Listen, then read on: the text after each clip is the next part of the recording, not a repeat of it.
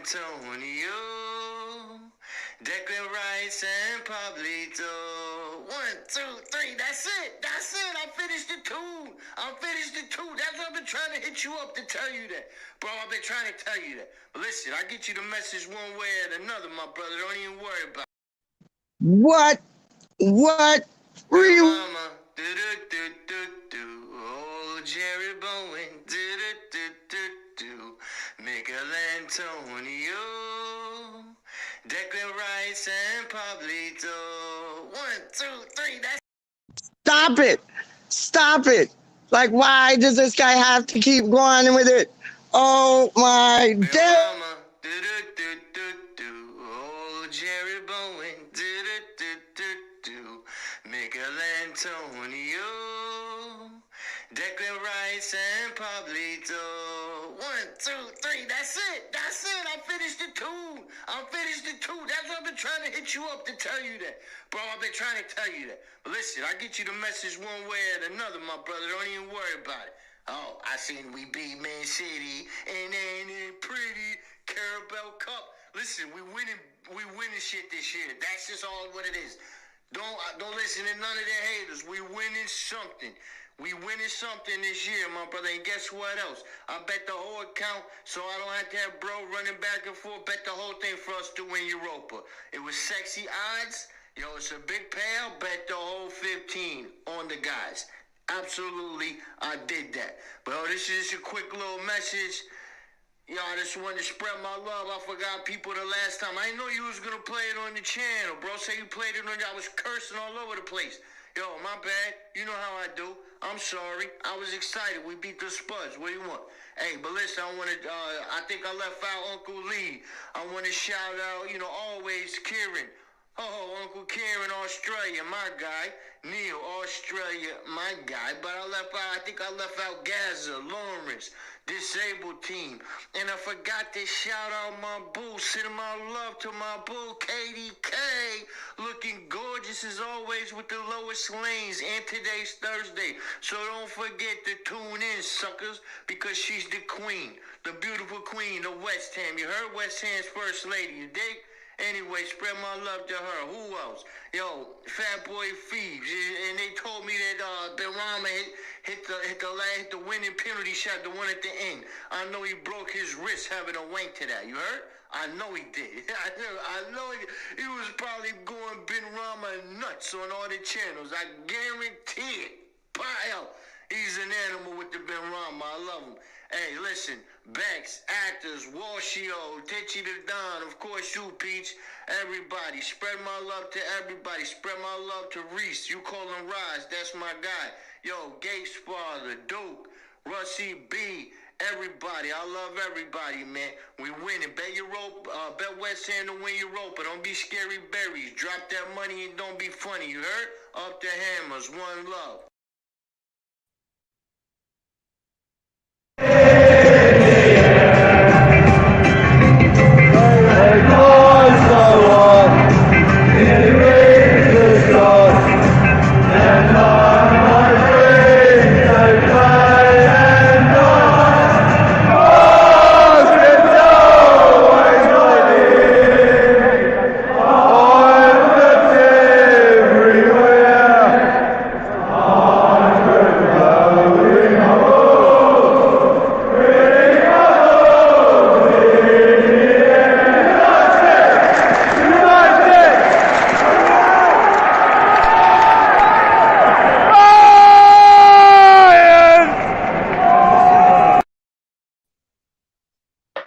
And then there were two.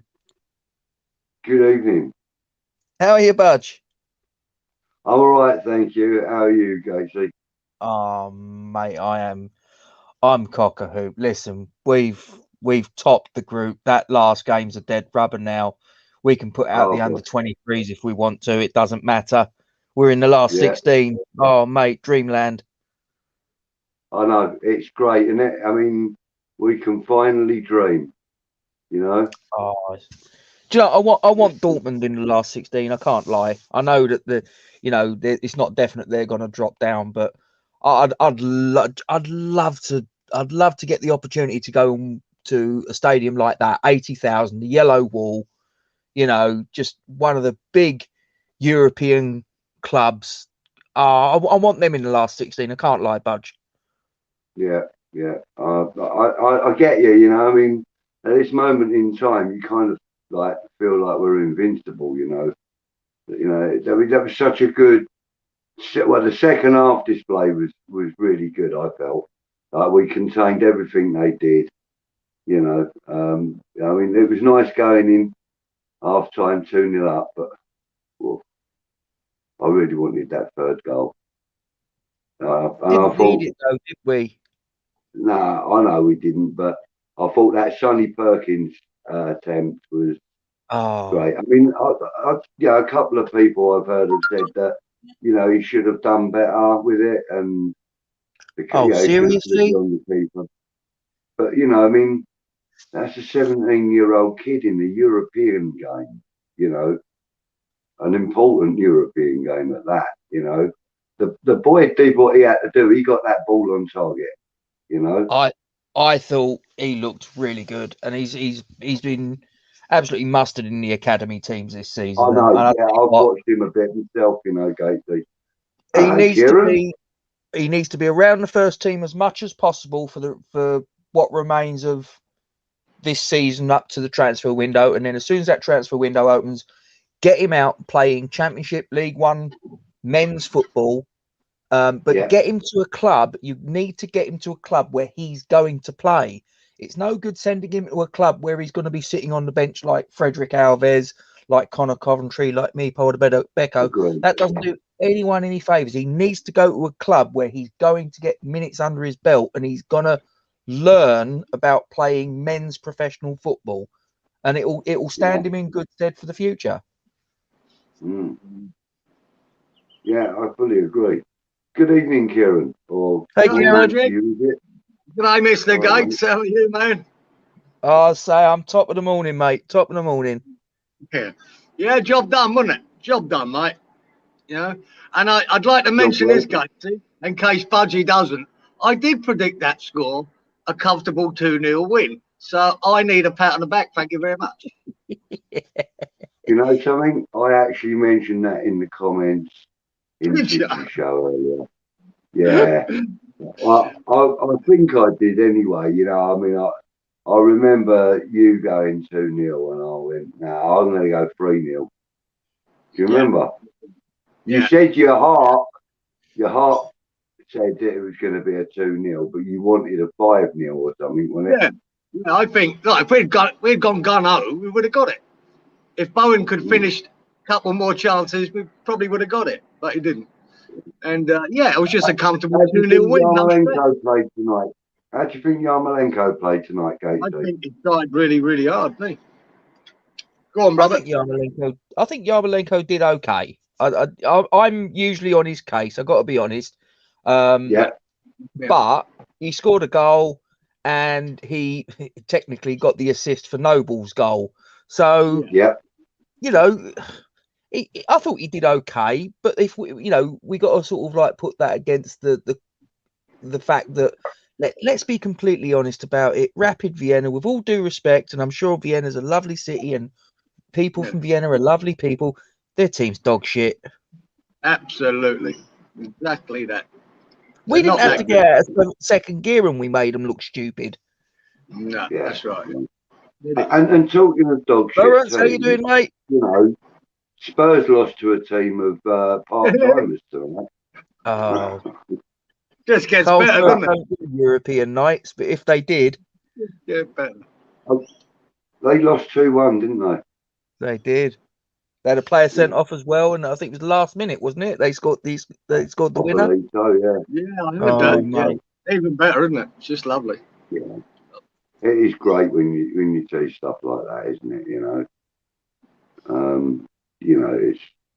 But anyway, let's talk about our fantastic result this evening. I'm going to sort of go through some of the comments, but I'm just going to show them on screen for now. So let's have Kieran. Let's have your overall you know, feelings about tonight's match? How did you feel that we played? What was your kind of overall rating, if you like, of the squad, of the team that played, you know, the players that played? Not individually, overall. Yeah, not individual. I reckon it was an average performance. And in this game, really, it was all about just getting a result.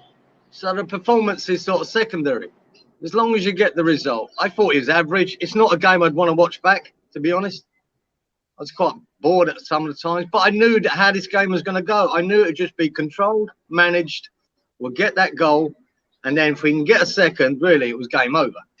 So it was just a matter of whether we could add to it. So yeah, it was just a professional performance, and job done.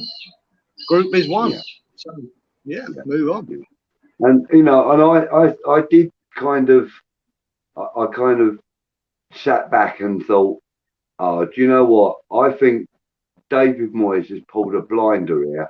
The moment when we knew that Sonny Perkins had travelled with the team, I thought maybe he'd get 5 minutes, or he'd get brought on just before the final whistle, just to get a couple of extra minutes, extra time, etc. But no, I thought, and in the moment he came on, I thought he pulled a proper blinder. And then when he got up for that header, I was screaming, my brother. I was going, "Did you see that? That was that young boy I was telling you about. He's only about 19." And then he said, "You know, young 17-year-old Sonny Perkins." And I went, "Wow." Yeah, that was a moment. What a moment that would have been for him. But I thought he'd done well. Yeah. I thought he was stretching for it. He got it on target. Keeper made a good save. You know. Yeah. For his first appearance, I think he's done everything you would ask of the striker, didn't he? He got up for the ball, and you know, and similarly to Yarmolenko, he hung in the air quite well as well. So, you know, yeah, he did. Fair play to him. He played a bloody good game.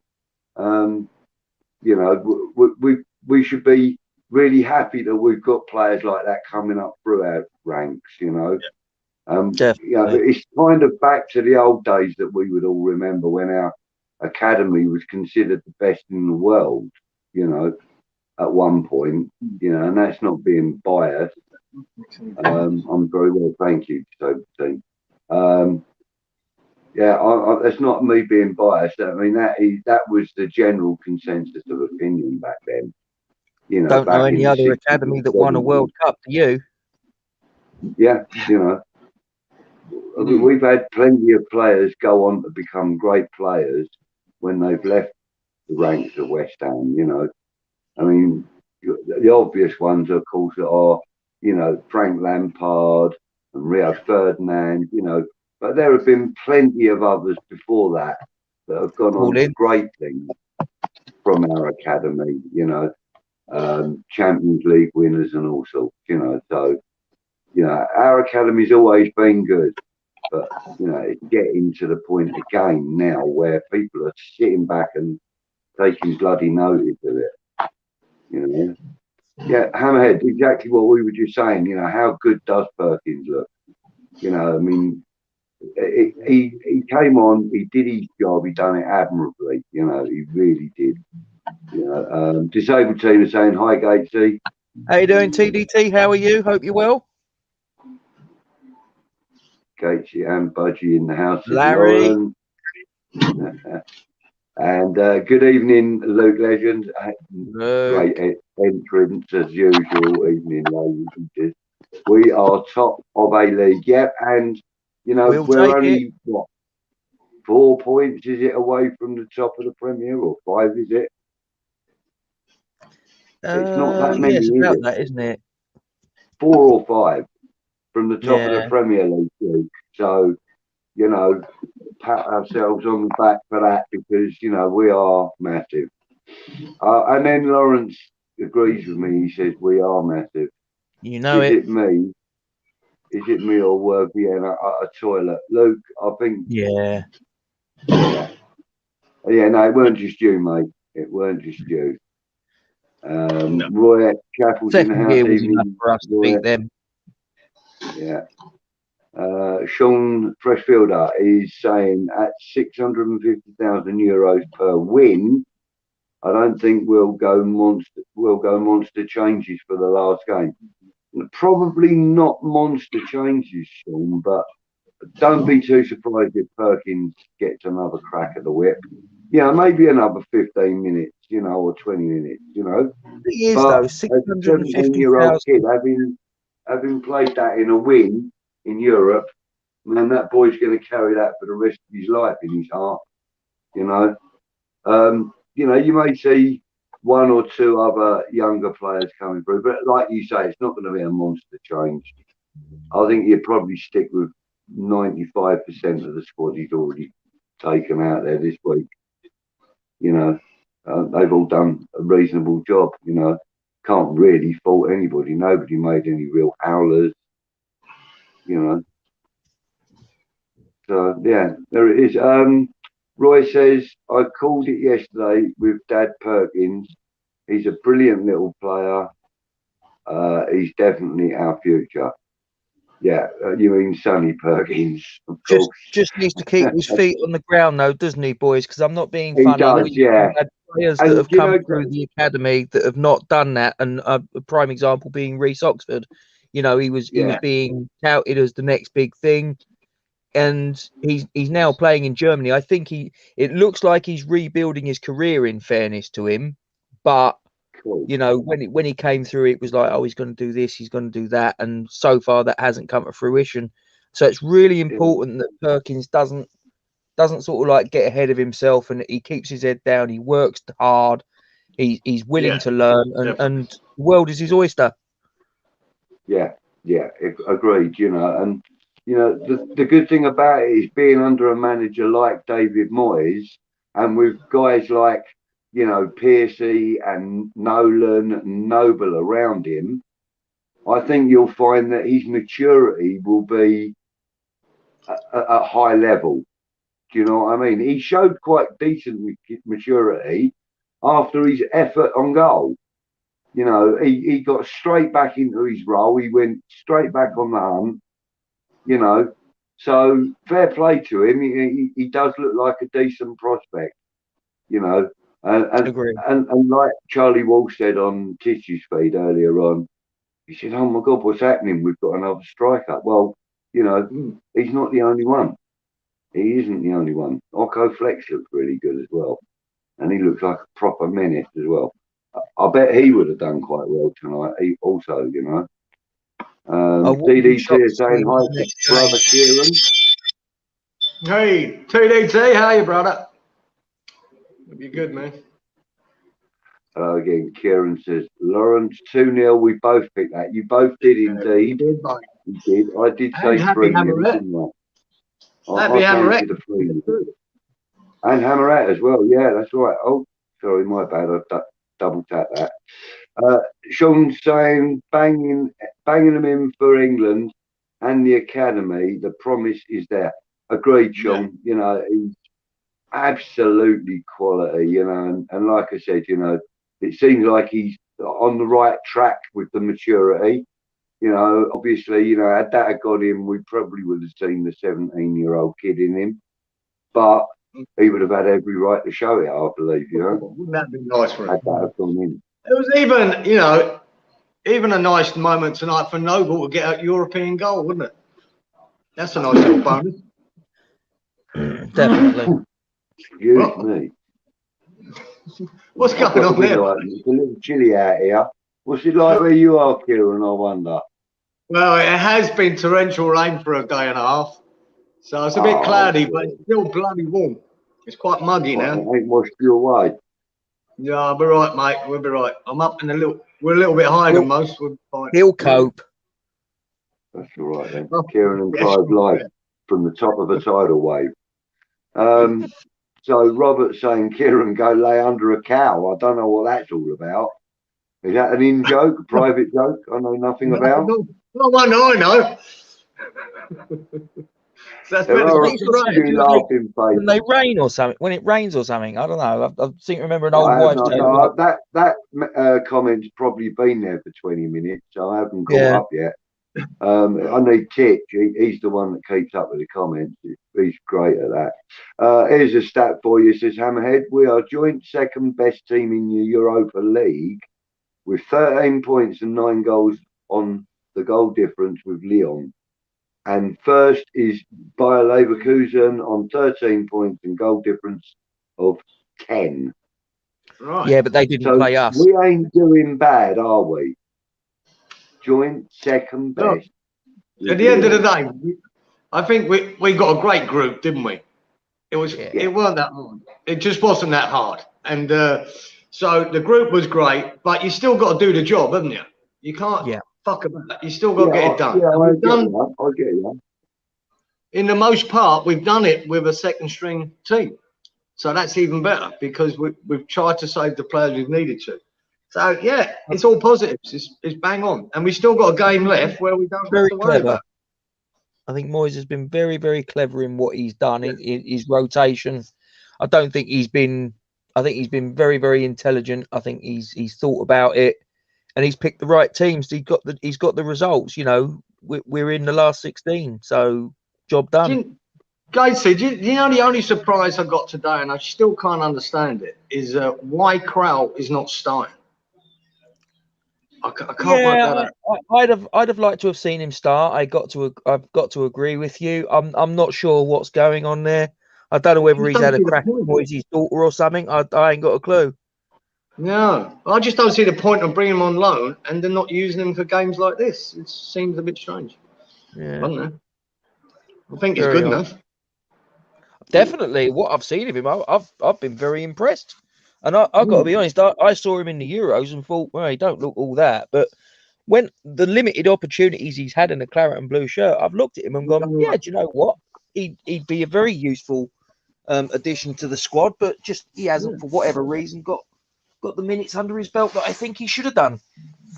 No, I just thought this game would have been perfect for him. But I don't know what he's doing in training. Maybe he's not doing what Moyes wants him to do. I don't know. Thought he's strange. Maybe.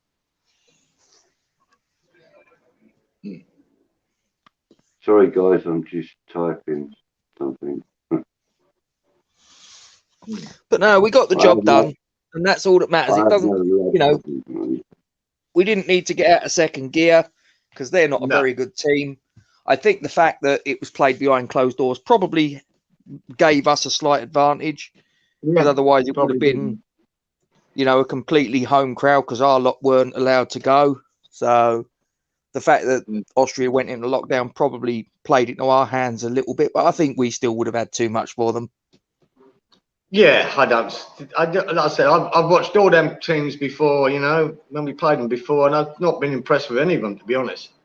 Yeah. So I think the competition starts now, doesn't it? In the next round, last 16. Then we start. Then we might have to think about what team we throw out. It might have to be a little bit stronger, depending on who we draw. You know, so. Hammeret's Good evening, Hammerette. Yeah, I agree with everything you're saying there. Perkins was great. Looking forward to him stepping up as well. Yeah, and only 17. Yeah, look good. Yeah, how are his legs? Do they pass the Hammerette test? That's what we want to know. He's 6'2". She likes them small, doesn't she? Lanzini small. This guy might be too tall for her. Yeah. You see what Luke's comment is there? Look, I have. Budgie, Gately and Kieran, how did you invest the money from the Great Train robbery? Well, I bought a phone that I thought would keep up with the chat, if I'm honest. Yeah. Well, I got a one-way ticket to Australia. I spent it on wine, women, and song. The rest I wasted.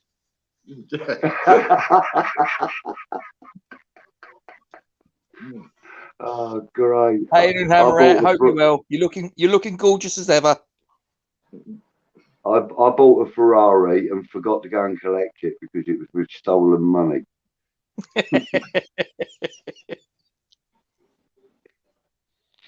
Everybody. You know what my midlife crisis motor is? A three-wheeled van. Yeah. Yeah, this time next year we'll be millionaires. That's the one.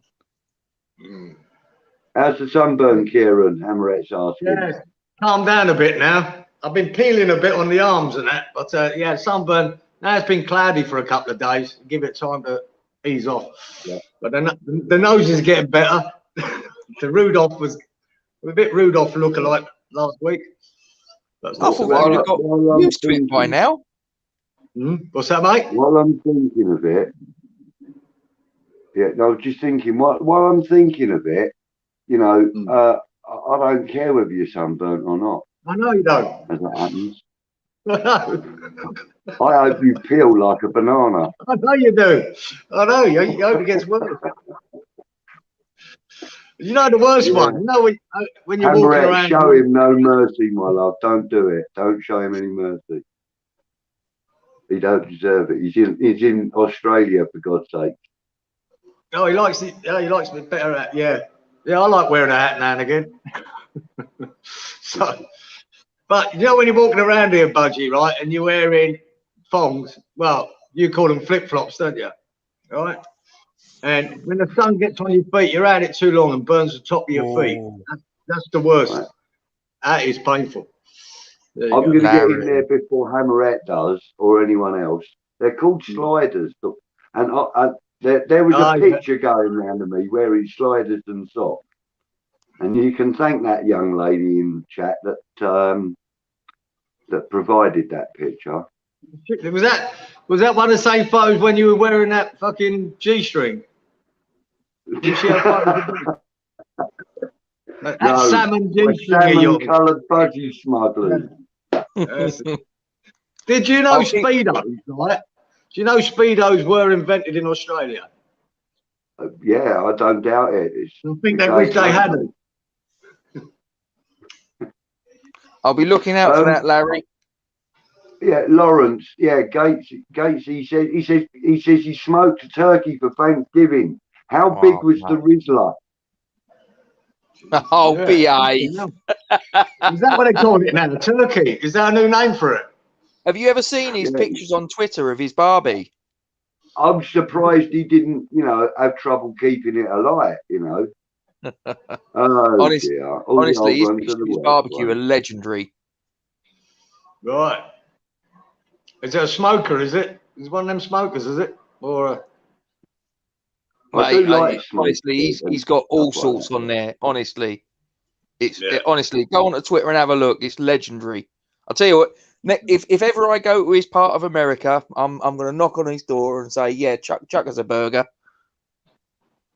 Yeah. Want to make a point of this comment from Hammerhead. Did anyone hear the post-match talked about Perkins? Colton Cole said he's a very talented player, but they never knew where to play him. Yeah. And it's only been this season that he's been played as a striker, and it's paid off.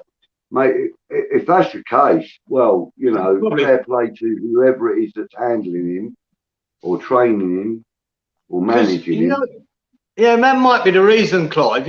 All the names we from the under-23s, and I've seen a bit of them on that, but his name never was on the radar, was it? It was always everyone else's. No. And it just come out of the blue now. He's one of the 18s. He's under that boy. That's probably why then, Robert.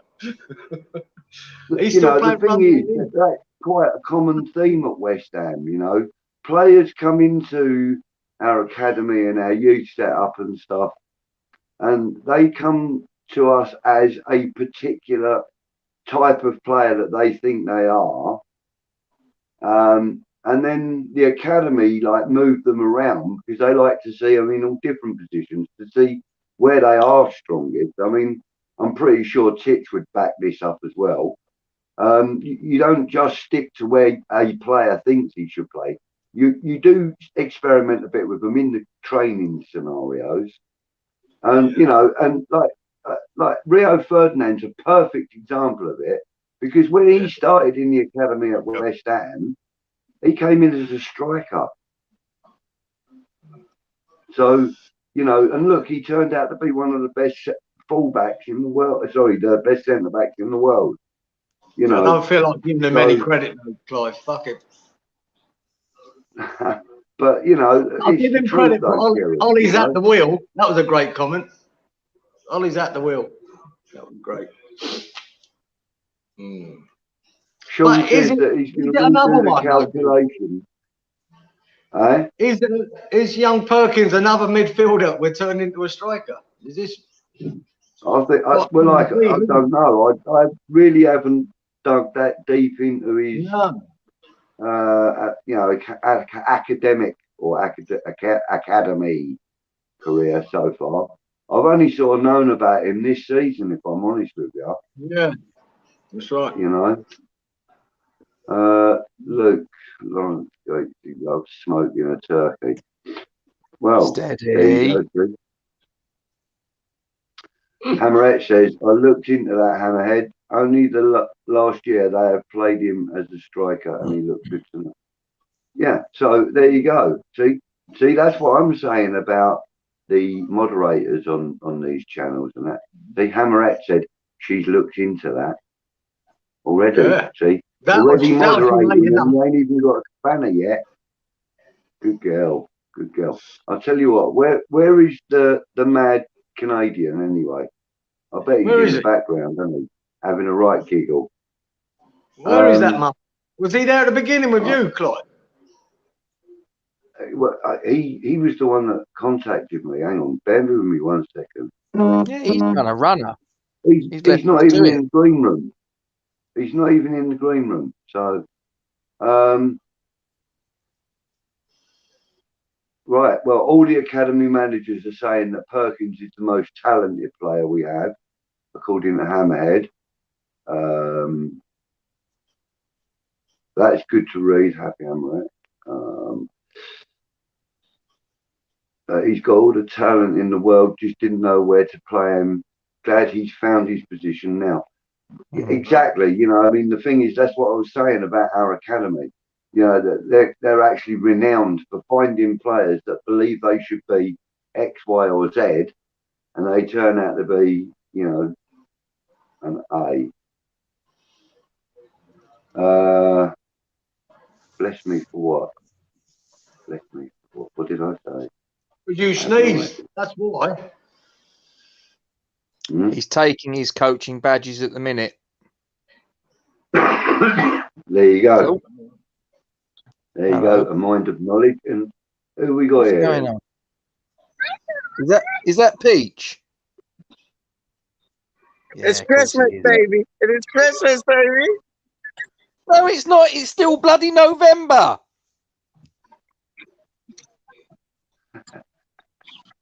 I got Santa's house behind me, dog. It's not Christmas. It's November. It's too early. We just be rapping Vienna. It's Christmas to me, dog. All right, I'll let you off. Yeah, just leave Santa's sack alone, will you?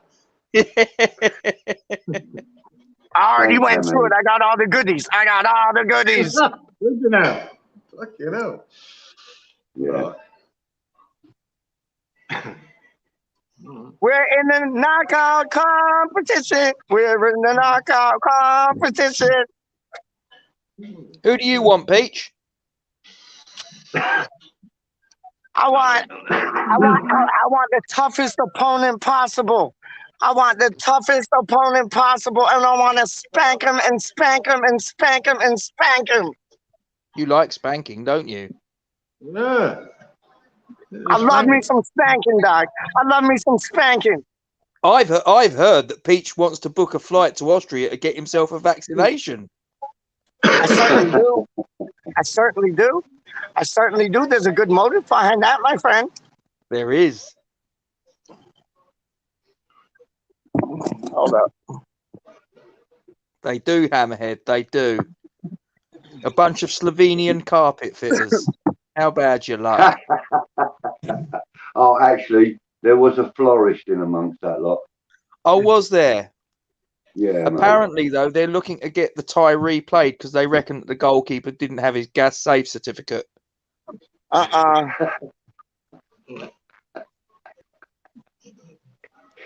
Yeah. Brilliant. Spuds get mashed everywhere they go. Hey, Kieran. Kieran. H. Yeah, mate. You got it right, son. You got it right. You and Fat Boy Fiends got it on the money. Oh, no, mate. Got lucky. Look, mate, if Bone had his shooting boots on, I'd have been well wrong. We would have been 5-0. I know. See, that's You when it could know have that. turned to like 5-0, man. Here we go. Look. Here we go. Look. More moderating going on. Look. Happy Hammerette says Perkins' middle name is Tufale. It is. Really? So Sonny Yep. Tufale Perkins. What kind of a name's that? That's a name we need to remember, mate. I'm telling you. I'm not sure if it's something. I don't know whether he's got maybe a little bit of ancestry that's not of British heritage. I don't know, because I got a funny feeling that name might be of, I don't know, sort of like is it like a Middle Eastern name or something like that? Yeah, I don't know. That's what I'm getting, Robert. Maybe Moroccan or Algerian. Yeah, Maybe. yeah, Maybe North Africa. yeah. Yeah, it could be. No, we'll have to look him up now. Yo, Titch is coming through. He just had to eat two things because he was like, he was crock-a-block from like doing the watch lion thing, which was wicked, by the way. And yeah, he just had to put some food in his belly, so he's doing that right now. He'll be on instantaneously, and then Fat Boy Feeb, shut up, Yeah, Fat Boy. he's West Ham watching just won. Fat Boy Feeb, he's at the Carling Lager store, just getting some Carling to side up for tonight, man. So yeah, the man I'm gonna be coming on still. You know how the teams that finished third in the Champions League group stage dropped down to the Europa League, yeah, and the teams that finished third in the group stage of the Europa League dropped down to the Conference League. Do the teams that finished third in the Conference League drop down to like the Hertfordshire Floodlit Senior Cup or something? Yep. There'll be some old competition. Like that Stevenson thing, guys. Yeah. They might play Potters Bar United or something like that. Yeah, the blind school of fucking Sheffield. Yeah. You know, Robert, what was wrong in the days where if you fucking lost, you're out? That's it. Done. It's money, Kieran. You know what it is. It's all, I do it's know all what money. it is, mate. That's why it's the Champions League, but you can finish fourth and go in the competition. It's all money. Oh, isn't it? It's all bollocks. Yes, Frankie. Yes, Frankie. You look tidy today, dog. You look right and tidy today, dog. Even my pops came up to me and said, "Who is this Sonny Perks? Who is this guy?" And I'm like, "Yo, he's with the academy under 23s." He's like, "He's gonna be a good one." I said, "I know." He had tasty from top to bottom, man. Tasty from top to bottom. But do you remember when Rooney hit the scene? I think he was 16, wasn't he? Yeah. And he was fucking dynamite. He was fucking dynamite. Yep. I ain't going to put that pressure on this young lad, but it'd be nice, in a year's time, he really does hit the straps. Yeah. What do you reckon, Robert? Do you think we should loan him out for a season? Or but to the right club, like Gatesy said. To the right club, like Gatesy said, where he's getting football in and out, week in, week out, and he's improving as a player week in and week out. Yeah, it might be an idea, right? Yeah. Now, personally, I'd like to keep him, but if he's going to get limited chances with a team like West Ham, then I want to see him get the most out of it. I want to see him get the most game time he can, because he is something special. He needs to be playing week in and week out. It really does. I mean, if he's going to go to a Championship or a League One club and all he's going to do is sit on the bench, he might as well stay at West Ham and sit on the bench at the Premier League club. You know what I mean? It's not beneficial at all. So he needs to be out playing men's football. He's ripping it up at the level he's playing at the minute for the 18s and whatnot. So he's absolutely smashing that up. It's like it's too easy for him. So he needs to be tested. Yeah, he does. He needs to be tested on a higher level, on a higher plateau. He needs to find it difficult. He needs to come out of tight corners. He needs to step up his game, and that's the only way he's going to do it. Because if it's too easy for him, he'll just be on autopilot. We don't want him to be on autopilot. We want him wanting to step to the next level each game he plays. Yeah, absolutely. Yeah. He's one of those players who can handle that too. No doubt in my mind. Well, time will tell. Because I know Moyes isn't one to keep throwing youngsters in willy-nilly, is he? He threw Rooney in, though, didn't he? He threw Rooney in at 16. So this man has the same potential as Rooney in my books, man. So throw him in. How old is he? 17? Exceptional talent, wasn't he? He was too exceptional. Who's to say this youth's not an exceptional talent? They're more than one exceptional talents. It's only impossible when you figure it's impossible. It's always possible. It's always possible. You have the restrictions on that as a human being yourself, and Gatesy knows that from his weightlifting days. If you think you can, you can. So if he thinks he can, throw him in the fucking deep end, man. Yeah, that's not Moyes' thing normally. He's cautious with youngsters. He did it with Rooney, though. He did it with Rooney. He did it with Rooney, H. He did it with Rooney. Yeah, but like I said, I think Rooney became world class. He knew it, Rooney. Whether this kid's at that level, I don't know. Fuck Moyes. I know. Throw him in the blood clot deep end. I know. This man is a special talent. I hope so, man. But we've only seen 10 minutes, so or whatever it was. I've seen more than 10 minutes. I've seen more than 10 minutes. I watched some things on YouTube about this boy. This boy has skills. And if you don't believe me, go check him out on YouTube, man. You'll see like clips where this boy has skills.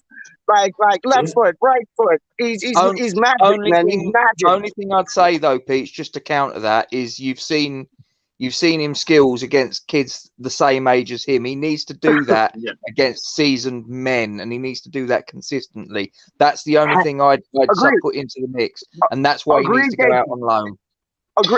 Agreed. Throw him in the deep end.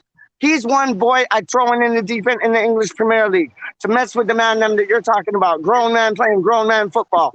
Throw him in the deep end. Honestly, I think it would be too easy for him to go to the championship. I think it would be way too easy. It would just be like walking for him. And what must we forget about Aquaflex? Like, we got Aquaflex as well. Yeah. Future's looking bright. The academy is back. It's starting to look more promising, that's for sure. Yes, absolutely. That's what we need to get back to. We need to get back to, and as I said it many times, we come out into the, out of the tunnel, and there it is on the carpet, the Academy of Football. And I do think for a little period of time, we've kind of gone away from that. And hopefully we're starting to get back to that ethos of, right, we're going to try and produce our own talent rather than continually paying money for a ready-made player from overseas. Let's try and nurture the talent. I mean, you think about the catchment area that West Ham have got, East London, out into Essex. It's absolutely massive. And we need to really harness that talent. There's plenty of it out there. Yeah, exactly. And there's nothing better, is there? Because we all love an academy player coming through, don't we? Well, that's the thing. You've got more of a vested interest in it, hasn't you? If you've got a 17, 18-year-old kid coming off the bench from the academy, you're going to, and he plays a misplaced pass, you're not going to get on his back so much. You're going to give him support and all that. Whereas when it's a sort of like a £20 million player that you've brought in from Spain, £30 million player you've brought in from Italy, and they play a misplaced pass, oh, no, it's terrible, this, that, and the other. So you've got more of a vested interest. You buy into that player an awful lot more because he's one of your own. And you're more forgiving with him as well, aren't you? Yeah. If he's not doing as well, we'll be able to sing them type of songs all day long. He's one of our own. He's one of our own. He's one of our own. He's one of our own. He's one of our own. And all those academy players are one of our own, man. All of them are, and that's why I love the academy so much, man. Because that's our people. That is our people, man. I'm ecstatic. I'm ecstatic with the result today. I thought Yarmolenko looked like Yarmolenko for Ukraine. Magic. I thought Noble took that penalty like Captain Noble does, man. Like, that was beautiful. The goalkeeper went the right way, but he couldn't deal with the strength of it. He couldn't deal with the finesse of it. There was people in the pub next to where I was sitting that when Noble stepped up for the penalty was like, oh no. Obviously thinking about what happened against Manchester United. Like, that was a one-off shootout against City. Everybody misses a penalty from time to time. Yeah. What the bloody hell's that? The boats. That's the boats. That's why the playing on the academy players back time. That's Budgie. Budgie's fucking about. Budgie's fucking about. Trust me. I know Budgie, and Budgie's fucking about. What? Budgie's It's not Mr. Music, me, man. Budgie. He got two That things is at not. the ends of his fingertips, just like, yo, next thing you're here like a NASA rocket. Trust me. Bosh. No, mate, I honestly, thought that's he'd not been on me win to buzzing. lose. That's not my phone or anything. I don't know what that is. I don't believe you, dog. Unless it's Kieran and they're both like floating in on the whatchamacallit, where all the sail ships are and No, shit, I dog. That promise ain't my you. way. That ain't I Gates's promise way. you. That's Kieran then. That's Kieran then, dog. That's Kieran then, dog. Yeah, well, it's not me. I promise you. I am talking to you on my phone, but I am talking Okay, yeah. on the Now chat next you're gonna tell me on your a West Ham laptop. clips, dog. Next you're gonna tell me your West Ham clips, dog. Humming.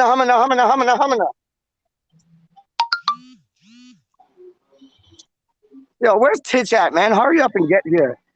The deal. Hold up. He was in the chat Kieran, earlier. Budgie, Gatesy. There you He go. might have got a better offer from his missus. You know what I mean? Well, like a vaccine shot. Yeah, you never know. You never know. You never know. It could go Hammerhead, anyway. I'd take. Listen, I'd take a draw at City all day long and twice on a Sunday. Sunny delight. Sunny delight. That is the best. Yo, do you have that drink up in England? We have that drink up in like Canada and the States. Put a Sunny fucking delight. queue That of is that the stuff. man's name. Sunny D. Sunny D. Yes, Freshie. Sunny D. I love that. I love that. No, you can't. The camera's moving at me. Don't worry about Yes, that, mate. sir. That's Sunny listening. Sunny D in the place to be. Shiny G in the place to be. Anyone else near Nightboat to what? Cairo after the foghorn. Yo, it ain't me, dog. It ain't me. I'm on mainland, dog. I'm on mainland still. Anyone else in Nightboat to Cairo after the fog? Yo.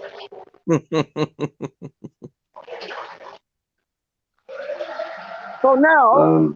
How do you think Lanzini played? Because I'll tell you what, I still Not think that I'd well. like to see him against Not that City. well. Not that well. Really? Yeah. I didn't think he played to his levels and the attributes that he has. I thought he played all right, but I think he went missing like Freddie Canute at some points of the match. That's just my opinion, man, because I know what he's about. He's a little gem, and I rate him so highly. And yeah, I didn't think he had his best of all games tonight, man. Fair enough. Yeah, why? What do you think? You think he had a blinder? Yeah. I wouldn't say he had a blinder, but I'll be honest with you. Bearing in mind we've come off of the performance against Wolves, and people didn't exactly cover themselves in too much in the way of glory in that one. I personally would be looking at Lanzini and thinking, do you know what? He may have just nudged ahead of, one of the starting players against Wolves, and claim a place against City. I don't know. So who would that be though? Who would that well, be? For me, Owen, Ben Rama, Fornals or Souček. In my opinion, Fornals or Souček. I'd say Fornals if anybody, because I rate Souček way too highly, man. Way too highly. I think Souček is absolutely brilliant. So if he's going to take anybody in the chat between Hammerette and Titch. Oh, Titch is in the building. Wicked. Big yourself up, rude boy. Yeah, it's all right. They're having a little bit of a disagreement though on screen.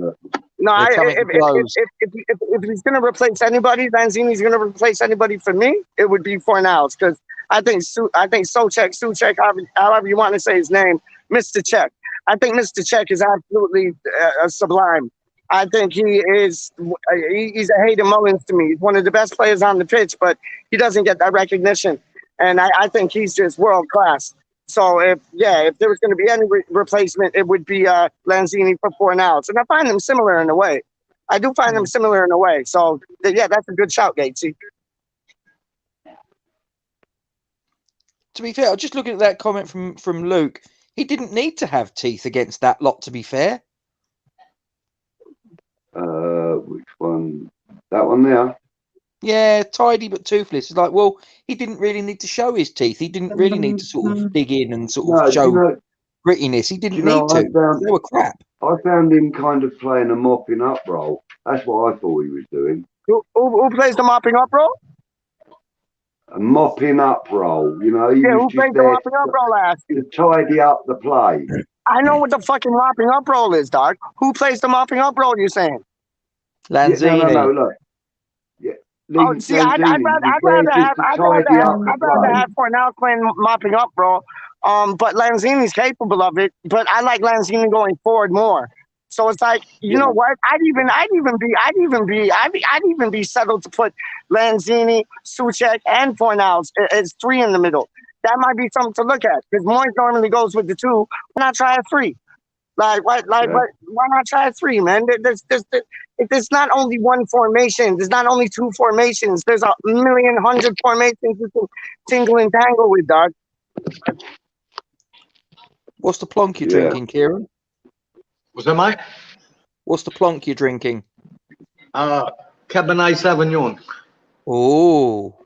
Cabernet Sauvignon. How comes it's not an Aussie one? That's a bit pasta.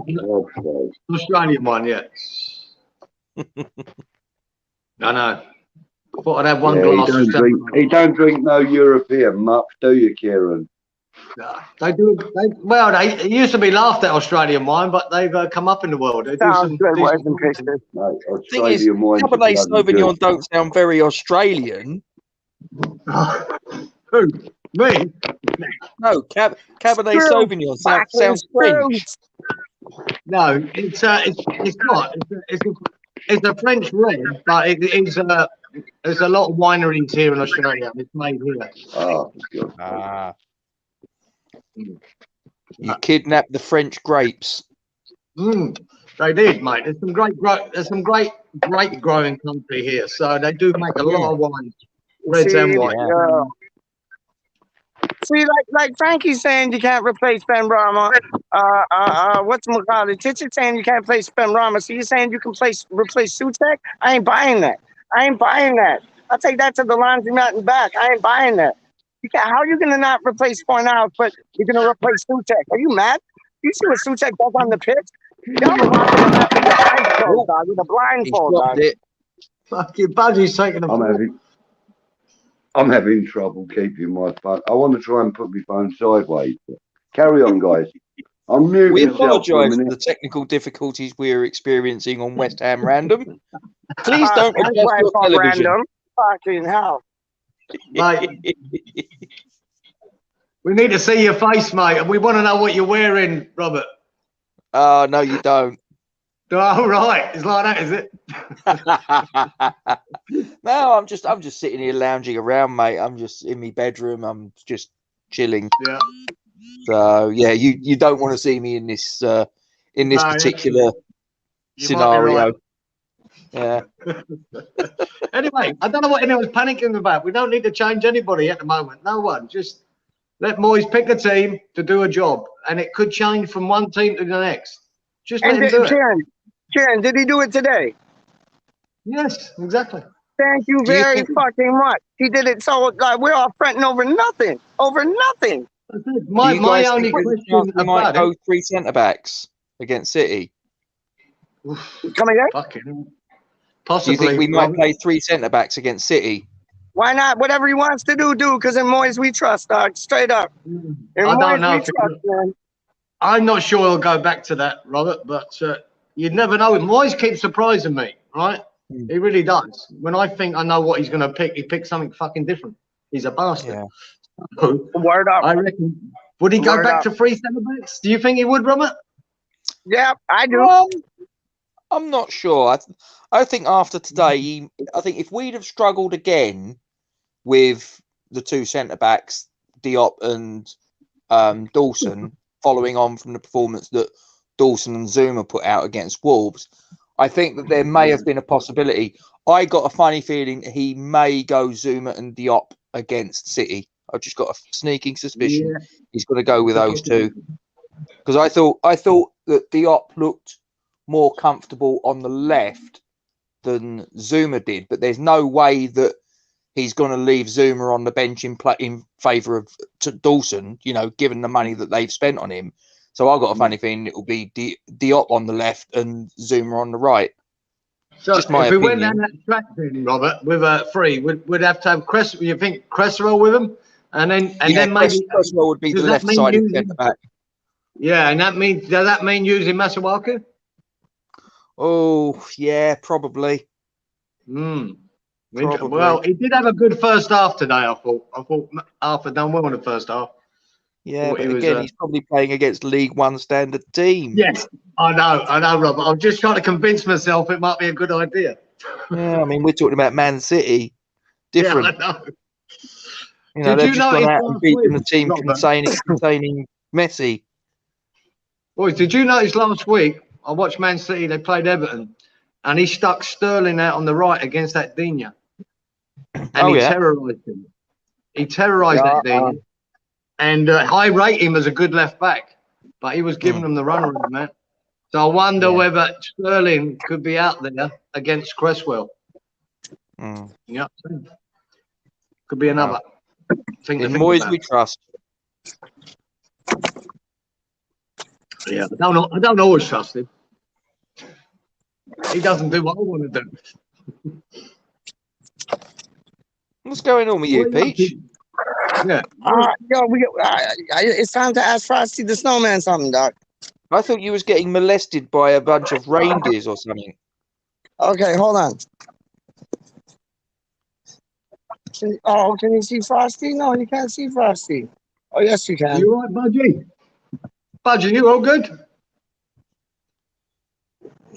Oh, you're on mute. Oh, bollocks. Yeah.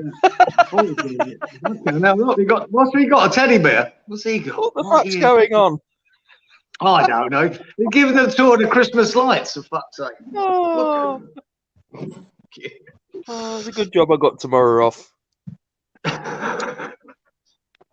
I'll tell you what we'll get for you, Budgie. What's that? I've got a little thing that I got online, and it's like a holder for your phone. It's got a microphone. It's got I've got LED one, light on it, and you can use it for streaming. It's I've brilliant. got one. I've got Have one. you? I bought it from Asda. I paid 14 quid for it, I think, or 18 quid. Yeah. And it's got a round base, got 3 arms on it, one for a microphone, one for your phone, and one. It's got a round LED, and now my daughter's calling me. I can't believe it. Right, bear with me, guys. I'll come back to you. Okay, mate. It's all happening. It's all happening, mate. It's the life of a YouTuber. Peach has been replaced by a fucking lit up teddy bear, I think. No, it's Frosty. I'll tell you what. Frosty the Snowman, Doc. All I need is a Oh, carrot. that's it. I thought it was a teddy bear. I'll tell you what we'll do, Kieran, just for shits and giggles. What's your 11 to go out against City? Boy, that's a hard question, mate. Straight in. I'd go back to I would go Zuma Diop.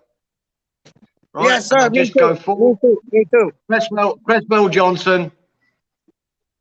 Who's in I'd goal? still go Ben Rama. I'd still stick with Fabian. Yeah.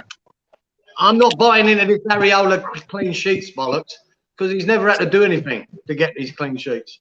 He's standing there. Ooh, the City No, game. He's made some masterful saves, man. But I know this will wind Pete up. See, I don't care about his clean sheets because I could have stood there and got a clean sheet. So I'm not having. But I'd go with. you remember the City game? I thought he worked hard. No, you remember that one match when he came out? He punched the ball, got back in goal, and then pushed it over the top of the crossbar. You couldn't have done that, Kieran, on your best days. You couldn't have done that in your best days. You give me a step ladder, I could do it. No problem. Yeah, you give me a fucking bungee cord, and I'll jump off the fucking Grand Canyon. No. But obviously, Antonio comes back. Ben Brahma. He's class. He's absolute class, man. I love Areola. I think he's class, man. For the future. So do I just I'm not. He's not having Fabianski's spot at the moment, and sit until Fabianski has a howler. And I thought he had a good game against Wolves, Fabianski. So I don't see how you get Areola in. I'd go Fabianski, back 4, Cresswell, Diop, Zuma, Johnson. Yep, it's me. Rice, and this one's going to be controversial. Lanzini, Right. Fornals, Ben Rama, Bowen, Antonio. So just swapping that Lanzini role for Souček. Yep. Yeah. Yo, I forgot to put my data on. I had my Wi-Fi on, and then I like got out of the Wi-Fi district, and it just like shut me off. Anyway, Peach, just to get you going again, Robert has just dropped Souček for the Man City game for Lanzini. He said he's rubbish. He's No. Don't misquote me. I never said he was rubbish. I just said and I'll tell you for why. Right? Who's rubbish? Who's rubbish? Who's rubbish? Who's rubbish? I never said he was rubbish. I never said he was rubbish. Who's rubbish? Robert said Souček rubbish. Who is rubbish? No one. We're fucking massive. You said somebody, because they are saying you said somebody's rubbish. Who's that, Lanzini? I didn't say anyone. He's shit stirring, Peach. Don't listen to him. You said Lanzini was rubbish. As soon as your data went off, he was straight in, Robert, going, now get Souček out and bring Lanzini in his spot. And I went, oh, fair enough. Yeah, right. You're having a wind-up. You are having a fucking wind-up. He's stirring the shit pot, Peach. It is, with a witch's spoon. With a witch's spoon, a big witch's spoon he's stirring the shit pot with. No, I'll tell you why I'll tell you why I'll drop him, right? Number one, I think Souček looks tired. Yeah. Number two, I think that Lanzini's ability to retain possession and keep the ball ticking, the moves ticking over, I think is going to be key against a team like Man City.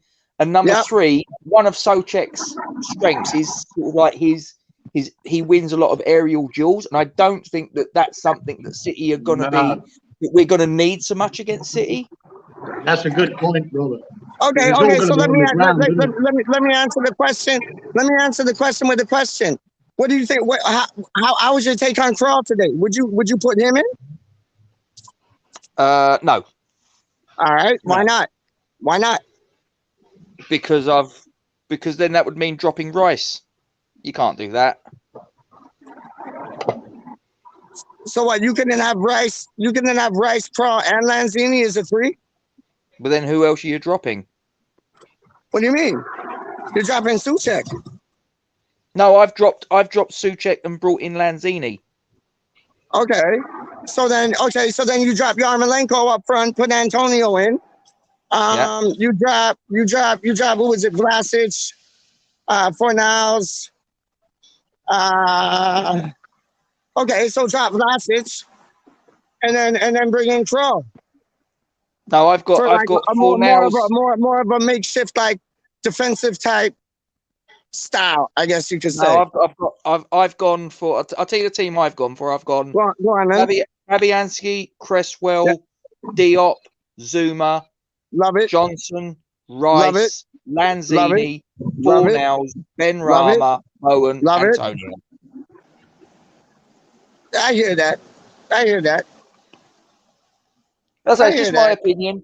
Just my opinion. Yeah. Well, it's only one change, isn't it? It's giving Souček a rest for Lanzini, and it could work. And as you said, Robert, they're going to be all their balls going to be on the ground, and we'll be lucky to get 30% possession in this game. Yeah. So Lanzini might be a better option than Souček for this game, just for this game. So you might be right, man. You could be right. No. Who's that in the bottom left? Peach Lukey Legend is in the hizzle. Who is it? It's Luke. Lukington. Lukington. What? Luke Skywalker in the place to be. What? You know it. I know. What you saying, my G? Yeah, about time you came on. About time you came on this fucking stream, dog. What took you so long? Well, I had to go through Kieran first because he's my Australian buddy. Then through Budgie. Then I meet the big man. I go to the bottom first. I'm like Gatesy. I start at the bottom and stay where I am. Start from the bottom to the top. Start from the bottom to the top. Love to you the too, top. Luke. Love it, Luke. Love it. No, we did well tonight, but I have to say, Yeah, we did, didn't we? Yeah, we have. did. We've not been in Europe for a while, but this must be the easiest European group in history. I don't think so, though. I don't think so. I don't think it's been the easiest European group. I think we played well in Europe, to tell you the truth. I don't think it's been the easiest because these are seasoned veterans in Europa, Luke. Like, they're always Did you there. watch it tonight, Peach? Come again? Did you watch the game tonight? I certainly did. I watched every single They fucking were European awful. game there. They were awful. But we made them play awful. I hate when people do that. They're like, oh, they were shit. They didn't play up to their standards. There's a reason why. Us. We didn't let them play, man. We gave them possession. We gave them possession, Luke. Let's see what you can do with it. Let's see what you can do with it. They did bugger all. We didn't let them do anything, man. The most creative player on the pitch was Yarmolenko. Yeah. And I think that probably says a lot about the standard. And it probably, to be fair, says a lot about the standard of the European Championships last year when Yarmolenko was brilliant. Yeah. It's not as good as the Premier League. It's not as good as the Champions League. And I'm happy because I'm a West Ham fan for about 37 years. And we've never been top of the league of anything, quite frankly. It's brilliant. Raise your hat, Kieran. Raise your hat. I love that hat Kieran's wearing. That's a big daddy hat right there. He's not going to raise his hat just in case his wig falls off. Uh-oh. I don't need a wig. I don't need a wig. Or they find the Great Train Robbery gold under there. Like, yo, look at Titch's comment. Titch agrees with me, Doc. Freshly filtered. I agree. There's no way Lanzini's performance could justify him replacing Souček. I stand by it. The Academy of Football, like legend. Like I said, just my opinion. He's just got it in for Lanzini, though. He's got it in for him. Yeah, Titch knows what he's talking about, Doc. Titch knows what he's talking about.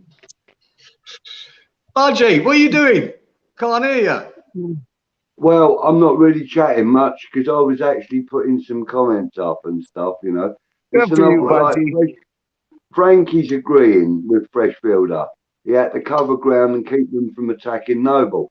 He didn't get sexy stats, so to some, he did nothing. I agree with that. You know, Souček didn't have a bad game, not by any stretch of the imagination. Anyone that says he did was watching a different game. And to be fair, I'd never at any point said that Souček had a bad game today. No, you didn't. I know that. It went fresh and saying all the negativity. I was just winding him up. He wasn't nothing wrong with anyone, 100%. Let's give him that. But, you know, he still had a cracking game in a lot of respects, you know. He never really let a lot go past him. You know. Okay, I don't think anyone had a bad game tonight. No one was sensational, but we didn't need to be. I'm just working on the point of view that Lanzini's passing ability is better than Thomas Souček's, and that Thomas Souček, one of his big strengths is that he wins an awful lot of aerial duels, and I don't think that Man City are going to play in a way that's going to be something that's going to be required so much. Yeah. Purely a tactical thing. And I think there was one outstanding person on that field tonight, actually. And I'd say it was the referee. I'd say the referee was brilliant. Yeah, he let the game go, didn't he? Like he let the game flow. I agree with that. He wasn't my team. You know, if I was rating him, I would definitely give him an 8.5 minimum. Yeah. He had a good game. That sounds about right. Right, chaps, I got to disappear. Sorry, Gates, you go. All right, Robert. The missus just walked in with a very sexy negligee on, so I've got to take care of business. Casey, save it. You're getting a vaccine shot, dog. You're getting a vaccine shot. Simple as end of story. You're getting a vaccine shot, dog. Have you got matching negligees, Robert? What's that, mate? Have you got matching negligees? Steady. She won't wear the carrot blue one I got for her. It's really disappointing. Yes, yes. See you boys later. Yeah, take care. See you later, Casey. Take care, mate. Yo, Princess Di wears the she wears the sky blue and Gacy wears the claret. Trust me. Trust me, I see it already, dog. I might be seeing pictures and I just ain't telling y'all. So you know. Woo! Yeah, knockout rounds. I love it, dog. I love it. Have some of that. You guys a bit worried about the fact that every game we play, if Antonio's playing, we focus through him, and if Antonio isn't playing, we have absolutely no idea what we're doing around the 18-yard and 6-yard box. Sorry, mate, I couldn't hear that properly. Well, so, we play Antonio, and when Antonio plays, we do really well. But when Antonio doesn't play, we have absolutely no idea what we're doing in the 18-yard box. I wouldn't say no idea. We're just not clinical enough. And this is, I mean, there was 3 or 4 chances to score goals today we probably should have done, and we didn't. And that's the problem, I think. We created them. Well, I've started calling us Barn Door United because we couldn't hit one. If it's not in the 6-yard box, we struggle. We've got to start finishing these chances, Against other teams, it could cost us. And it'd be nice to see these goals go in. Yeah. So, yeah. It is worrying.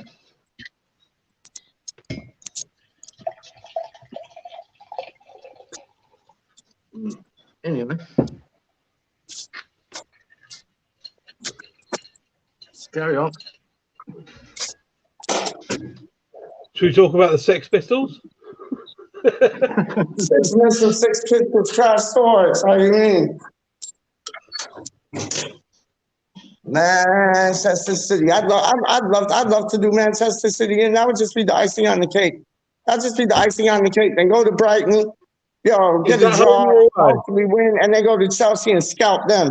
If we scalp Man City and Chelsea, I'll take a draw at Brighton any day of the week. But if we could scalp Man City, Brighton, and Chelsea, hello, Leicester don't got nothing on us, dog. Trust me, we'll be the tricky foxes, dog. It ain't out the question. It ain't out the question. The points are still there to be won, man. Play Man City this weekend. Is it home or away? I don't know. I think it's away. Is it? All right. It's away, yeah. It's up in Manchester. Yeah. Can I just draw your attention to this comment? Hamlet is saying another clean sheet. We're through with a game to spare, no injuries, and a good debut for Perkins. Win-win. Yeah, 100%. Yeah, that's solid right there. Yeah, that's well said. It's really, that's brilliant. I hadn't really looked at it like that. Thank you for drawing that to my attention. Yeah, that's solid. That's solid. 1895's in the house. Says he agrees with Peach. We did not let them play, and that's why they looked bad. Moyes is the man. Frankie agrees with you, Fresh. You're playing silly buggers with the and you know what? Law's right. Law is right. Hamrat always has those good insights. And yeah, man, I love that about her, man. You could look at the glass half full, you could look at the glass half empty, and she's a glass half full type of gal, man. And I love that. Hey, listen, the only reason she's a glass half full type of girl is because she's waiting for the other half to be filled up. I might have that glass of water still, you know. I might have that glass of water still, you know. I ain't even playing with you, dog. I ain't even playing with you. That glass of water might be in my fridge just waiting for like couple days still, you know. I ain't even playing with you. I gotta put my phone on charge, man. Hold on. Don't mind me. I'm just gonna like remove myself for a second so I can like put my phone on charge, dog. Hold up. Cool. So Hammerette's saying that she was discussing this last night. We seem to play with a lack of finesse across the front without Antonio. We do, but then, you know, Antonio ain't really got a lot of finesse. He's just a bully, and he's just brute force, you know. But having said that, the finesse comes from the three guys that play behind him, or alongside the two guys alongside him, or whatever, you know. He really does thrive on the deliveries and the feeding that he gets, you know. Yeah, okay, Tits, 5 minutes, cool, nice. Come on, Luke saying get Lawrence on. Luke, you should have said it out loud. I can't get a word in edgeways with Peach. Well, yeah, that's true. Lawrence, the link is still in the channel if you want to come in, mate. It's still, you know, back on the. You'll have to scroll up on the chat. It's there. I'm not going to put it again because I don't want. How did the other game? How did the other game go tonight? Zagreb and whatever. I believe that was a Zagreb win 1-0 when I last saw it. I don't know what the final result was. Do you know, Luke? I thought it was a draw. Let me check. All right, cool. Good man. Who was it? What team? Even Luke's doing now moderating for us. It's brilliant. I love it. So was it a draw or a win? Zagreb versus, what were they called? The game. It was 1-1. Lovely. Oh, it was 1-1. Oh, okay. Jesus. Okay. All right, thank you for that. Hammerette says City away and then Brighton and then Chelsea come at home. Brighton in the middle. 3 games. That is a really tough 3 games. Now that Brighton game's going to be. I'd like to go to that, but because I'm right in between the two stadiums where I live, so it wouldn't matter if it's an home or away game. Good evening, Chich. Welcome to the man. If we come away from City with a draw and can absolutely smash and grab a home win against Chelsea, not Chelsea Scums, like that, Chelsea, and then that Brighton game, if we can get, you know, even a draw against that's if we can get 5 points out of those 3 games, I'll be happy. Because City and Chelsea, they're on a different plane to us. I do, and I really like Brighton. I like what they're doing. They seem to play good football. My brother is a staunch Chelsea fan. I've said this. Oh, mate. Well then. But tonight he said to me, he goes, look, even playing, you know, like your second string squad team. He said, you know, you're looking really good. He goes, you've got us in a couple of weeks' time. He goes, that's going to be a really good game. And, you know, normally he would say, oh, you know, we're going to smash you and all that sort of stuff. So even he's got a bit of belief that we're going to give them a good game, a good, tough game. Yeah, but I believe, what's the forward's name? Lukaku has been injured for a while. You know for a fact that he's been injured for months, and he will come back for the game against West Ham and score a hat trick. Yeah. But you know, I think, you know, we've already shown our mettle against City once this year. Okay, some people might say it was a weakened team, but I don't really believe that it was that weak. You know, I mean, I was corrected on the goalkeeper. I thought that was his first Premiership appearance, but I was corrected on that. Budgie, Right? we didn't win. We didn't beat Man City. I know we did, but we didn't. Well, you know what I mean? We beat. All right, okay. We beat them at their own game. Well, no, but we won on penalties. They hadn't been taken they hadn't been beaten in that competition in 4 calendar years. All right, we did it on penalties, but other people have gone to penalties with them in the past. You know, and they've come out the victors every time. So, you know, I want to consider that as a win. I don't really care about the 90. But I don't think the mentality this weekend in the Premier League at home will be the same mentality as away to West Ham in the Carabao Cup. I think that Man City this weekend will be a completely different outfit than that which we face in the Carabao Cup. You're probably right, mate. You know, they change from day to day, let alone week to week. Bud. You know, so okay, moving on just a little bit. Oh look, we got Lawrence in the house. He was waiting when I came in. He was waiting there. Hey, did Lawrence? Oh man, sorry. Oh, that's the last thing we need. My bad, mate. I didn't even notice. Don't worry, I got you in, Lawrence. Yeah, mate. Right, we'll just cover a couple of come on, because that's my man. Comments. We'll address a couple of comments.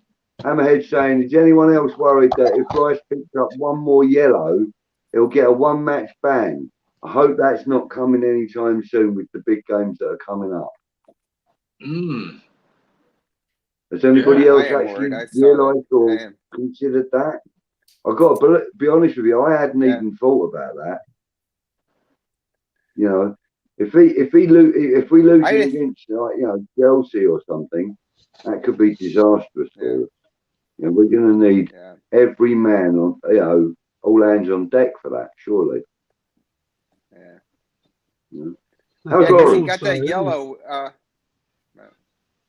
I'm good. That is the rules. He got that yellow against the Wolves. Yellow card, better yellow than a red. Yeah. So, look it up, I'm afraid. Sorry, Lawrence, you go on. No, it's okay. He got that yellow. He wasn't feeling his best in the Wolves game. And if you guys remember, it was that breakaway, and it was a legit yellow. He pulled the guy back, and that was not Rice. And you saw him in that match. He just was not himself because he was weak because he's been sick a couple of days prior to that match. So that was one there he just did sick for the team, which you didn't want to have. And it's like what Hammerhead said. I'm worried about that because Chelsea, to get for Chelsea, that's going to be those guys are very impressive. Do you know, I would say that over the course of a Premier League season, someone like Rice, it's only 5 games in it, and then you get a ban. So after 5 yellows, so it's always going to happen. There's no way he can get through a season without and 10 is the next one after that. I don't know if it's 10 or 11, but so, and that's why you don't like players picking up silly yellows. You know, when they take off their shirt and all that, because that's asking for a yellow card. So not that he's done that, but I'm saying like it's always going to happen with him, and hopefully when the 5th one comes, the game that follows is not too detrimental to that's what we need. It does get reset at some point. When does it get reset? Like if I can't remember. One yellow. I think it's 5 games up until Christmas. 5 cards up until the January transfer window, and then they start resetting them. But yeah, as Titch says, if you get 10, that's an automatic 1-game ban. That's a lot of yellows. Yeah, but as Titch says, then he's stuck in the middle with all of our players running on, and he's tracking back. I prefer he got a yellow than they got a goal. So he had to do it. You suck it up. It's like injuries. You have to suck it up. Exactly, it's true. And Freshfield is saying that Chilwell's out with an ACL. Oh. Wow. Yeah. That's not good. Yeah. Pitch, you're frozen. Yeah, and about 5 times the price, Hammer it. He is not So, a poor man's Antonio. He is better than Antonio. I'm sorry. Yeah. Lukaku is. Oh my God, that Love guy! him at West Ham. I would love him at West Ham. I think anybody would love him on his squad. That guy he's impressive. Yeah. Areola or Fabianski against City, Hammerhead's asking. His opinion is that we'd have more chance of a win with Areola between the sticks. I would disagree right now. The last several matches that Fab's played, he's played great. He's had some great saves. He's done what he needs to do. I think the competition, like we always say, what Antonio needs is a competition striker that would keep him on his game. I think when Areola came on, Fab stepped up his game. You know, he's giving up the international. You know, and I think he's doing that because he can't do too much. And if you asked me at Hammerhead about a month ago, I'd probably say Areola. But you know what? What I've seen in the last several matches, I say Fab.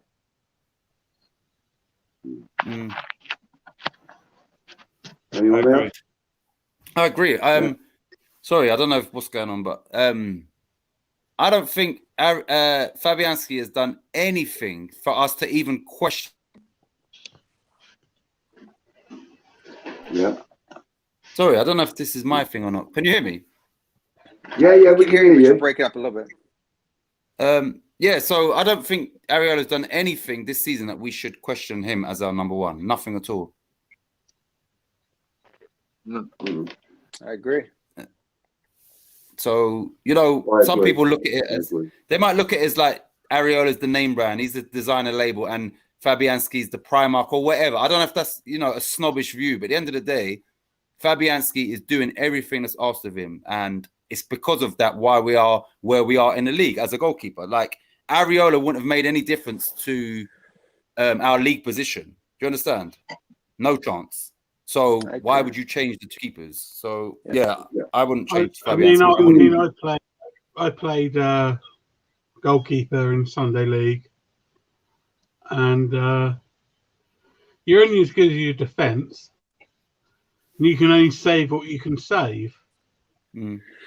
So I think those two goalkeepers, it's like 6 and 2 3s. It's who is sat in front of them. That's the question.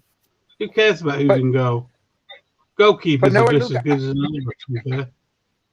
But one thing, it was like a couple months ago, and I know Titch may remember this. We were having a conversation with Peach and stuff. We were talking that Fab kept punching the ball out instead of grabbing it.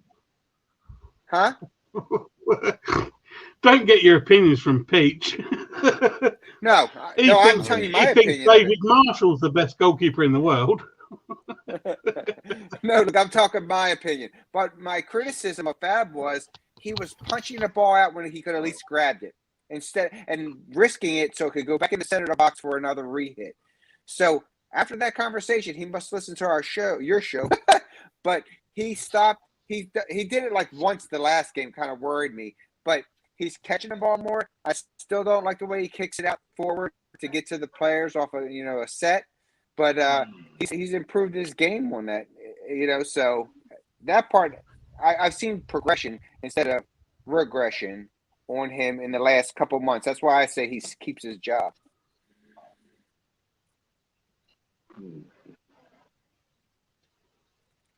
Yeah.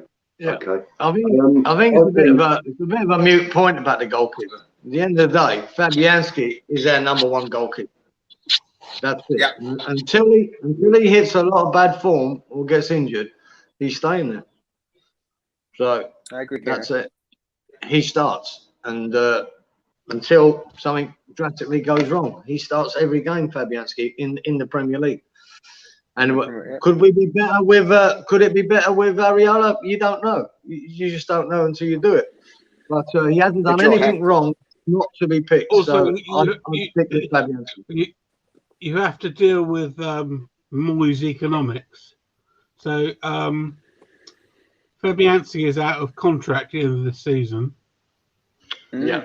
So, to sign Areola, I think it's about 15 million, and he is on at Paris Saint-Germain, I believe, from what I've read, £150,000 a week. Yeah. West Ham United cannot pay £150,000 a week for a goalkeeper. No, it's not happening. It's just, I mean, I believe Sam Johnson's out of contract in the summer. I'm sorry, I just don't think the economics are there for Areola to stay beyond the end of this season. Yeah. I know Karen, we I got hate a question. GSP and all that, but come on, 150 grand for a goalkeeper. That's De Gea money. We might as well just sign Henderson from Manchester United for that money. What Sean just said there, I think Fab has upped his game since he's turned up. Definitely. He's right. I totally agree. But he's not the future, and I don't think Areola's the future. No, it might not be at all. Find another goalkeeper, and I think it's probably more realistic that Sam Johnson signs on a free than Areola signs for 50 million plus, even if it's 100 grand a year. He's a goalkeeper. You don't pay that money for a goalkeeper if we're West Ham. How much are we paying Areola right now?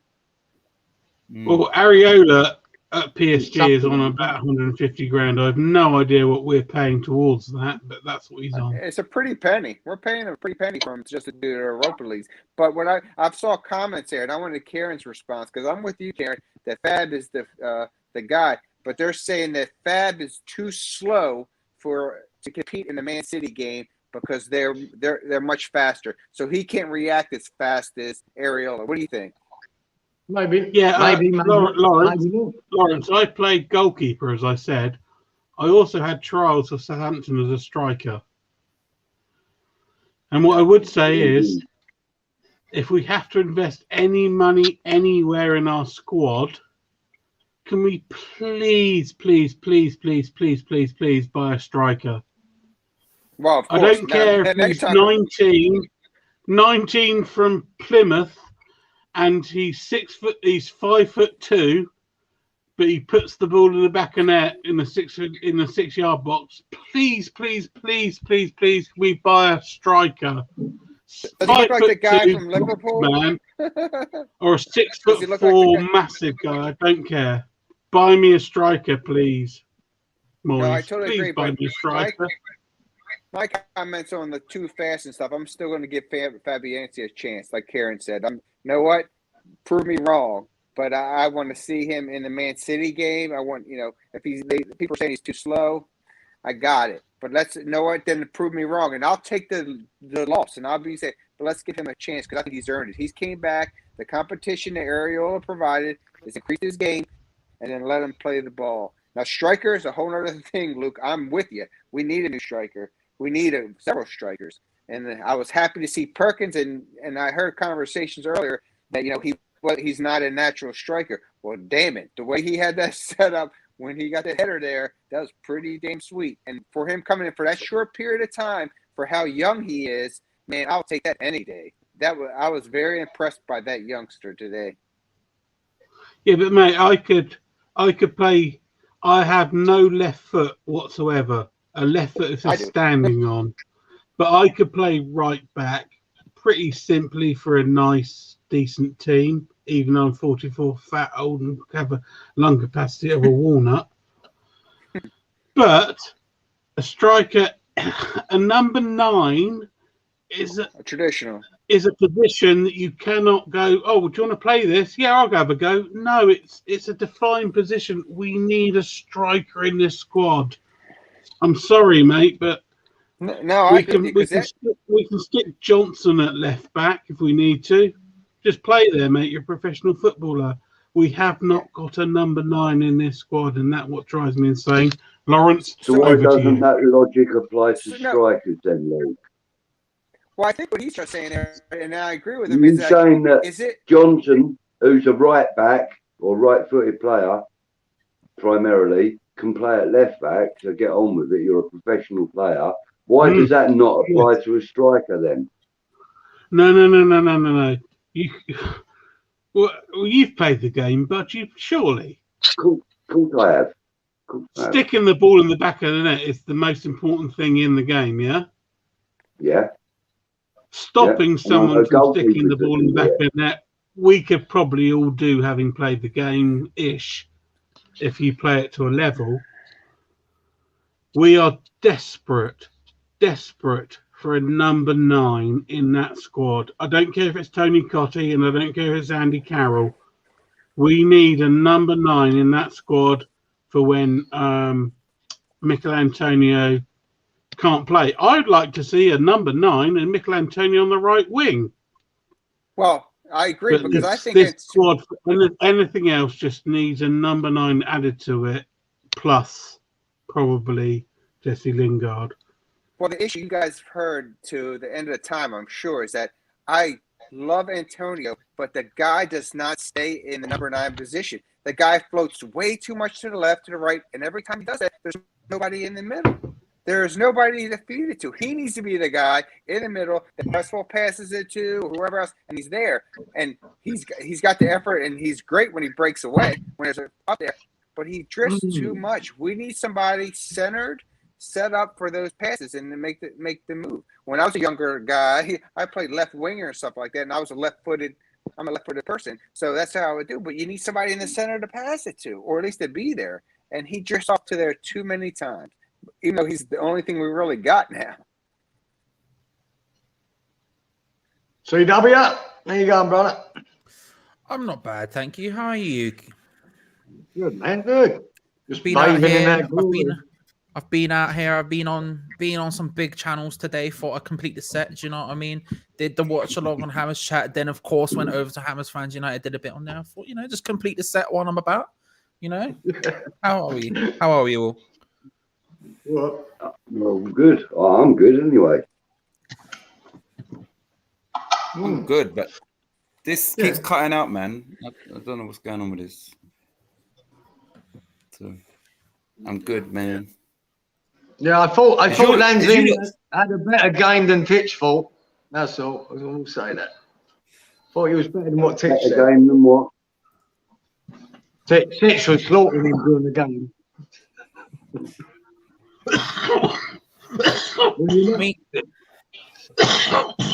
I thought he was.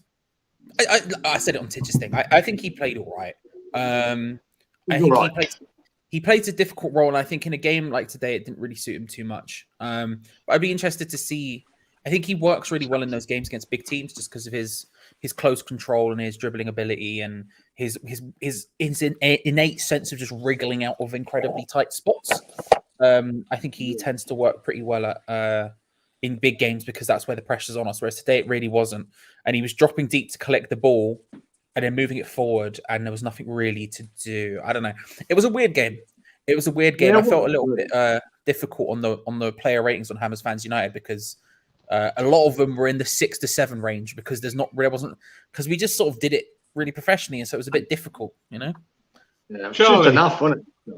Charlie, how bad, in your opinion, were Vienna? Let's be honest. Yeah. Yeah. What do you reckon? They seemed like. What do you reckon? Peterborough. I don't know. Look, it's one of those things where they just seemed like. Do you know what? It was League One levels of like effort, if you want to compare it to like Premier League, because they just didn't seem to. It just didn't seem that fussed. They turned up, and then by half time they were 2-0 down without us really trying, and then they just sort of went. Maybe we'll do something. I don't know. They didn't step up a gear. Usually, if you go in 2-0 at half time, you would think, oh, okay, they come out second half, they're gonna push, they're gonna press, they're gonna do whatever. You just never really did it. They just seemed to quite happily roll over, and I'm fine with that all day, all night. Completely okay with that. It is lovely to see Austrian Bon and me as we didn't play a striker, so they didn't. I don't know. I don't know enough about him to say anything. To be fair,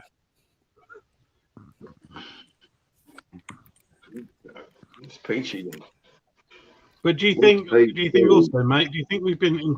I don't know. We've not played European football for what, a decade, but this must be the easiest European draw anyone has ever had.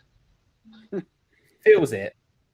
It feels it. I guarantee you could go through and find as groups that were as easy as that. But yeah, I don't. Yes, I've heard of these cities, and they've got a decent European history in football. But is this their beating?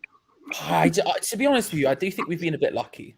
I can't lie about it, and I don't mean that in a harsh way. I think we've deserved. No, nor do I. I think we've obviously deserved every win we've got, and we've outplayed all of the teams, and we've done exactly what we needed to do.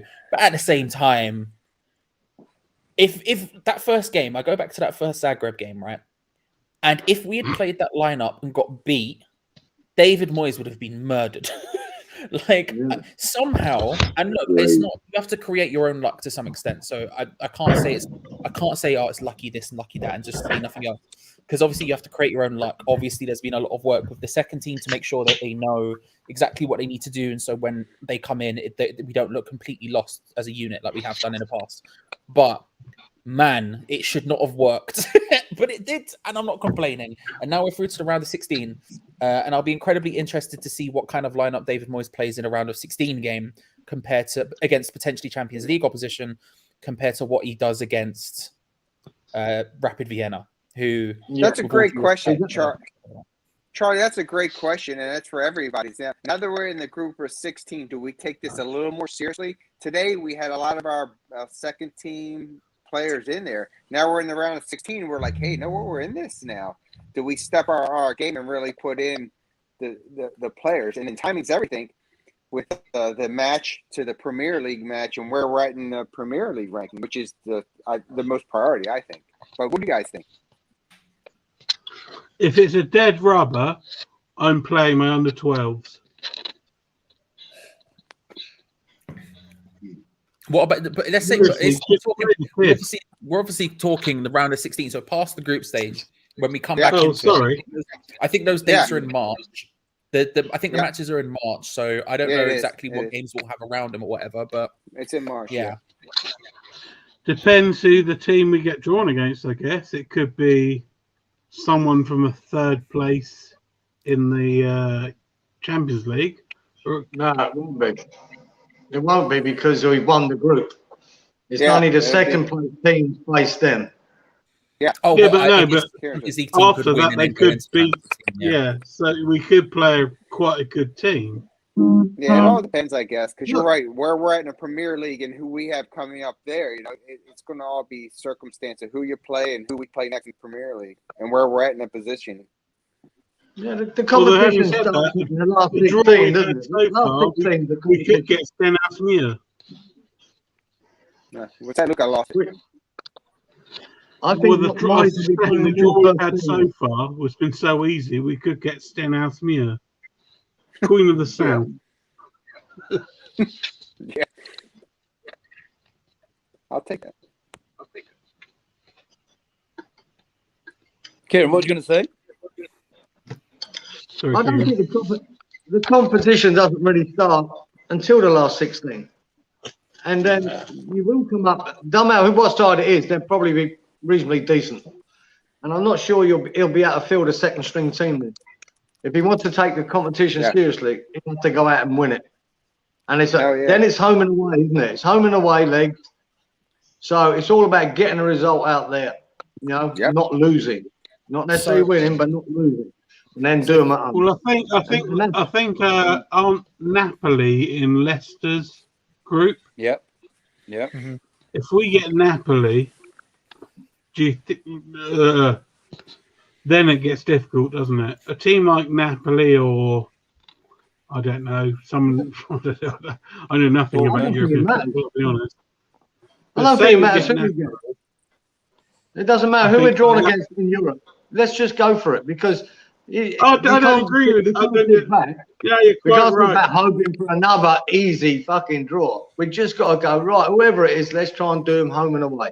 And this is where European I agree football. I agree with you, Kieran, but yeah, I know you Napoli do, but totally different opposition to what we face. Technically, it's about 2 games. It's about 180 minutes. And tactics are a big part in that. How to get out there and not lose, and then try and get the result at home. And I wouldn't care you if know it was more Barcelona. about this me than Charlie, but could we get Atletico Madrid theoretically? Theoretically, yeah. Theoretically, yes. We would be annihilated by then, let's be honest. I mean, and I've just looked up the dates to be precise because I was interested, and what we just said there is correct. It is in March. Let me tell you the games that's around round of 16. March 10th. Yeah. So the game before that, we have Liverpool away. The game in between the 2 legs, we have Aston Villa at home, and then the game after the second leg, we have Tottenham away. So all of a sudden, we could be potential if we're currently chasing. Charlie, that's easy. We'll kill them all. As much as I back that, because I do. If we look at it realistically and we say, well, if we're trying to chase Europe still in the league, which hopefully we will be by that point, that's 3 huge games, 2 of which are against rivals in and around us, plus those 2 games. How do we juggle all of those? Because for me, it's quite simple. For me, you play the strongest team in Europa League. It doesn't matter. I like, for me, that becomes the priority at that point. But yeah, I don't know. I'm interested to see what other people think, because again, those games are rough. Those games are rough.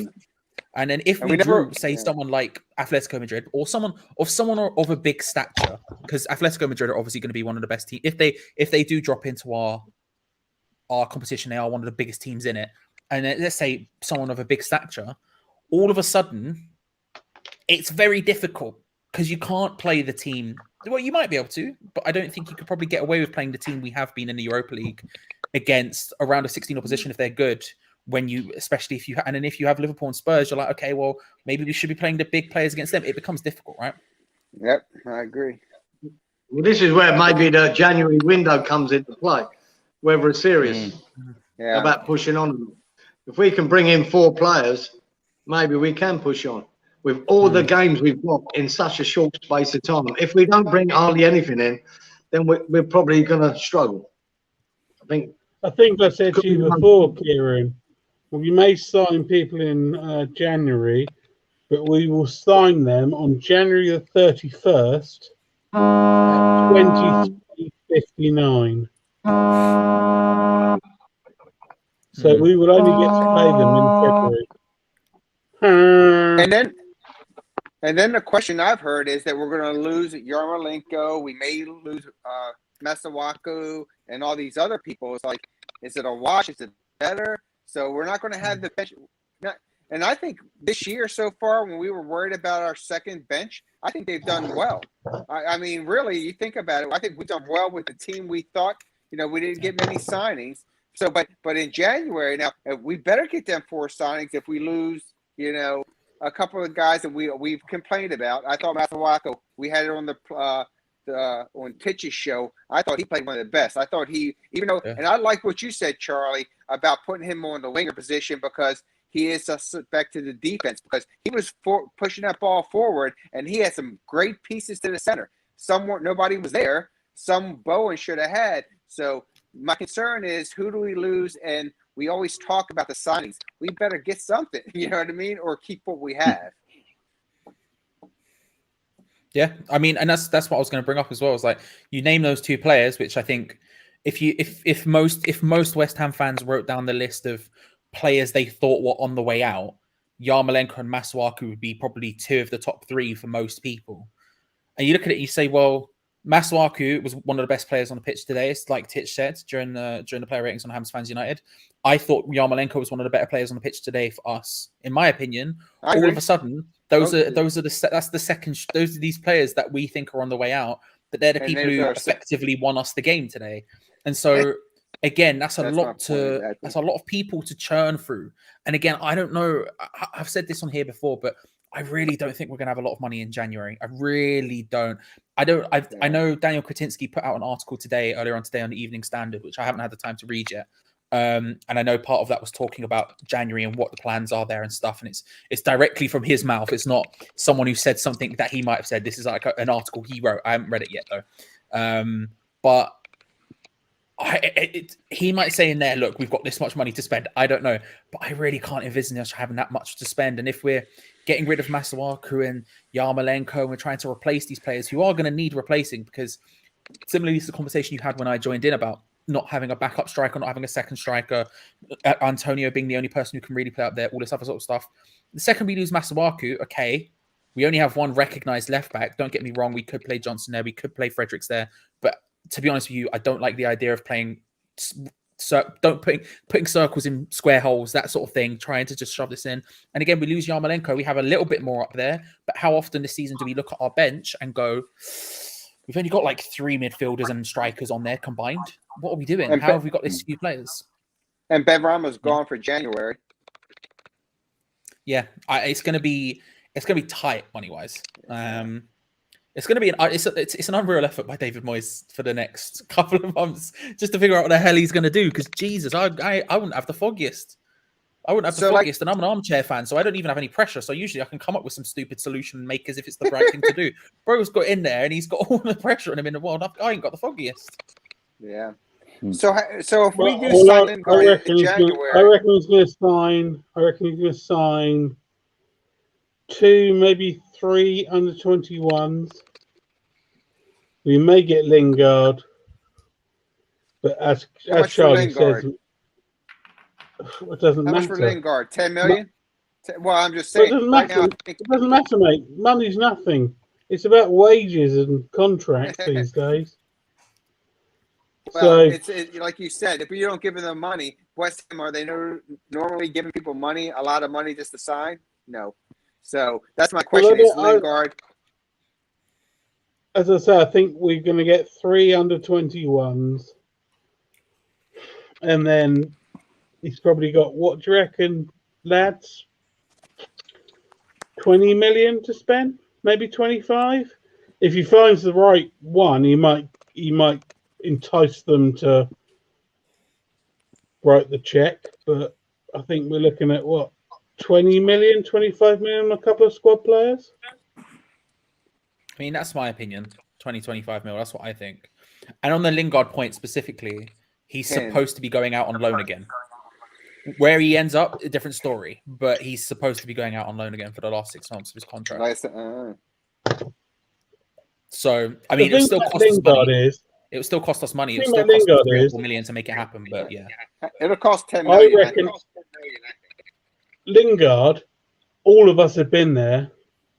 And we've all been out on a date with a really lovely, lovely woman. And we bought her a lovely meal, and then we got a kiss and a cuddle. But then second date, it all looked a bit more like we had to go to Paris for the weekend, and we were in separate rooms, doesn't it?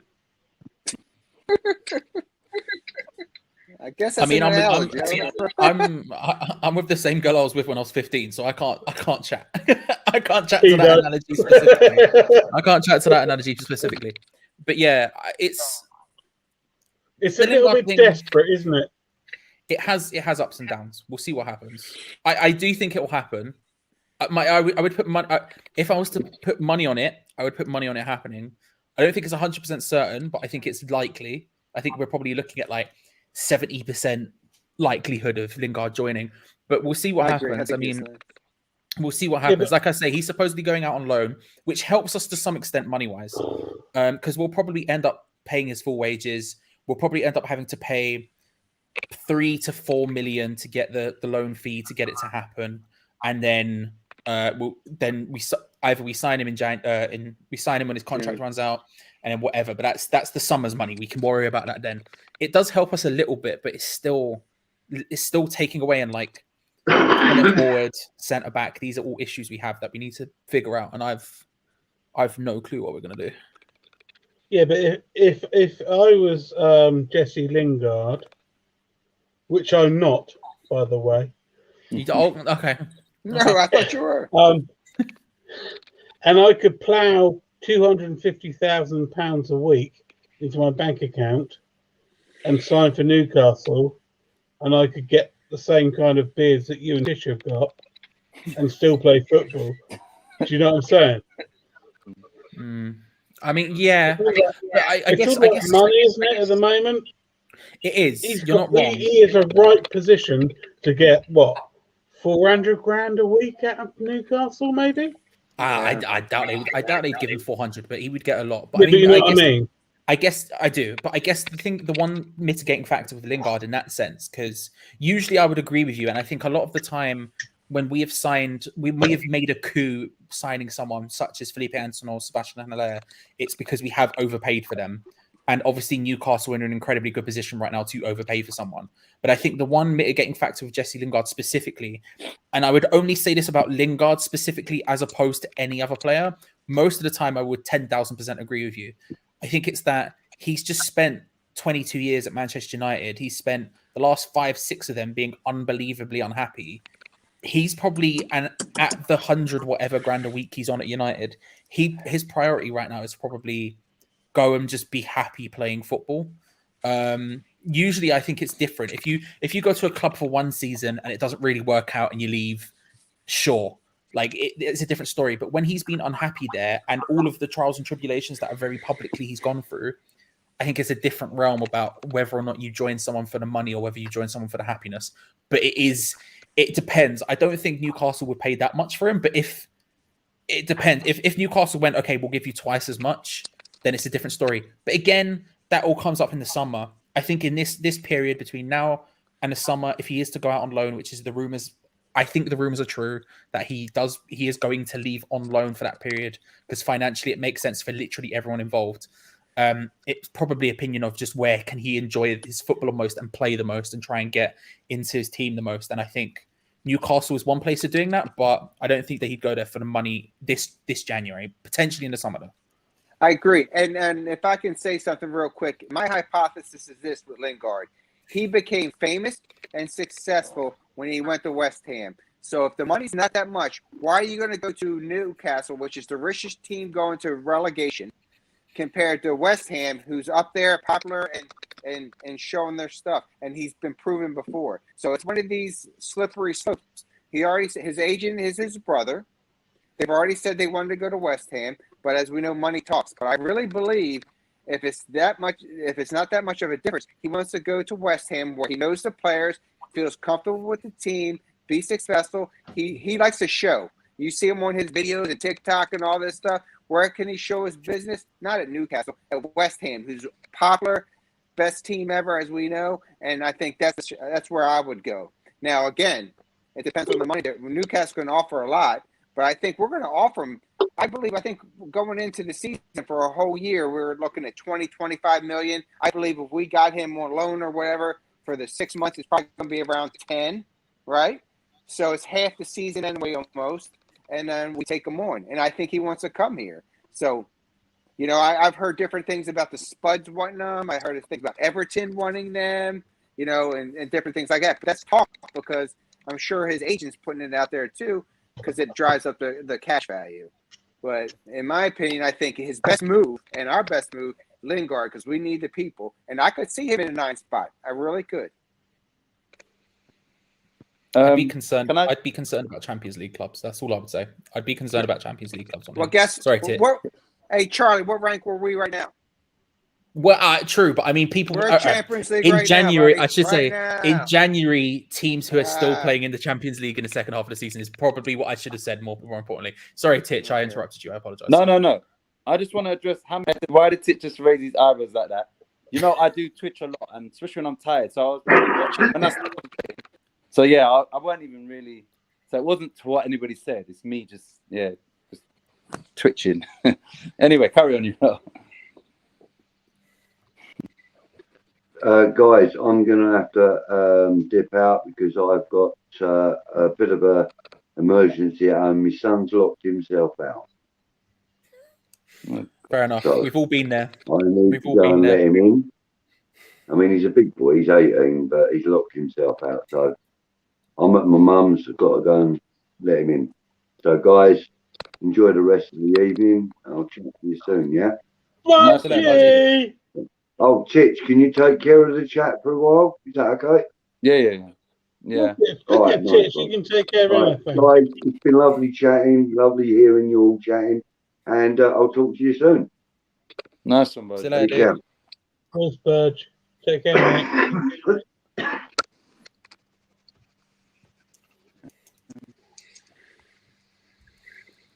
What's your thoughts on this? And I would say that I said in a video that Haller will score goals at Ajax, and you know he needs to be in a system that suits him. And I think that just epitomizes, you know, how a player must fit into your system, like Yarmolenko with Ukraine compared to Yarmolenko at West Ham. First ever player in history to score 9+ goals in the first 5 games. That's like crazy statistics. Now I'll ask you, if we kept Haller, would we be a better Champions League side? I'd say no. Maybe just. I agree with Hamed because he just didn't fit into the way we play. He don't really shut down. He don't really move. He does all of his work in the 18-yard box, and we wasn't set up for Haller. But I don't know what you lot think about that. I agree. I totally agree. I think he's the biggest missed opportunity we've had as my time supporting West Ham. But with David Moyes in charge, it was just never going to work out. If we had a different manager, yeah, it would have.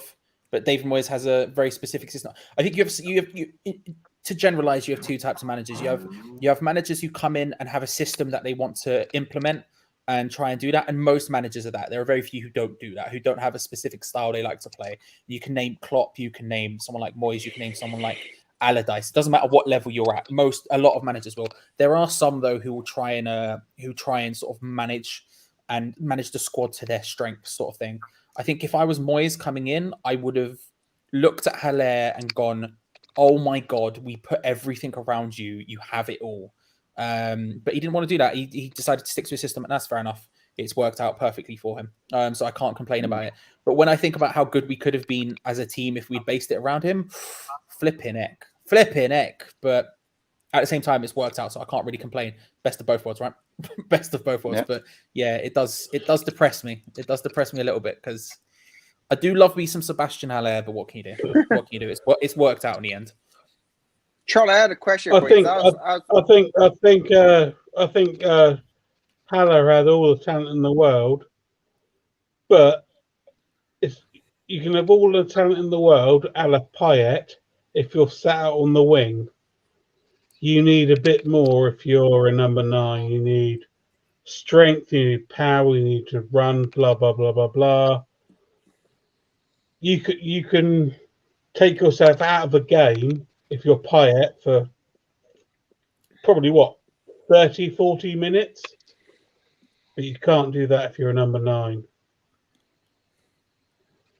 All the talent in the world, you still have to run the lines, blah, all that stuff. Whereas Payet, he was on the right wing, so as long as you had a decent right back behind him, he could do what he wanted. Whereas your number 9 has to run all day, in my opinion. I'm trying to pause up that little bit. Been there 15 times. Sorry, let me just get through later. You get Mbappe, Haaland, Lukaku, makes no difference. Lawrence, who would you like us to sign in January? What, a specific amount of players, Luke? If we could sign 3 players.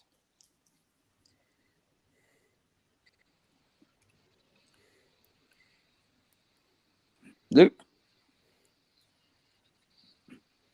Can you not hear me? Yeah, I can hear you. Yeah. Your internet, man. Yeah. I can hear you. Yeah, January. We need a striker. Okay, I'll ask a question. Okay. Lawrence or Charlie, who should we sign that's not Lingard? Not they cost £1 billion. What do we Lawrence, need? you first, Left back, centre back. a young striker, Tony Cottee. Who do we need? Striker. Not sure who. I really don't. I'm not going to make it up that I know who we should sign. But yeah, the striker's the priority, I think, really is. And then at that point, you know, I have to agree. And I hear about the Masiako and stuff like that. I would keep him. I would not give him out.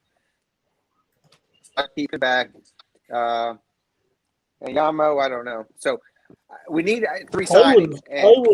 I wouldn't sell anyone in January. But absolutely no one. We need all of them. Yeah. Well, I think we moan about Yarmolenko, we moan about Masuaku, but we've got no bloody one else, have we? That's why I wouldn't put him out on loan or release if we don't have any backups for it. Because right now it's working. It's working for us now. At least in the Euro. Now we go to the top 16. It may be different, but at least we have that. But you know, we need a striker, and I wish I could tell you, Luke, who it was, but I don't know. I really don't. I'm not on Twitter or any social media. The only thing I do is YouTube, hence why I'm on here with you dickheads. I love it. But I've not. Everyone tells me Okaflex, all these youth players. Seriously, have we got anything coming through? That's a great question. It's not like Carrot Cole in the old days, is it? And my question to everybody is, wow, we've heard all these names. Where the heck did Perkins come from? I think a couple of days ago, at least me, I didn't hear his name too much. And this guy came out. It's like, who's Perkins coming? Somebody even said on one chat I heard. Never heard of him, mate. Never heard of him. Is he a goalie? I'm like, no. And I swear to God, he came on, that youngster, even how he was passing the ball, being aggressive. Besides the shot he almost scored, I mean, I was very impressed with him. What a breath of fresh air. And apparently we're signing these 2 chaps from Northern Ireland, these 2 young kids. What's the point if they're never ever going to play?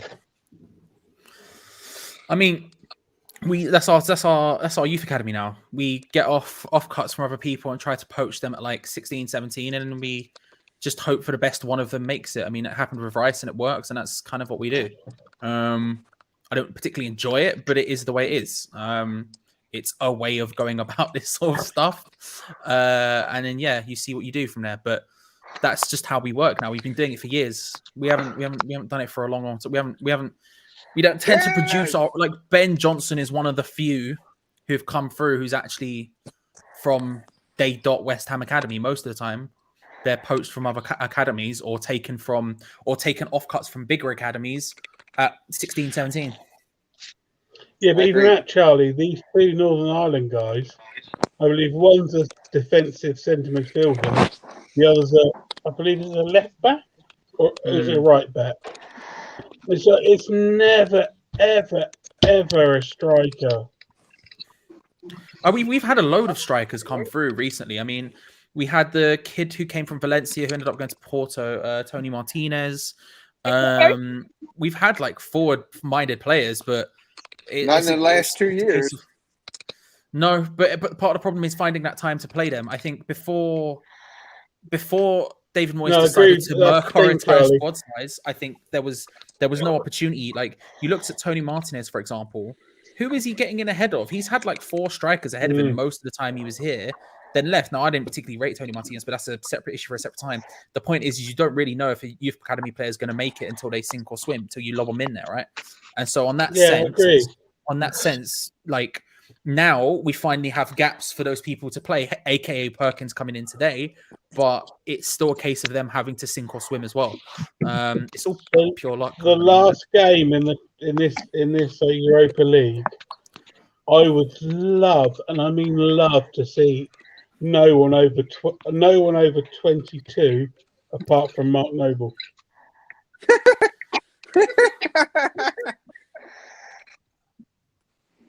Just stick them all in there, because there must be someone who can stick the ball in the back of the net who's under 23 in our squads.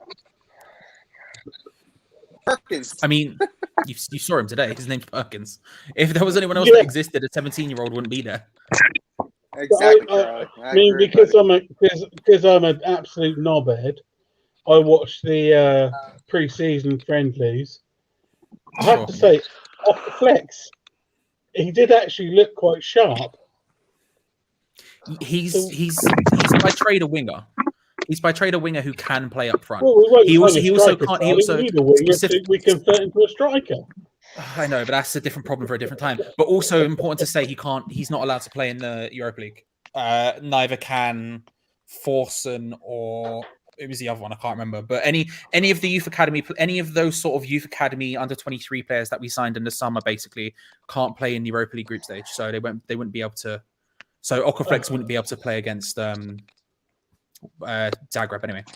Why is that, Charlie? Do you know? Squad registration rules. We didn't have them in the right time, and so you have to wait. You'd have to wait. I don't know if they'd be allowed in the round of 16. I'm not sure, but certainly for the last group stage game, they wouldn't be able to. Oh, thank you. James Fever's in the house, having a little boogie. Jimbo! What's occurring, gentlemen? I'm 10 pints in. Just done a player ratings with Affers. Right, what's going on? Smashed out me tree. You know what I mean? All you are all moaning about players that we ain't signing. What's going on? Yeah, Jim. I said Rama's really good. The rest of them all said he was shit. About right. About right with these lot, innit? These rebels, isn't it? All of them. Lawrence being the worst one. He don't say nothing. Now, listen, Sonny Perkins tonight, mate, 17. And let's give him... I went on something on Facebook and people were saying, how can you say that this guy's a talent? I said, well, look what he done in the first touch of the ball and he scored. He seems... David Moyes don't get it wrong when it comes to youngsters, I must admit. It's all rolled back to 2003 when Wayne Rooney come in for Everton. And look at his career. I thought we just got the job done tonight. It wasn't nothing vintage, but it was job done. Move on. Wait a minute, Jimbo. Are we saying tonight that our lad up front that we brought on off 20 minutes ago is akin to Wayne Rooney? Because if you are, I'll be fucking happy with that. I tell you what, you got to start somewhere, ain't you? Well, wherever you are in life, you got to start somewhere. You got to start from the beginning and then get to the end. I'm not saying he's like Wayne Rooney. I'm saying that David Moyes found Wayne Rooney, and let's be honest. If anyone who says that anyone knew that Sonny Perkins a week ago, they'll be lying. Do you know what I mean? Well, Jimbo, I'm happy. We brought on a striker. Well, I'm more happy that Alex Crowell's boots have been found and he's allowed to play now. A central midfielder and a striker. Nah, I've got to admit. Next thing you know, bringing a left back. Yeah, I've got to admit. I thought we looked decent, but they were shockingly shit, mate. If I'm honest, to be honest, they weren't very good. They are possibly the worst team I've seen since I saw West Ham play Burnley. Yeah, I've got to admit. Thing is, you've got to look at it this way, right? We went over there. I liked Issa tonight. He's the left centre half position. I don't know whenever anyone else noticed that, but he played left sided centre half, which to me says, is that a little thing for Sunday against Man City? He goes left side, Zimmer goes right side, and we go back to normal. I thought Mark Noble done all right. I thought Vlasic done very well against a team that he should be doing well against. Bowen disappointed me tonight, though. I must admit, he's got to be taking them chances. He has to be. Right? We need this geezer to start scoring some goals, and he's getting in the positions, but he's got no end product. So, is what it is, isn't it? Digger. Alright. What did you think of Lanzini tonight? I thought Lanzini was brilliant, mate. What? Did you? I thought Lanzini. I thought he was decent tonight, Lanzini. You got to realise Lanzini is what he is, isn't he? Let's be honest. Like he's a backup player from the substitutes bench. He's playing against a good team, but I think you got to realise that he's a jewel, isn't he? He's the West Ham jewel, and he done what he had to do tonight, Lanzini. I think, let's be honest, you can't really criticise him. I was more disappointed with Bowen than Lanzini. Bro, Bowen had how many chances does Jared Bowen need to score a goal? I agree, James. He didn't finish, and that's what we need him to do. He did not finish. Could have a hat trick. We should have won that game 5 or 6-0. Yeah, that is no joke. True. Do you know what I mean? He did. He missed a lot of chances. Yeah. So, yeah, it is what it is tonight. You know what I mean? It's just one of them. Like they look like a Sunday League team. If I'm honest. I'm not gonna lie. I thought they was pretty shit. If I'm being honest. What was your player ratings, Charlie and Titch? That's what I'm more interested in. I want to see what you two rated all the players. I didn't actually do the rating. I've done like a couple of players. But Charlie done it. I don't think he's going to remember those. Titch, what would you rate Lanzini out of interest? I gave him a 5. Yeah, that's low. I think I gave him a 6. Fucking hell, Titch, I've got to get you on my player ratings, mate. You're hostile, bro. Nah. Hey, James, I was in a rating show, and they were very tight. They didn't give many high scores whatsoever, which is fair because I think our team played to the level of our competition, and our competition was weak, so we kind of just stuck around. So, I thought we had a couple 8s, and I said that, but we all stuck around to about 6. I don't know about 5, though, because a 5, to me... No, I don't think it was a 5. I don't either. Nah, I think 5's middle of the road, isn't it? Let's be honest. Yeah, average. Right. Average, So, yeah. I think if anybody, and I know no one's going to go and watch back the entirety, if you watch it back, you would maybe change your mind. Like he missed control and ultimately gave it away probably about 5 times in the game against, like you said, a poor team. Yeah, I just think that was his chance to potentially, because he has been doing well recently, so it's not attack Lanzini. He has been doing well, but tonight was the chance where he could have maybe, put that seed into Moyes' head that I'm ready for City, and I think he was our worst player tonight. He's not a first team starter, Lanzini. I don't care where anyone on that. Gates said he would drop him for Souček for Lanzini against City. I was like, what? Oh, come on now. Let's be real. That's what I'm saying. Let's be real. If you're going to drop Souček, there's one man, and that's Alex Crowell. Look what Alex Crowell done tonight. I was thinking, if you're going to do that. Souček was a 5.5 from me. He was nothing. Is not dropping Thomas Souček. Yeah, like at the end of the day, Lanzini is. Let's be honest, now, as fans, Lanzini is what he is. He's a backup off the bench player that comes on. He's a reserve basically. He's not a game changer. Like he is what he is, and to me, Alex Crowell should be on the team more than Lanzini, but Lanzini deserves to be there because the way he's played. Mm. Do you know what I mean? So I think Lanzini's back up for Fornals. If Fornals can't play, you stick in Lanzini. But the difference is Fornals may not have the quality of Lanzini. Yeah, undoubtedly got the energy, etc., of a 5-year-old that Lanzini with his dodgy knee hasn't got. Unfortunately, if it was the other way around, I'd take Lanzini every day, mate. Yeah, the thing is, I just see a comment there from Happy Hammerette, who's like, she comments on everything, like she's like, and she's got her opinion, and I just see about Crowell, why Crowell won't be signed. I don't understand it myself. Alex Crowell hasn't done anything to justify not being signed at the end of the season.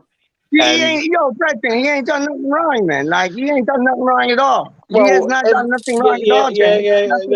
No, lads, I agree with that on Crowell. But on the flip Shut side, the fuck up, man. You're talking bollocks, guy. Crowell ain't done shit right. You calm down, Peach. Crowell ain't done shit right. We don't want to end up in the Connery again. Boots on, boy. Peach is You back. couldn't even Peach is lace back. Crowell's boots on, boy. Straight up, man. Crowell is class, dog. What, you seen like 2 performances from him and you saying any shit? Fucking have some of that, dog. Straight Charlie, up, what man. you eating? I just went to the bathroom. What the hell happened? Yo, what, you Right. kiss the girl 2 times and like, you know, she's gonna go down on you? I'm allergic, Charlie. That killed me. Yo, Crowell is class, dog. Crowell is class. I think Moise signed him. Moise knows what's going on, man. He got 2 bits between his ears, homeboy. Right, will you take a breath, Peach, and have some oxygen while other people can speak? What did I miss? I just went. Yeah, but I gotta get my oxygen tank. Dog. Hold up, I'll be right back. Yeah, thank God for that. Right, now listen. At the end of the day, with Crowell, yeah, you got to look at it like this. He's played what, 3 games? He played 15 minutes. 15 minutes today. Yeah. Played a full game against Manchester United in the League Cup, and he played about 5 minutes against Genk. How can anyone judge this geezer? They can't. You can't judge him. For me, that's what I'm saying, Jimbo. Yeah. What I'm saying is, whilst Crowell may be brilliant, he's not done it yet in a West Ham shirt, and that may be the fault of Moyes. That maybe the fault he's got not enough minutes under his belt. But I have not seen enough of Crowell in a West Ham shirt for me to say he's a good player. But and you were the one. Hold up. And you were the one saying that Haller has. You were the one saying that Haller has. No, that's diabolic. Well, you that's calm more down, like Peach. an Arco, dog. How do you mean? Shut your noise a minute. But I'm a lad from Hampshire, from Winchester, who supports West Ham United Football Club. I know you can take pills for that, dog. You can take like strong pills for that, dog. Straight up, right? Extra strength pills for that, dog. Straight up. Peach, will you calm down, bro? That ain't our fault. That ain't our fault, dog. You can take pills for that, homeboy. Hey, go on, Luke. And he put the ball in the back of the net. That's why I love West Ham, because Tony Cottee put the ball in the back of the net when I was about 8. Yeah, word up. And that's all I care about. Tony Crowell can be brilliant as he likes for Czech Republic. I don't care. Right. And but because I've not. No, I agree with you, Jimbo. I agree with what you can say. We have not seen him, so therefore I cannot. Well, we haven't, have we? Don't know. We haven't. We haven't. I just see. Hold on, Peach. All right, I just see a comment there from Hammerhead. He says, "Okay, Phil, you're saying about Crowell, but why are you being hypocritical about saying the same about Vlasic, and why you make it, which makes no sense? At the end of the day, Vlasic is a permanent signing at West Ham United. Vlasic is a 33, right? They're different players. You're looking for different things from them. Yeah, Vlasic is a 33 point. Yeah, but the way you got to look at this, Vlasic is a £33.5 million player who is basically our backup from the bench. So he's got and let's be honest, right? He's had a good game tonight. Vlasic, I'll give him his due. I'll give him an 8 on my player ratings. I thought he played pretty decent because I'm not a biased West Ham fan. That's big coming from you, like real talk. talk. Of course it is, mate. Because I'm not a biased West Ham fan. If I think someone's played good, I'll rate them. If they play shit, I'll say it. And at the end of the day, Alex Crowell, no one can tell me Alex Crowell's played bad because he's only played for about 110 minutes. So no one can say he's played bad. But then you also can't say he's played good. I think he's played pretty. I thought he played pretty well against Manchester United in the League Cup. I've got to admit. But other than that, we haven't seen him. So that's exactly right. And I think that's what James has said for weeks, and I know I've said it, is that it's not the point of being good or bad or not a game changer, is we haven't seen enough of him playing to make a good judgment. And that was our question. Well said. Why during the Europa League we're not seeing him? Even today, I can't believe Hammerhead. Are you trolling me, brother, or what, Hammerhead? Tell the truth, right? He's saying to me, what is it exactly? So give Vlasic time. If I want to give Vlasic time, I'll buy him a Rolex watch. If I want to give him time, I'll buy him a Rolex. Do you know what I mean? Like a platinum Rolex. Like at the end of the day, the geezer's 33.5 million, mate. Alex Crowell is a loan signing. Do you know what I mean? And we have got an option to buy. They're miles apart. We've got one geezer in here who has to come in and play if one of our front four goes down. Right? What done it for me tonight with Alex Crowell, which was a bit shocking for me, is I see Mark Noble coming in front of Crowell. I was a bit, well, where's that? What's happened now? But other than that, you got to respect it. He's come on, he's done well. Noble played pretty decent tonight, I've got to admit. And it is what it is. Noble at the end of the day. I thought Noble played better than I thought he would play. So that was. Hammerhead is definitely trolling me, mate. Titch, get that comment up from me, please. That final comment, please. 1 minute. I'll just. Is it the last one? The last one, sir. Yeah. Thatcher has also played 110 minutes, most of which are 10 and 15 minutes appearances. As so, you can't pass judgment on Vassis either. I can because he's played 60 minutes against Manchester United. He come on 10 minutes against Leeds. He played from the start against Rapid Vienna at home.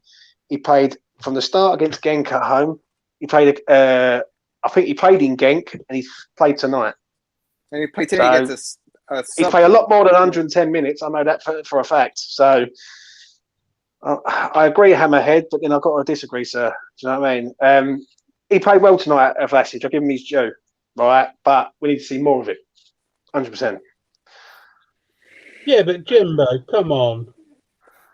Come on. We play one person up front. Right. And if it's not Antonio, it's, oh my God, we've got one striker. You right there, Luke, or what? I thought you fell down some stairs or something.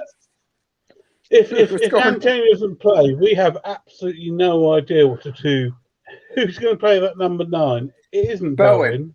Bowen can play striker. Oh, listen, Bowen, come on. It isn't Yarmolenko. Right. It isn't Vlasic. We signed all these peripheral 18-yard box players, but it was still we have this squad is left back aside. This squad is desperately in need of a striker, isn't it? Listen, mate. I keep hearing people saying we don't need a striker all of a sudden, which makes no sense. I would take Freddie Sears at the moment on the bench. What I can't understand is OK Flex is doing it in the under 23s. And let's be honest. Also a winger? Let's be honest here. If someone would have said to me a week ago, right? If someone said to me a week ago about Sonny Perkins, yeah, who is this guy? Number 64. Who is this guy? Right, no one would have heard of him. So I don't know. Have you heard of him before tonight, Jim? Nah, nor do I. I've heard of a lot of players, but not him. I Wikipedia'd him after they announced the squad, and he didn't have a number. There wasn't a 64. I mean, where's this guy come from? And if that goal had gone in, and it was a great save by the goalkeeper, if that goal had gone in, would that have been Freddie Sears or would it have been Tony Cottee? Yeah, but you can't look at it like either way, can you? You got to look at it that he is Sonny Perkins and he's driving his own car. Do you know what I mean? At the end of the day, he could either be the next Jermaine Defoe or he could be the next Freddie Sears. We don't know that, but you've got to respect he gets most of his goals for Spurs. That's right.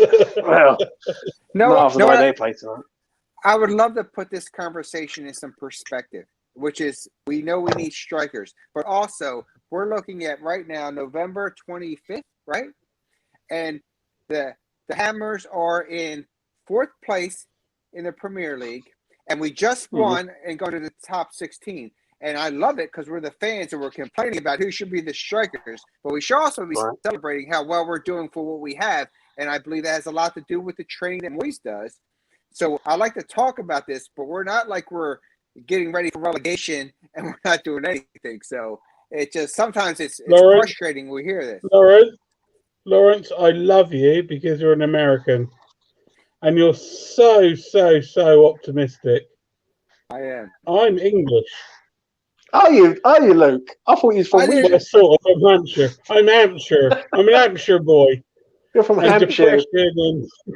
I've been a West Ham fan for far too long. I've been an England fan for far too long. You are from the posh side of Dorset, ain't you? That's where you're from. And you say Dorset? I thought you was from the posh side of Dorset, Luke. What's the other about? Posh side of Hampshire, mate.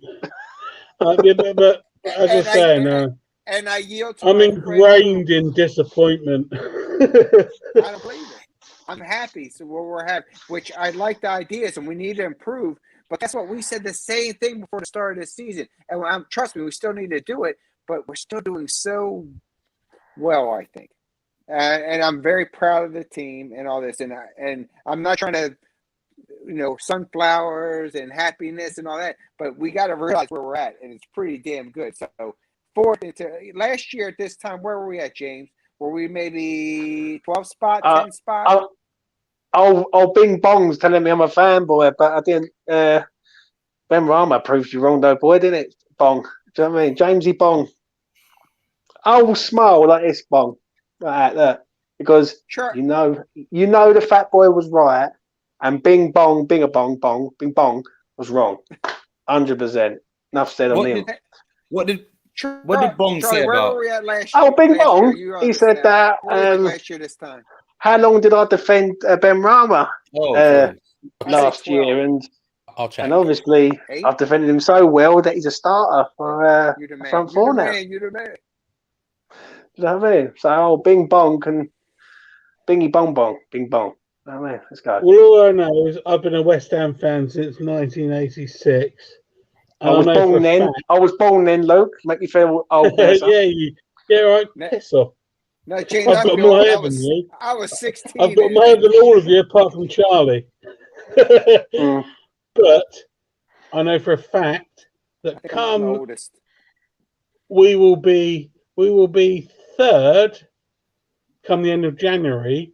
Then on February the 2nd, Antonio's hamstring will explode. Cresswell will break his leg. And unfortunately, Rice will have to move to Mars or something because I'm a West Ham fan and I know what's coming. Tish, I think Luke's got to get off the show. I'm definitely not inviting you out for a drink, Luke. I know that for certain, mate. You're like negative Nora, bruv. What's going on?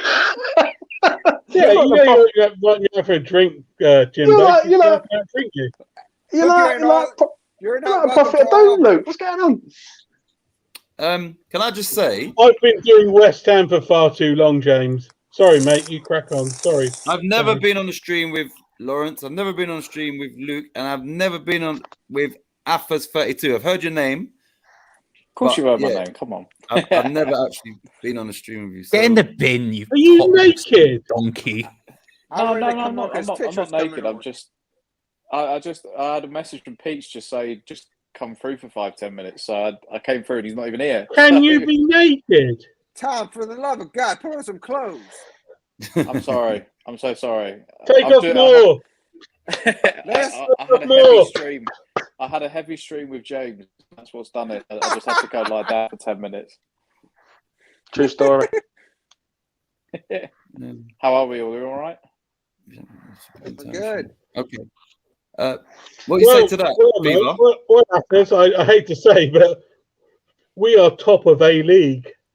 We are indeed. It was exactly, Luke. Very, very professional performance tonight. I was actually quite surprised by a few people. I know I said it on James's show with doing the player ratings and stuff. It was actually nice to see the likes of Noble and Masuaku and a few others actually put in sort of an 8 out of 10 performance. I thought Mark Noble ran the show in the second half. I thought it was brilliant. So yeah, it was just nice for a change, especially if that second group can come in and do a job for us and, put in some key minutes when the games get tough over the next few months. It's only good for David Moyes going forward in the future. Yeah, but in terms of your face and Vienna, which one's better? Well, we can't even see it. I was going to call him Flassy then. Yeah. That was his boat race. Like, we haven't seen everything, because the comment is like from Hammerhead, he's like still trolling about F1 cars and thinking about Hamilton or some crap he's coming out with. Let's be honest, Arthur. Let's be honest, mate. Vienna were dog shit, weren't they? Yeah, I agree. Yeah, they were terrible. Affers. Yeah, sorry. Yeah, go on. I've asked, what did you think of Lanzini's performance today? I said it on James. Fucking hell, Tits, you love Lanzini, don't you? We all got to give a rating. I know, mate. Can't get off Lanzini. I said it on again just because I was obviously doing the show with James. I think he's getting back to his best. I know Charlie absolutely loves a little bit of Lanzini. He's a hot boy. I'm just saying, if he asked me to go Burger King, I'd say yes. Do you know what I mean? You know what I mean? He definitely strikes me as a Burger King boy. But yeah, no, I think he's getting back to his best. I think he just, for me, and I said it again with James, I just think he does stuff that others can't do in our team. The way that he knits the play together, he controls the tempo of the game. He can drop a shoulder. He can beat a man. He can find that killer pass. I don't think a lot of players are similar to him. I think the closest is to it is Fornals. But when he's actually on form, I think he's probably one of the better players in our squad that can actually do that. And the last few weeks, every time he's come on, I thought he was the bright spark against the poor Wolves performance for us. I thought when he came on, he looked lively. And again, tonight, if he can do 60, 70 minutes and get back to half of what he was before he got injured for us, then I think it's absolutely massive, especially when Benrahma goes to the African Cup of Nations. But I'm really impressed by him tonight. What did you rate him, Tom? Can you remember what you rated him? I think you rated him about an 8 with me, didn't you? Yeah, I think give him an 8 out of 10. 8? Yeah. Wow. Ask Titch what he rated him. What do you rate him, Titch? 5, man. I think he was poor. I think he 5? was, yeah, like, I don't, you know, 5? and this is why I asked you, because I think that for tonight, it's a good topic of conversation because clearly there's polarizing views. I don't think anyone's saying as what I'm saying he was poor, but some people saying like whatever. But he gave the ball away, he miscontrolled the ball so many times. I don't think he'd done anything really of any significance in the game. And I do rate him, and I like that he's sort of getting back to his best. So it's not like a personal thing. I just think tonight, yeah. So it's interesting that you've given him an 8. Yeah, honestly, I'll give him an 8 and all it. You know what I mean? What do I know? Charlie's deeps in it in the corner. What did you give him? Charlie gave it's like a 6 or a 6.5 or something. I thought he was like okay. Hey, just so you guys know, I was part of Titch and Charlie. They're very tight on their scores, which I kind of agreed with. I think I gave him a 6, but they're not 8, 9, and all 10s. So they're very critical. I think you can't go and give a player a 5 when there was just one kept a clean sheet. Come on, that's being harsh. Fever, yeah, he can, to be fair, but Fever, like how? Look, well, what you do, right? What you do is Titch goes to me. What do you rate the player? And I go 5. And then you just say, hell, Charlie, come on now, man. Come on, that's being brutal. But Fever, think about it, yeah. You admittedly you said like they was terrible, yeah. They're shit. Vienna. They were poor, yeah.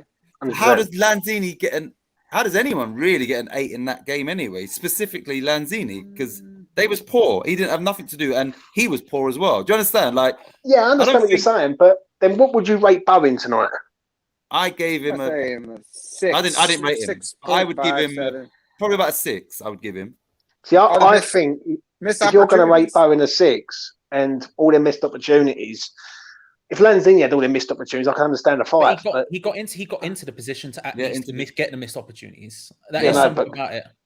How many chances does this man need in front of goal before he starts to score? Oh, I don't disagree. If you watch mine, if you watch mine on Hammers Fans United, there you go, Titch. Yeah. You'll know I was subscribe. Exactly. There we go. Then you'll know. Then I was like, bro, I thought he was. I was like, look, he made the opportunities for himself, but he couldn't hit a barn door with a banjo. So, like, realistically, I'm not exactly sitting here saying he was great, but you have to get into positions. You have to make your own. 5 is an average score. When you look at that. But if you're going down the middle of the road, you're saying to me that he was bang average tonight. Yeah, I think And look, we have to like I said, I don't see how anyone gets I don't know on my show. I think there might have been an odd 8 somewhere, like literally, and this is everybody in the comments, because of the opposition. We as a team wasn't great. So unless you score 2 goals, then you might get an 8. But yeah, I don't see how anyone gets. Was we 8. not great? Was we not great, or was individuals not great tonight? Because if Bowen starts scoring him goals, we win that game 5 or 6-0. Let's be honest here. Like, yeah, but was we bad? Not really. It was but look who we're playing. Your words. Look who we played. Yeah. So yeah, we man, but you can only beat really who's in front of you. Let's be honest. Like, it doesn't matter who's in front of you. Like, you can only beat who's in front of you. Like, it's not their fault that their players are shit. I don't necessarily disagree with you, but at the same time, you can play better against a team who are crap, and we weren't very good. I thought we were going to score a lot. I do think as well. There have been a few. Charlie's right. I think there have been a few occasions over the last sort of couple of months where chances have fallen to him, big chances, and he's squandered them. And there have been some that have been on a silver platter for him, and he's still butchered them. And some of them, arguably, I think he should have had 2 tonight. And I'm not being critical of him, but I think that's the kind of standard he has to set himself. If he wants to break into that England team, he needs to be scoring those types of goals on a regular basis. And they were put on a plate for him. I'm never going to knock the guy because I think he's been absolutely exceptional for us. But his job as an inside forward, he needs to be getting those goals and finishing off those chances, just like he did for Hull. He's proven that he can do it at the top level. The fact that he's in Europe doing it as well, I just wish that he could start adding a few of those goals to his game, because he's only going to get better, and that confidence is only going to keep coming through if he keeps doing that. But other than that, I have no problem with him. I think his work rate is absolutely top. There's never been any issues for me with his work ethic or his attitude towards the game. It's just there's a couple of big chances this season that have gone missing, which he arguably should have put away. Oh, Bong said he thought I was Algerian. I am part Algerian. James Bond. Right. Just to let you know. Just out of interest, Fever, what did you rate Bowen in your rating show? 6. I think it was a 6, mate. Yeah, I thought he was good, but let's be honest, the end product is like he's got everything else about him. Let's be honest. He runs hard, he works hard, his passing's good, he crosses good. He's got all the attributes for end product. So, and let's be honest, you could have all the chances in the sun. If you keep missing, it's going to come back and bite you on the arse eventually, isn't it? To be honest. Yeah, and the reason why I asked that is only because, like, I'm struggling to. You gave Lanzini an 8 and Bowen a 6. Like, for me, how many chances does Bowen need to score though? Tits, come on, let's be honest. He had individual, like the dribbling was brilliant, keeping the ball on, and he should have scored after. But I'm saying he had moments in the game that stood out. I can't remember one thing that Lanzini done tonight that was significant in any, not one thing. Now you know how I feel when I mention Pablo Fornals in the past. I was going to say, this is the exact argument. You're saying the same things about Lanzini you used to say about Fornals, but you're praising Lanzini but criticised Fornals. I'm not saying, I'm just saying there's a very similar argument here. That's all I'm saying. You know what I mean? Yeah. Well, there was at the end of the day, but you got to realise one's a first team starter at West Ham in Jared Bowen, and one is a reserve player in Emmanuel Lanzini. Let's be honest here. I wouldn't class him as I just think that he's obviously he's clearly part of the first team, and he just maybe he has just biding his time because the first team's doing it. But he's not a reserve player. He's a Argentinian international, and Bowen is not an international. He's not an Argentinian international. But realistically, used to be, not now. But realistically, Bowen has never been. Realistically, I don't think it matters that like one's a starter and one isn't. Do you know what I mean? If I was Peggy Mitchell, I might be pouring pints, but if I'm not, that doesn't mean I'm not. It ultimately, I think if you're on the pitch, you're having to do what's on the pitch. I don't think it matters whether you're. But you've also got to remember, though, Charlie, he is our backup striker. He's our backup striker, Bowen. I don't disagree with you. I criticised Bowen for not being able to hit the goddamn target. Do you know what I mean? Like sometimes, but I do think you have to put yourself in the right position to do that, and you have to like. If you reach for the stars, possibly the moon, then you can get there. But if you have to put yourself in that position to be there in the first place, you know what I mean? Realistically, that's what we're talking about here. We're not talking about like a guy who's. I'm not knocking Bowen. I'm not knocking Bowen. Don't get me wrong. I'm not knocking Bowen. But you got to understand how many chances does this man need to bury one? And it ain't the first time this has happened. I agree. And one of my most annoying traits with Bowen is that he like. Tunnel visions and shoots when he shouldn't a lot of the time. I think it's better to just like calm Yeah, we used to criticize him a lot. I remember that. Like when he Yeah. first came, he was just very greedy, and he would never make that extra pass when he needed to. But I think he's got into that Moyes way of there's occasions where he still does it, and he can be a little bit too greedy. But I like that. now Tish. he's looking for that extra Tish pass. is the man. You know how to do things, man. Sorry, I was gonna say Tish. He knows how to set shit up right. That's perfect. But so no, I think so you can see Tom's half naked ass. I guarantee you, Titch would score a goal. I know that if I set him up. Hell yeah. I would definitely score. I would score 100%. I'll be the left winger, you center striker, Titch. The thing is, when you look at Bowen, right? This is the way I look at Bowen, right? And tell me if you agree, Charlie, Titch, Tom, Lawrence, whoever. Yes, sir. At the end of the day, Bowen is a first choice player at West Ham. Let's be honest, you pick the best West Ham team, he's in it by a country mile at present. And he's if Antonio goes down, he is our backup striker because it ain't going to be Yarmolenko up front, it's going to be Bowen.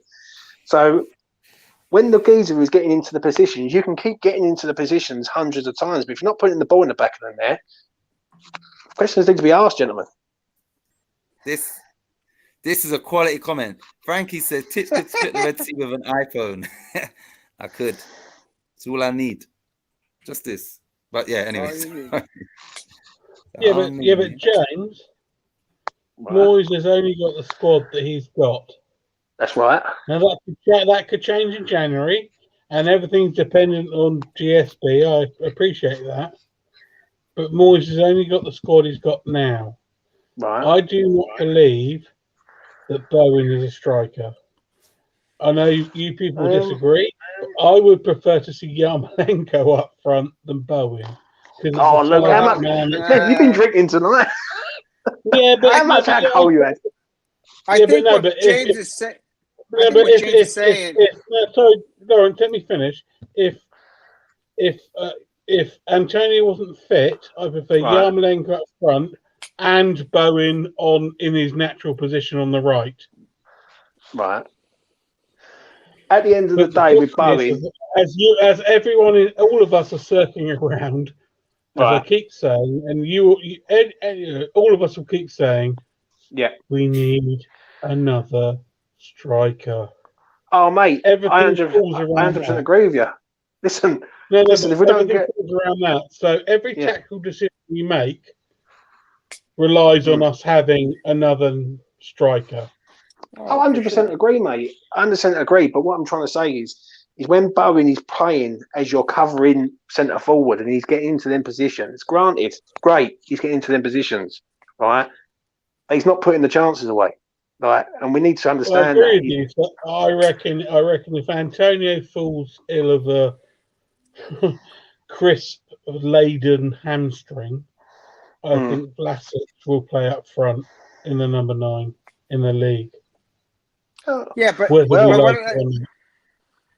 quick, and if I can say real quick, and I think what James is on the point is, in the last couple months, Europa or Premier League, Bowen's had shots and he's just not executed it. He's in the spot, he's been there, and he's not finishing.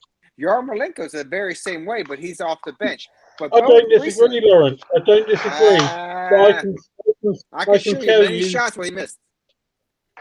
In terms of Lanzini, Benrahma, Fornells, Bowen, and Antonio, put those 5 in a row. I reckon that's a barn door with a banjo 11. Luke, we have an ability to score goals. What I'm telling you right now is tricky. When it gets in that vortex of between the goal and the 18-yard box and all that stuff, we seem to just fall apart. Absolute great comment from Shiny G there. We shit ourselves in front of the goal. Barn door, banjo, cow's ass, whatever you want to call it, that's West Ham at the moment. Well, I mean, he even put Benrahma up top tonight. He said to Yarmolenko, looked at him when he came on, and he went, "Who's going up? Like, who's the striker?" And I think he was a bit bemused that Benrahma said, "Oh, me," which was weird for me. To be honest with you, I'd rather... Don't mention Ben Rama, Tom. You know what happens? Everyone starts coming at fever, and I have to start proving them right again. You know what I mean? As I did before. But you bang on, mate. I would rather Bowen coming in off the right playing as an inside forward. I just don't think Yarmolenko is so obvious what he wants to do when he plays down the right. I think it stops him. Yes, he got it. Sorry, go on. No, go on. First of all, I love you. Second of all, what did you rate Yarmolenko today on E20 Zone TV? You're welcome, James. What did you? That's rate right, him mate. Even Ben's invited, even though he don't like this fanboy. What did you rate him on there? Yarmolenko specifically? I gave him a 7. Yeah. James gave him an 8. I gave him a 7. I gave him an 8. Yeah. Carry on. Do you know what I mean? Charlie, is that good enough for you? I haven't decided yet. I'll let you know in the future. I'm just going to sit and ponder it a bit, and then I'll let you know. As Yarmolenko performances go, let him comb his beard. It was a good. It was a good Yarmolenko performance. The fact that he got a goal, yes, but I don't like him in off the right. I just don't think he creates enough problems. He doesn't have the speed. People know that he wants to cut in his left foot.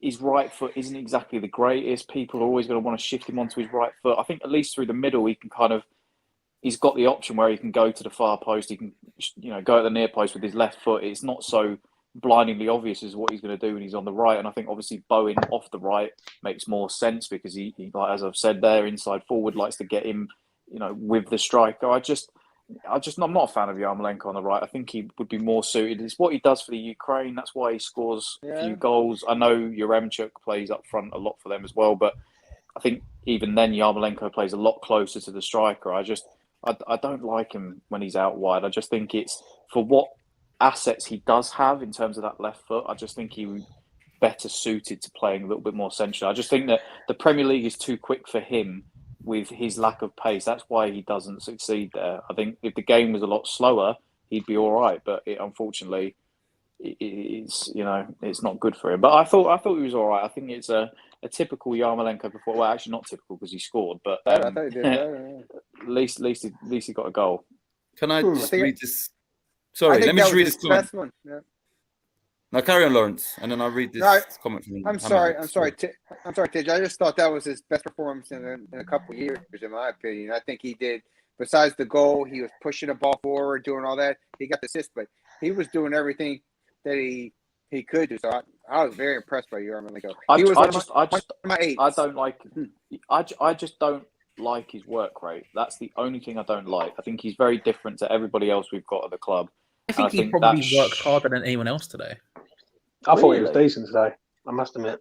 I'm not criticising him. I thought he had a good game. How dare you? No, how dare you, sir? How dare you, sir? No, I just think that I think it was night and day from when Sonny Perkins came on and he was pressing from the front. And I know it was only 13 minutes, but sometimes I don't see that from Yarmolenko. And he looked knackered. There was a point in the first half where he came over to the near touchline and the camera panned to him and he was on his hands and knees blowing out of his backside. So I thought he had a good game, and I don't think he set the world alight in terms of Yarmolenko performances. It was very good for his standard, but I don't see how he fits into Moyes' style of play. I just don't see it whatsoever, and that's why I don't think when it comes to June that they'll renew his contract. I agree with that bit. All I'd say in Yarmers is I'm the laziest man in the world. If you guys think you are lazy, I am. I'm a different level. And all I would say is, I don't know, mate. I'm in bed with my shirt off. I think I'd give you a run for your money. I'm not even in bed. I'm on here. I'm on here 10 pints in, Luke. What are you on about? But for 125 grand a week, I'll turn up against Rapid Vienna and maybe feign an injury against Man City. You got to realise something, right? Vienna were poor, and that's the reason why Yarmolenko looked so good. Let's be honest. And they were that crap. They were crap, so he looked good, didn't he? I mean, he is what he is. He's not phenomenal. I disagree. I think it's easy to say that. Are you trolling me tonight, Charlie, or what, bruv? No, if I was trolling you, I would have brought up the fact that you were saying stuff that you said about Vlasic and praising people. But I think in reality, I think it's easy. I think it's bring it up, mate. I can back up what I was saying, brother. I think Charlie's cut them. Keep telling yourself that. Keep telling yourself that. I think in reality, I genuinely think. I think it's easy to say, oh, it was because the opposition that were in front of him or whatever else and this, that, and the other. I think you look at it and you say the only reason he doesn't fit in the Premier League, and I think he would, is just, well, apart from the fact that he's injured all the time, so he can't bloody play half the games, is that he just doesn't suit the system. In the same way Haller doesn't suit the system. Haller could come back and play in the Premier League with a team that suits him, and it would work for him. Charlie, are you telling me? I agree with you. He's too slow for David Moyes' West Ham. He wasn't too slow for Pellegrini's West Ham. He wouldn't be too slow for another team. Charlie, he's the backup striker, mate. What Tom said, for example, about the idea of him being too obvious is true. But by the same token, Robben was too obvious. No one could stop him. Now, obviously, Robben's a world-class talent and Yarmolenko isn't a world-class talent. I will concede that. Robben did have. I'm glad you do, Charlie. I thought you'd been drinking tonight. But at the same time, I think you've done enough for that for all of us, bro. I'm not going to lie about that. What was the number you said? What was the number? I've got more numbers than a calculator, bro. We're in a bet. So it don't matter. Do you know what I mean? I think they have 10 numbers on there, so 11. That's all right. Oh, Charlie, times his ads, Charlie. It divides, so. Charlie, let's be honest. If they put a Cornish pasty on the byline, you and I would both be faster than fucking Yarmolenko. What are you talking about? You put a Cornish pasty on the sideline. I'm faster than all of you and Yarmolenko put together, bro. You don't know. You can't say about Yarmolenko, Charlie, because he's the backup striker to Antonio. I like that Let's shirt. Be honest. Let's be honest. He is the backup striker to Yarmolenko. Antonio. I reckon Vic Watson's the backup striker for Yarmolenko at the moment. See, the thing is, you're a few years behind then, if that's the case. People can say about Vlasic, but you've also got to realise that. You've got to realise something. Tonight, he's played against a poor team and he's played pretty well. And that's it. Yeah. Let me see the back, Lawrence. Hey, real quick, I just brought this. Oh, Lawrence! So sorry, I just brought this so Tom I have a shirt to wear. Oh, thank you so much. Can I just read this comment, you lot? Hammerhead says, thanks, Roy. I thought I'd show appreciation. These guys are the nuts. Don't know where I'd be without them. Keeping me home, out of trouble, watching their show. So I think, maybe we all don't. We just come on here and chat, but there's obviously people that enjoy, and like he's saying, it's keeping him out of whatever trouble that may be. So, yeah, that's good to hear. You understand that you are... Can I say something on that? Yeah. We're all dickheads, but we're very, very privileged dickheads. Oh, so anyone who is how dare you? Anyone who's having any mental health or problems in the fact that they can't reach out, if this is what they can do, then brilliant. Because I am only speaking to you guys because about 18 months ago I started joining Rusty B's stream at lunchtime, and in lockdown that really helped me. So Hammerhead, if you're struggling, mate, if we can do anything for you, drop us all a line, because we're West Ham, and quite frankly, the fact that we lose or win or draw, your mental health is more important to that. So sorry about that, Titch. You correct. No, it's fine. Like I said, I left a comment there only because I wanted to, address it, because like I said, we don't know what anybody's going through, and that's why I always say YouTube's entertaining. That's why I always say I like to get everybody involved. I mean, look at Charlie. He's got some kind of pink thing in his mouth. That's not a penis. It's a comb. Yeah, Hammerhead, if you're struggling, reach out to any one of us, and I'm sure we'll shoot the breeze and make everything for sure a bit better. I guess.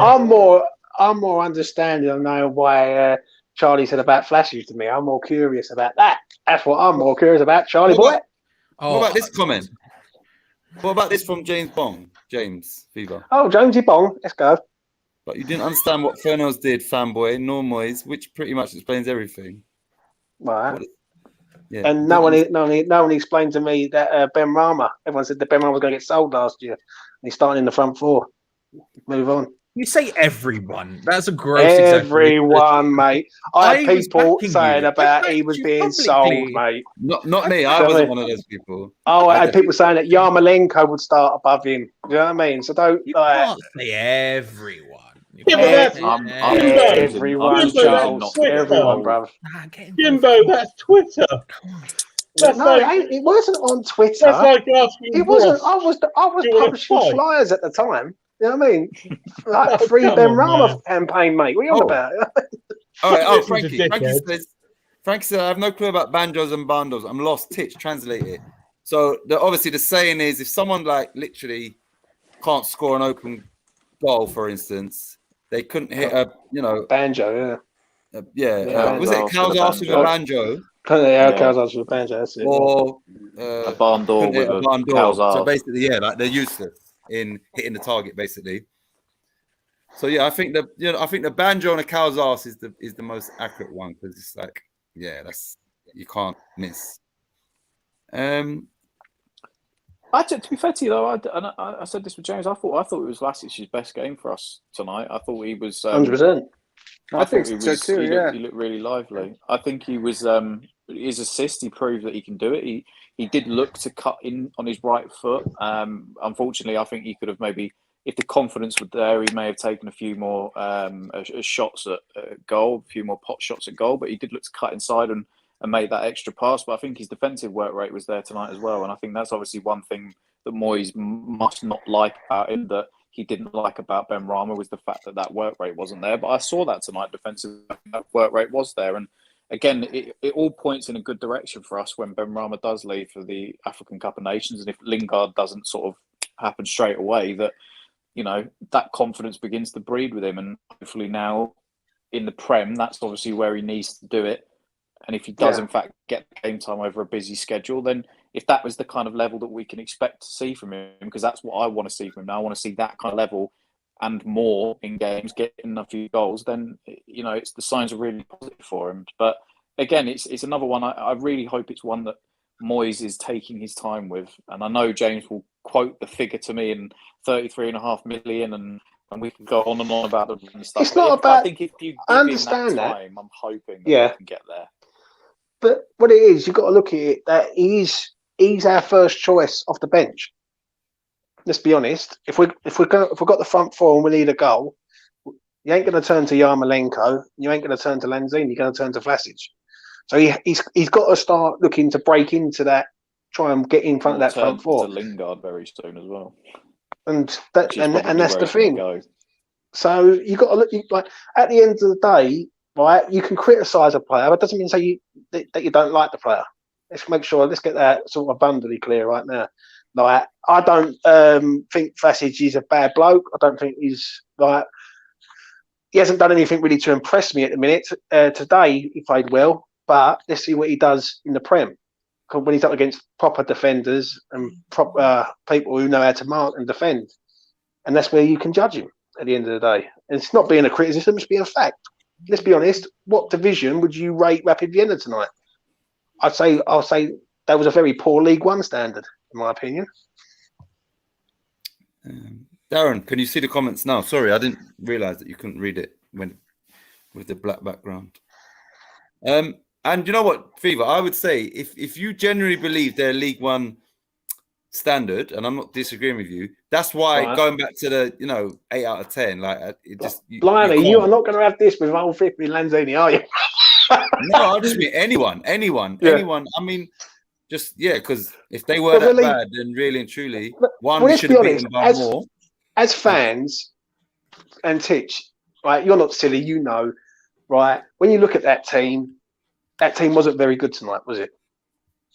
In your opinion? To be fair, they didn't play their two best players as well. Apparently, it was a strange decision by all accounts. They didn't play that Cara up front tonight, and there was the blonde geezer that they brought in the second half as well. So they clearly didn't start with their best team. I didn't think they were League One standard. I thought probably championship type standard. Yeah, but I don't think they had their strongest 11 out from the start anyway. But they didn't. They really didn't cause us too many problems. I actually expected more from them, if I'm being honest. I thought it was the perfect game for them to try and attack Masuaku down that left-hand side, trying to expose him for his defending. They just didn't do that, and I think we controlled the game really well. But I think maybe championship standard rather than League One. I think League One is. Well, I don't know, Tom, because you've got some good teams in League One. Sunderland's a good team. Portsmouth's a good team. They're good sides. I understand what you're saying. Okay, if you're going to go championship, you're going to go lower championship. You're not going to go higher, because I just thought they were poor. Like West Ham, let's be honest. What did AEuropean really have to do tonight? As in saving blockbuster saves? Not many. I don't think he even meant to make a save tonight. I think this is where we respect the integrity of the English League lads. Because if we'd have drawn these guys in the FA Cup away in the third round, and you say it was what, lower, sort of I don't know, a Wigan or whoever, they'd have given us a bloody good game. Whereas these guys just sat back, and then by half time the game was over. Yeah, and also, to be honest as well, if the centre back is tricked by Yarmolenko to give away a penalty,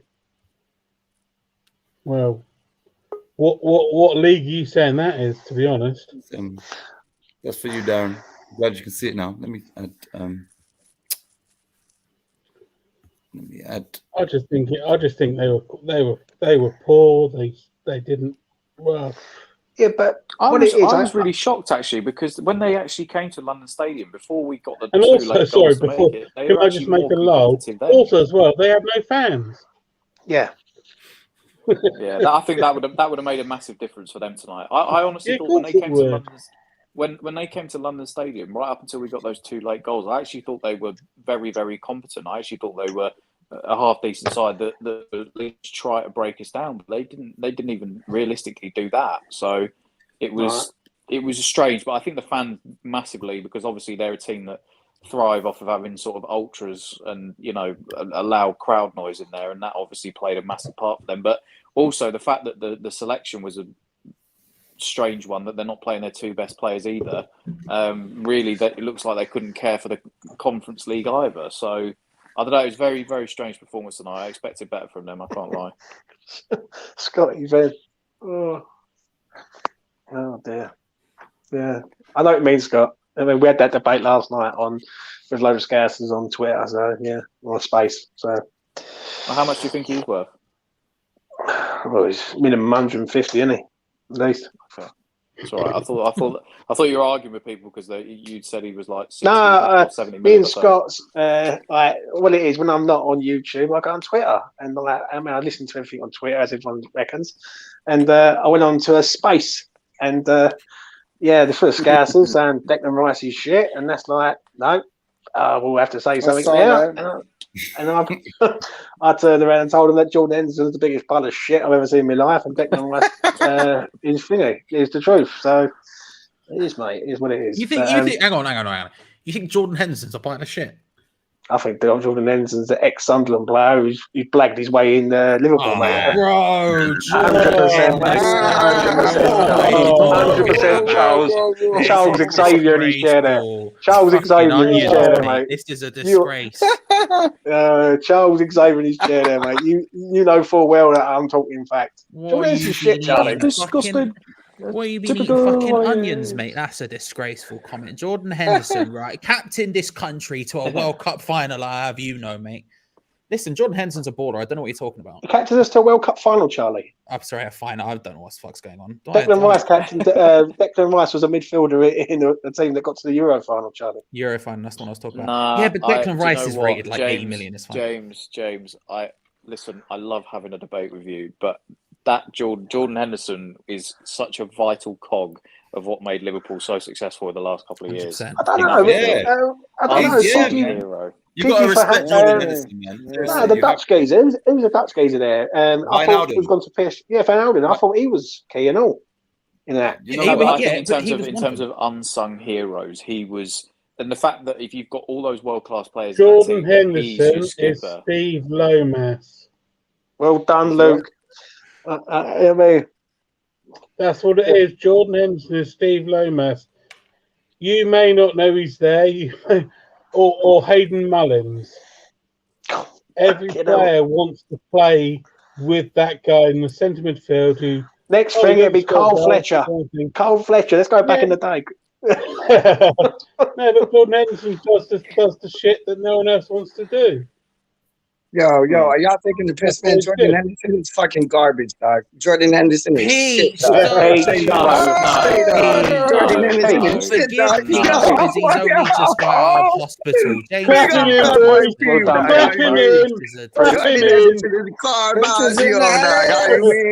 do you mean? Fucking Jordan Henderson's good. You have a laugh, ain't you? Fucking hell. Go on, Fee. It ain't good. Give the man his respect. He deserves his respect. Jordan Henderson, right? What has he done? He hasn't done shit, dog. He won a Champions League and a Premier League. Come on, he's like a mini Gerard. He ain't even a mini Gerard. He's like a mini Gerard, dog. He doesn't have to be in that team. He doesn't have to be. Name me 3 things Jordan Henderson has done. Nothing, and nothing.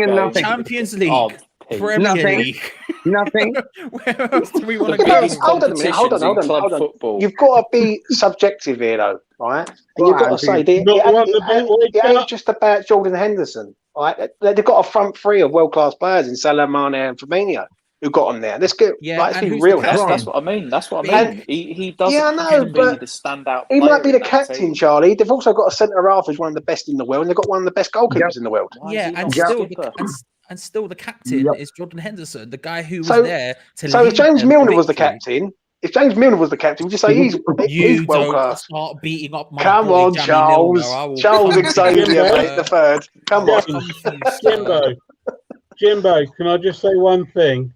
England would have not have won the World Cup in 1966 without Nobby Stiles. You need that. You need the balance, mate. You need the balance. You know, mate, if I want to balance, I'll check your bank account. Yeah, but Jimbo, I bet it's in the red. It's in the fucking bright red. What are you about? No. It's in the red light district of red. That's how red it is. But listen, at the end of the day, you've got to look at it, and you've got to be real. That Jordan Henderson is no Steven Gerrard. And he's no. Couldn't even lace his boots, dog. Could not even lace his boots. I don't disagree that he's no Steven Gerrard, but that's like going. I've got him up there. Do you know what I mean? It's different levels. It's different levels to this game. You don't have to be Gerrard. That's like saying Ben Rama's not Payet. Yeah, of course he's not. He's not that good. It's okay. Like we can play these levels all the day. Do you know what I mean? Listen, Tibbs might be a gangster cat, but it doesn't mean who would you rather have, Charlie? Who would you rather have? Would you and be realistic and you say this? Would you rather have Jordan Henderson or Declan Rice? Declan Rice all day long. No, because I know full well you're going to go with Jordan Henderson because you're not. You think Declan Rice is a little bit overrated. Quite overpriced. No way. No, he's not. He's overrated and overpriced. No, he's not. He's not overpriced. Who's better in Declan Rice's? Who's better in Declan Rice's position right now in the Premier League? Nobody. Straight up. Listen, and Homeboy can spit too bad. None of you triple threat. None of you lived in an age where Charlie had people on these streams people, please.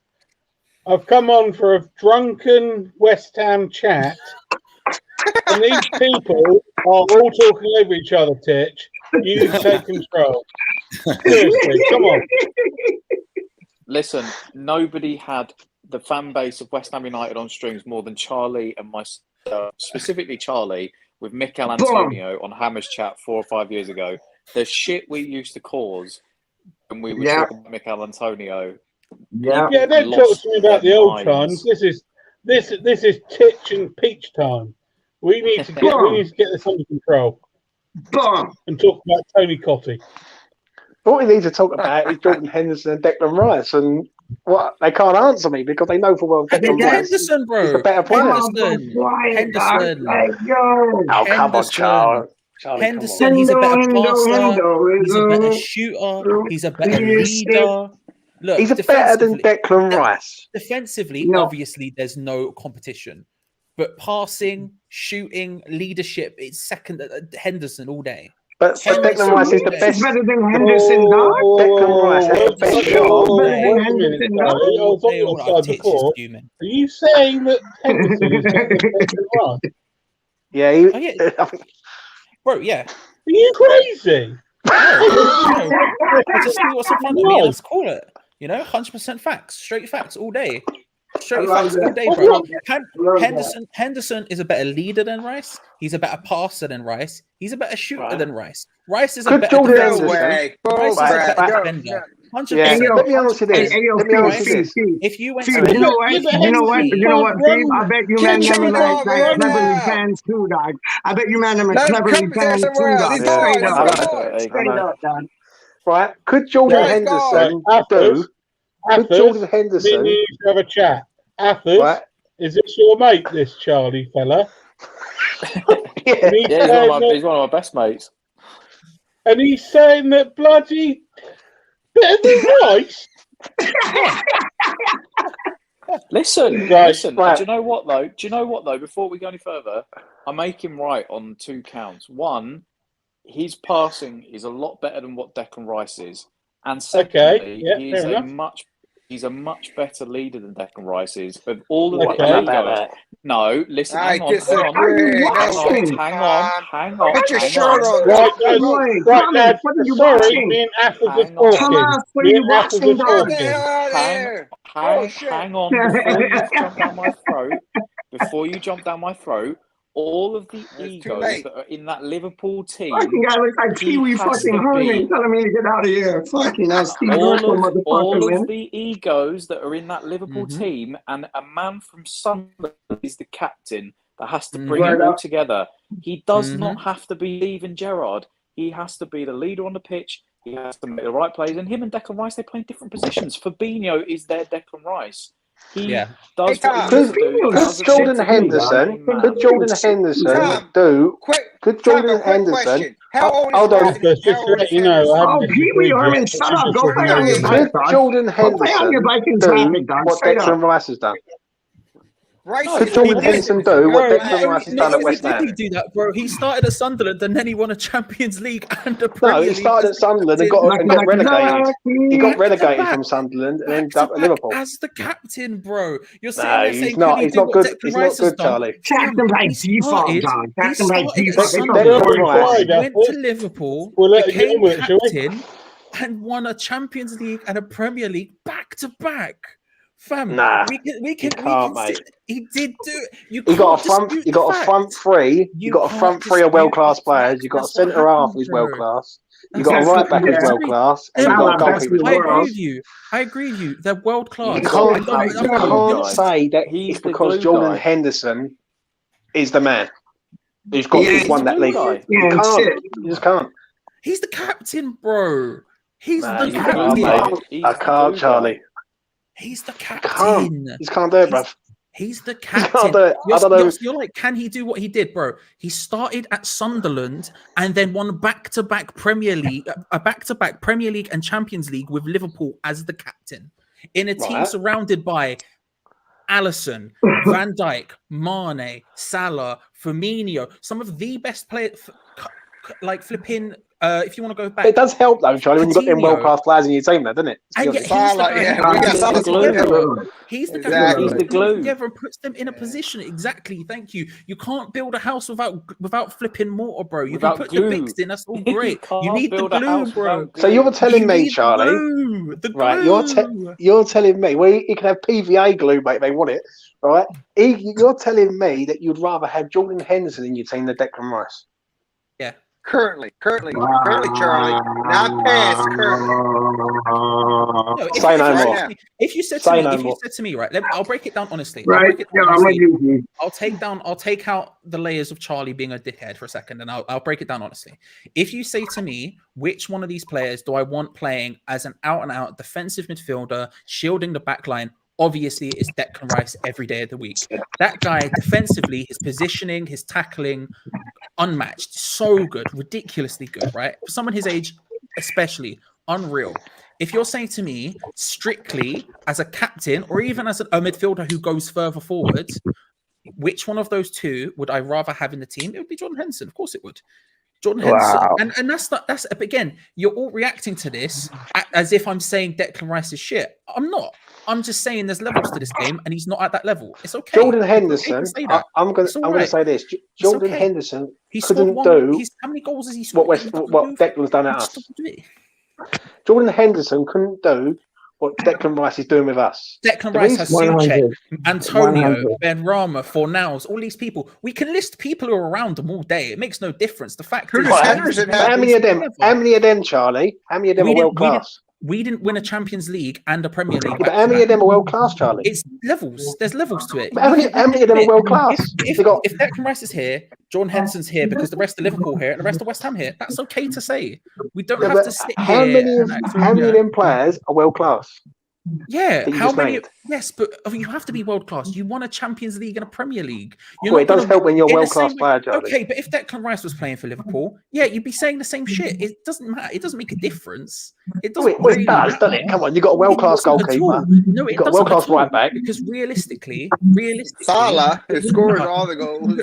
It's not like we've won a Champions League or a Premier League. If we were sitting here and we'd won a Champions League or a Premier League, of course, that's a different story. What we're talking about is if the players are on levels, and that's okay. It's okay to say that Declan Rice isn't quite on Jordan Henderson's level when it comes to that stuff. He might become that good. That's okay to say. It doesn't mean we have to sit here and act like he's not, because Jordan Henderson is one of the best captains in the Premier League right now. And he has been for the last 3 or 4 years. And we can sit here and go, yes, the players around him were well. Danny Drinkwater was a captain at Leicester, but let me say the good player. And he wasn't one of the best captains in the Premier League, because again, Danny Drinkwater is not as good as Jordan Henderson. Can I just quickly hang on before you all jump in? When I spoke to a few Liverpool fans when we played the game we had, obviously being up north, I have a few fans that are friends that are Liverpool fans, etc. It's a horrible thing, I know. God forbid, I ever have a child and it supports a northern team. But it's if, for instance, they would say to me that without Jordan Henderson, they wouldn't win anything. They respect him so much for what he does, for what he does for that Liverpool team. Without him, they think that they wouldn't have the success that they'd have. Do I think, though, as Charlie said, that Declan Rice is a future captain, will become that leader that Jordan Henderson is, and will surpass him in all aspects of his game? Absolutely. But you cannot deny that Jordan Henderson has very much... Jurgen Klopp must rate him highly to keep him as captain and play him week in, week out, and consistently have him in that team. He must be doing something right. And clearly he has, because he won a Premier League and a Champions League, both as captain. I'm not by any means... I obviously think that Declan Rice is the better player, but in terms of a leader on the pitch, Declan Rice, yes, he is that. But I still think that Henderson is levels above that. I think he's one of the best captains that they've obviously had since Gerrard, and probably one of the best captains that they themselves would admit they have ever had at Liverpool. I genuinely think he's so underrated for what he does, and I know he gets nowhere near the England team because, speaking, he's not a better player than Calvin Phillips or Declan Rice, but he brings intangibles to that team, and he is the glue guy that keeps and knits everything together. And you cannot have success without people like that in your team. Okay, Tom. Let me ask you one thing. How old is stupid boy Henderson? About 31. What, 31? 31, yeah. How old is like nothing but class? Declan Rice baby. 22, Pete. Can I just say, Pete, before you carry on, can I just say, no, but these see, are this is leading why questions, sir. like, You're loading it up with these little suffixes and prefixes. No, sir. I'm not. I did English I language. I gotta, know how to do excuse me. comprehension. I do have a life. I do have a life, and developing gals text me, dog. So I have to retext it sometime, dog. Straight up. But like, yo, no, I'm just saying, like, honestly, like, I just asked Tommy Boy. So you're looking at a 28, 29-year-old compared to a 21-year-old. How are you going to compare them? Honestly. Yeah. Because one of them's got a Premier League and a Champions League winning medal. How? That's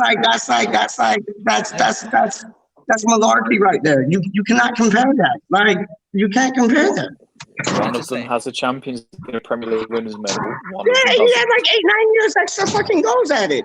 Declan Rice was still in his mama's stomach, let alone his dad's bollocks. Like, come on. Peach, is this stress good for you? I don't think it is right now. You don't need this stress. I love Peach because he talks sense. I love it. Fun.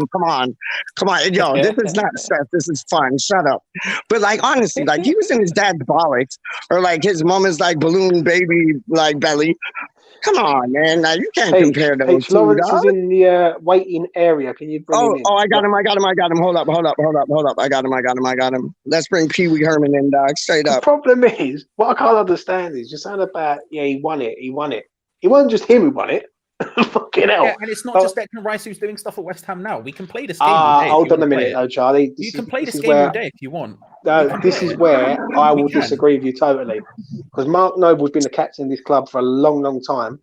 Since Declan Rice, in 2 years, Declan Rice has been captain of this club. We've finished 6th and we're currently 4th in the league. That's not a fluke, Charlie.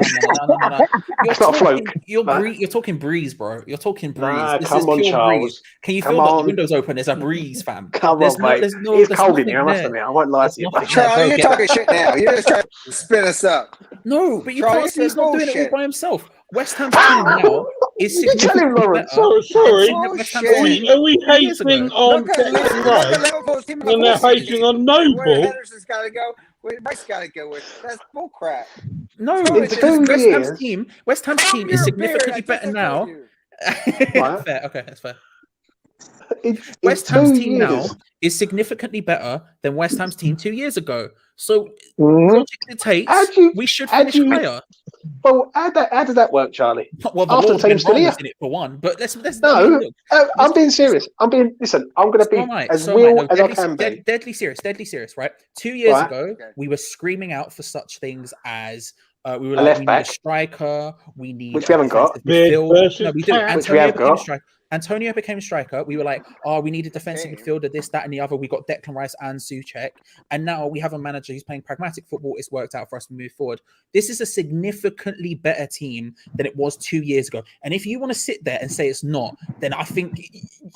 come on, Charlie. Come on. Antonio was still in this team. Right? That's nonsense. Antonio was still in this team. Lanzini was still in this team. Who else was in this team? Declan was in this team. Mark Noble was in this team. Obama was in this team. Fabianski was in this team. Cresswell was in this team. Fucking Yarmolenko was in this team. The team hasn't really changed, Charlie. There's only been a handful of players who've changed the team. Yeah, but you named a handful of players. Fornals is in the team. You're missing the point by saying this. It's a handful of players, Charlie. Declan Rice being put into that position, all of a sudden West Ham are good. Declan Rice has made Craig Dawson look like Maldini, brother. I swear. Ryan Henderson won't do that. James. Come on now. David Moyes as well is a big reason for that. James. Declan Rice. I agree, James, I'll be honest with you. You're a friend, but you're chatting the biggest load of bollocks I've ever heard in my life. That is a madness. It's okay, Charlie. I respect you greatly, even if you look like Jesus. It's okay. That is a madness. Oh, Mark Anthony. On the 25th, Charlie. I'll be like, I know where I'm going. Come on, Charlie. You got to be real, though. Right? 2 years ago, we were shit. Real. Yes, but the team's got better. I don't know what you want from me. Like, you can't use one argument for one and not for the other. It's just Control-C, Control-V, bro. It's the same thing. You know? We can't sit here. I've right-clicked the NFT, bro. That's the same thing. Lads, I think Lawrence has got an input on this. No, what I was trying to say is that I think Declan Rice at his age being the captain compared to Henderson it's impressive. How old is Henderson? 31. Like 28, 29. Okay. How long has he done? And it's ludicrous to think that you can compare the squad of Liverpool, who's been in the Championship League for so long, to a team that is moving up now. So it's crazy. So that's what kind of gets me kind of pissed off because West Ham and Rice is straight up. But nobody's mentioning David. Nobody's mentioning David Moyes' impact. It's not just the Declan Rice thing. Yes, he's come on leaps and bounds, but nobody's mentioned what David Moyes has done with these players. Exactly, and that's the point I'm making. We can't sit there and criticize Henderson because he has players and staff around him and all this other stuff, and then go, but Declan Rice did it all by himself. No, of course he didn't. This is a team effort. We wouldn't be in the Europa League without half the team. Declan Rice hasn't played every one of the Europa League games, yet we're still Charlie. That doesn't Let me say one thing. Of course. Is Henderson the best player on Liverpool? No way. No, he doesn't have to be. Okay. He doesn't have to be. But is Rice, I totally agree. But is Rice one of the best players for West Ham? One of them. Yes, he is, Lawrence. I think yes, he is, sir. And how old is he? So what I'm saying is, I see potential in Rice, and for what he's doing for a young lad, it's pretty impressive when they're passing the torch from Noble to Rice as being the captain. So, and all these people that want Rice and all that shows you something. So, all respect. Yeah. But right now, today, not the past, and I appreciate you giving us historical history of Liverpool. You must be a fan. But they're pretty good. What I care, I do like them. They're pretty good. They are very good. But I'm saying Rice right now, I would take him. Period. If Declan Rice was in Liverpool's team, Jordan Henderson would be the captain. Simple as. There's no arguments. Okay. Now I was on your side, Charlie. I've left your side. Now you're just literally blowing us away at the water there, Charles. Come on. If Declan Rice was in Liverpool's starting 11, Jordan Henderson would be the captain. Actually, Jordan Henderson can't even get the England team because of Declan Rice. Let's all remember that. Am I wrong? Let's all remember that, gents. Now I'm thinking. No, Charlie, you're not wrong. You're not wrong, mate. He would be in that scenario. And again, because I agree with what Lawrence is saying to a big extent, and I don't want to bring in potential because if we want to talk about potential, we can talk about anything all day, right? But I agree with you. I believe that Declan Rice's ceiling as a footballer is definitely higher than Jordan Henderson as a player now, 100%. If we were to give him ratings like in FIFA, for example, if we were to break it down like that, and we say Jordan Henderson is an 82 or whatever, Declan Rice could get above that, 100%. Whatever the numbers be, it doesn't really. Bruv. Rice is the 82. Bro, you would know. I don't know. I didn't buy FIFA 22. I'm not a mug. But look, let me put it to you. Let me put it to you. But what I'm saying is, the question is, who's better right now? Rice. Rice, 100%. Rice, 100%. Name me a better English central midfielder, Charlie. Jordan Henderson. Right now. Phillips. Yo, Phillips got more game than Jordan Henderson, dog. Phillips got more game than Jordan Henderson. Alvin Phillips. You put Phillips in the Liverpool squad. You be a better player than Hendo, dog. Straight up. I ain't even playing. Could Henderson can we move off of Jordan Henderson and start talking about West Ham again? If we switch, Charlie started. Tony Coffey. Turn into the fucking Liverpoolian Dudleyan. If we had Bobby Zamora, come on. Win the lot. That's amore. All of them. All of the trophies, bro. Every trophy. Straight up. And we'd win everything. Love it. Fuck Declan Rice. We need Jimbo. The campaign starts here. Fuck Declan Rice. That's a future captain of England, homeboy. The campaign Jimbo, I assume that apart from Pete. Trust me, Pete. I'm on the same page. Hi, dog. Trust me, man. Jimbo, how old now? How old are you, mate? What year were you born, mate? 86. 86? Yeah. Okay, fair enough. I've had an hard life, brother. It was a shit paper round up many flights of stairs. What was it, in Ukraine? Yeah, about right. You ever been to Dagenham? I am the oldest like... West Ham.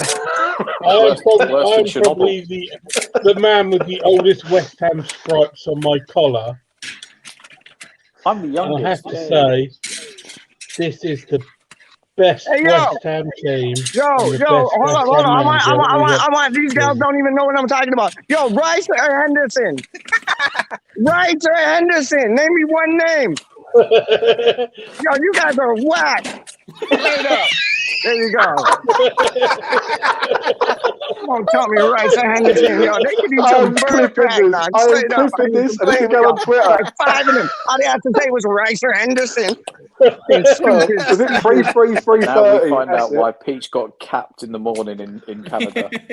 Oh, mate. Yeah. All they have to say was Rice or Henderson. That's it. I'm going to go down in the streets of Oakland and figure this shit out, man. Straight up. It's starting to piss me off now. No, I'm just playing. The Jordan Henderson is just now. like... Jordan Henderson.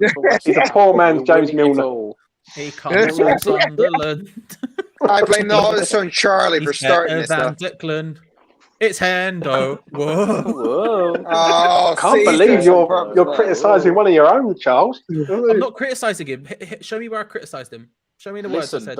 You've said that Jordan Henderson is better than Declan Rice. Not a criticism. Nobody start on James Milner. You said he's only worth 80 million. Anyone starts on James Milner, I swear to God, I will come for you, bro. He's a beautiful man. Shit, mate, why you plays left back sometimes? He's lovely. How dare you? He was good at Leeds. That's about it. Thank you, Charlie. Please don't come for me. I used to play cricket. Seriously, don't come for me. Seriously, I don't need that. Milner plays cricket. Nobody cares, but there you go.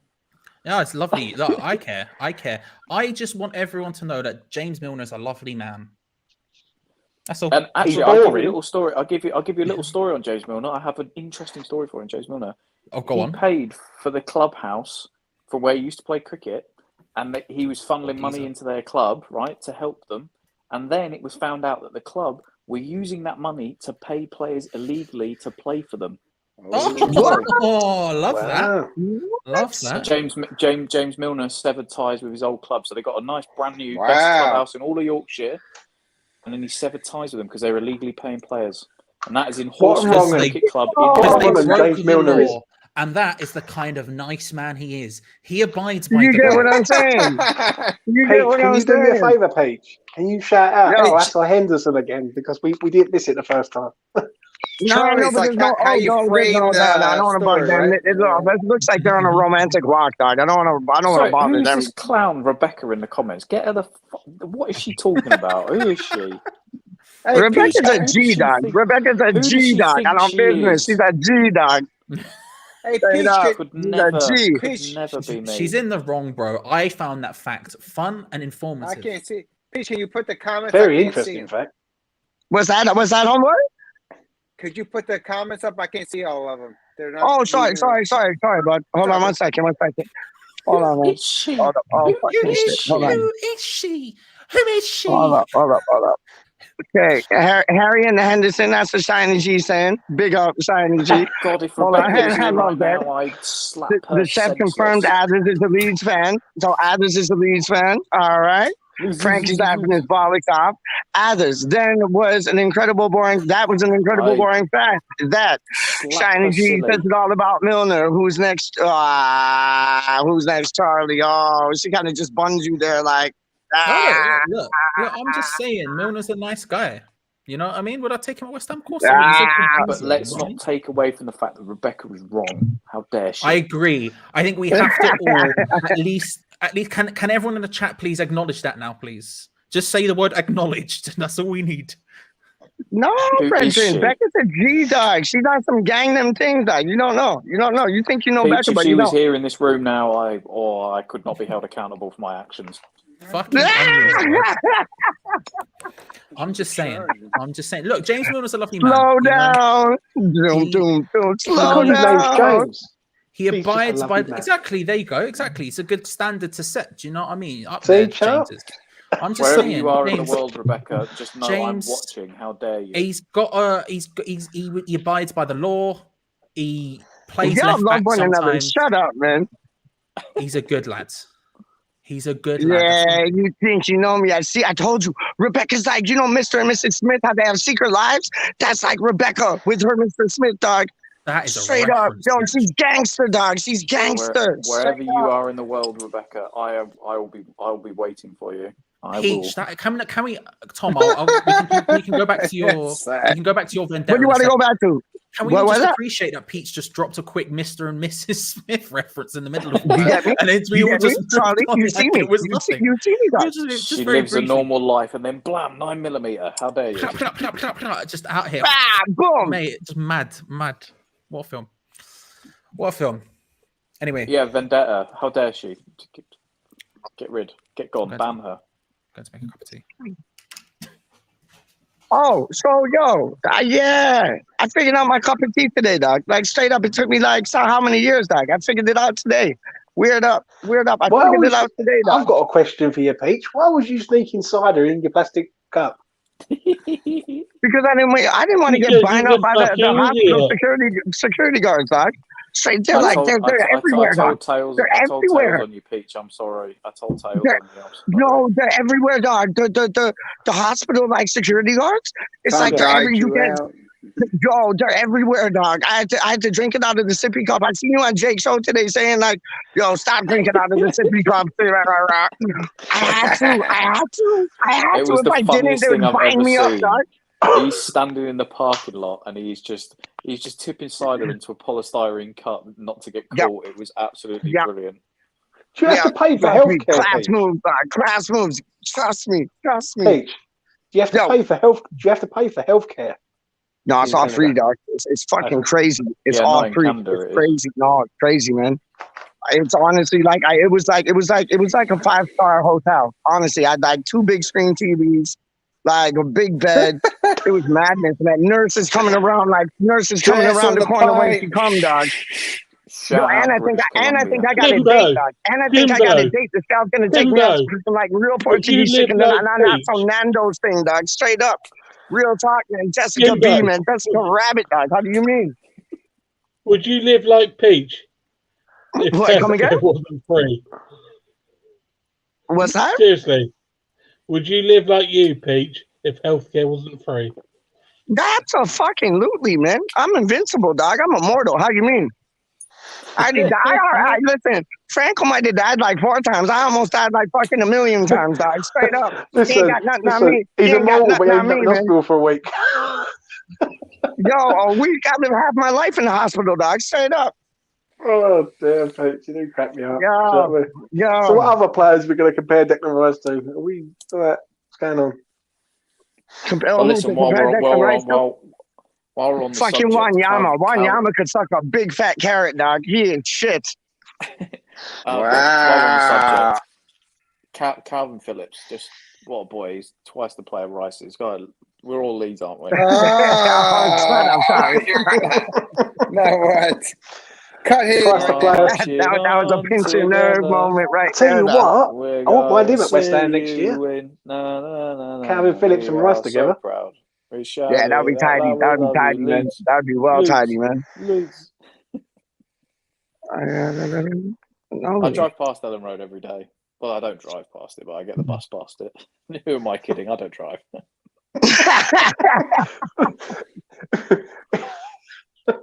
Let's get the bus to, Charlie. Tom. Into Leeds. I live on the outskirts of Leeds in a nice town called Morley in Leeds. Morley. And, that sounds posh.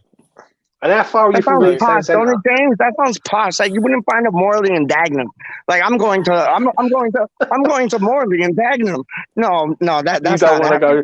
You don't want to go to Barking on a cold Tuesday night. Let's put it like that. You get what I'm saying. It's a nice 20-minute bus ride into the centre of Leeds, and you go through a place called Holbeck, which is the scummiest, shittiest place. Which is at Dagenham, actually. That's where the red light district of the free red light district is. And then you go past Ellen Road. Have you been there before? Yes, in fact, I actually have. Go on, Tommy. Own that shit, homeboy. Well, hang on. No, but not for the reasons that you think. I don't believe you. I don't believe you, man. No, me and my mate, when we were at uni, we heard about There this it free goes. red light There it goes. district. I thought he was gonna say me and my girlfriend, but it was like him and his mate. They done did it, James. They done did it. And this is the same guys doing this with no shirt on. Yes, happened, Tom? yes, Lawrence. Yes. We basically we saw that it was this free red light district, so we went in there just to have a look. We'd never sort of seen one over in this country. Only in Amsterdam have I seen I'm it. sure. And the state of we got chased out by a pimp in a Beamer, and honestly, some of the birds, my God, they were. How rough was they? Oh, they was rough as houses. They were the roughest things I've seen in a long time. They were proper like grandparents hustling street corners for just. How much was they worth, Tom? Like 22. Not all the money I've got in my bank account, and that's not a lot. How much do they want to charge you, Tom? I don't know. I was chased out. That's all I know. I was chased out, and that's all I know, sir. I don't have to answer any more questions, officer. I'm pleading the fifth. I'm pleading the fifth. Can I put my shirt back on, officer? What was the reason you got chased out? Oh, because we were driving around in circles, just Good looking question. and laughing at them. Oh, right. But basically, is that what you told them? We weren't allowed to. We weren't allowed to stare at the animals. We weren't allowed to stare at the animals too. So how far are you from Leeds then? How many miles? You couple of miles? Well. Yeah, it's probably about 3 or 4 miles outside of Leeds. You know, I don't know if Lawrence and Peach have heard of Morecambe and Wise, that were over the comedians in this country. Yeah, this is where Ernie Wise grew up, in this town, Morley. So his statue is right outside of outside of the building that I live in. He's got a nice big old statue in there. Yeah, it's very nice, very nice, very nice. My flatmate's all right company as well, so you know it's not too bad. Peach, would you like to know who my flatmate is? I know who your flatmate is, dog. Trust me. I'm Nostradamus in disguise, dog. Hey, yo, what's up? What's up? Yo, I just gotta ask y'all one thing. You just have to say one name, right? Rice or Henderson? Henderson. Henderson. All right. Shut up. Yo, figure yourself out, yeah? Okay, so one. I didn't even started, dog. One for Henderson. I'll make Rice win this thing, dog. Straight up. Hey, yo. Rice or Henderson? Two for Henderson. Oh, for fuck's sake! I know. No, they're probably thinking it's an American footballer. Never trust the Canadians. Can I just say? Have any of you realised why Charlie rates Jordan Henderson so much? It's because his name begins with Jordan, and that's who he loved for all those years with Recall Big George. Big Henderson. It's the name Jordan. It just does it for him. I didn't even say Jordan, though. I just said Henderson. I didn't even say Jordan. I just said Henderson, and they were like, Henderson. Say Jordan or Rice. Yeah. Sorry, can I just ask? Can I just ask, who the hell told you who my flatmate was? Who told you? Your flatmate. Your flatmate. Your flatmate told me who your flatmate was, dog. Your flatmate told me who your flatmate was, dog. Straight up. She's and you know what? It was like it was done did without your flatmate even telling me who your flatmate was. Just Peach and Pete just put two dots together, dog. It was really simple. It was like coloring book things, dog. It was coloring book things, dog. Straight up. All right, I'll let you off the hook. Yo, I want to find some Rice supporters, man. This is disgusting. What's going on? Well, you've got them. They're just in here. Everywhere else, they only know Henderson because he's a Liverpool player. Wow. What happened to Luke? Did he just slip off into an alcoholic coma? No, is he?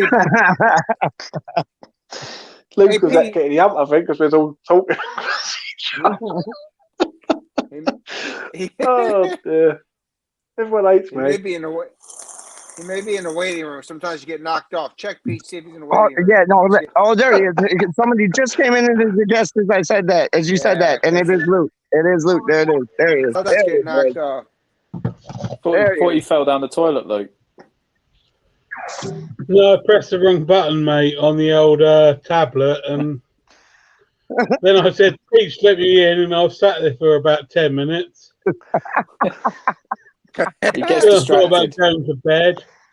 Then I thought about having a wank, and now here I am. Listen, can I just say,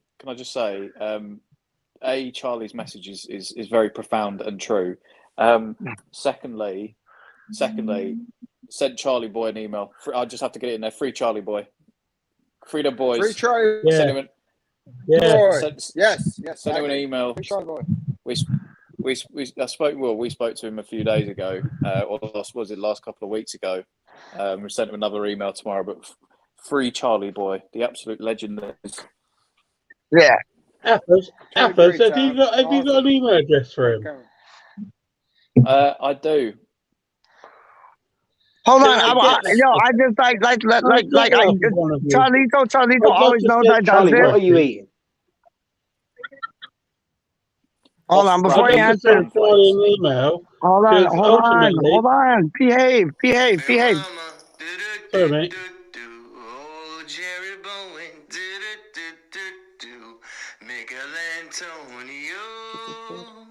Declan Rice and Pablito. 1, 2, 3. That's it. I finished the tune. That's what I've been trying to hit you up to tell you that. Bro, I've been trying to tell you that. Listen, I get you the message one way or another, my brother. Don't even worry about it. Oh, I seen we beat Man City and then pretty Carabao Cup. Listen, we winning shit this year. That's just all what it is. Don't listen to none of the haters. We winning. Ben Rama, oh Jerry Bowen, Nickel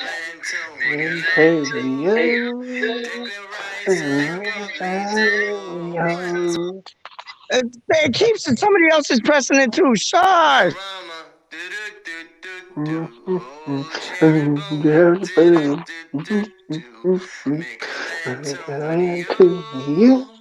Declan Rice and Pablito.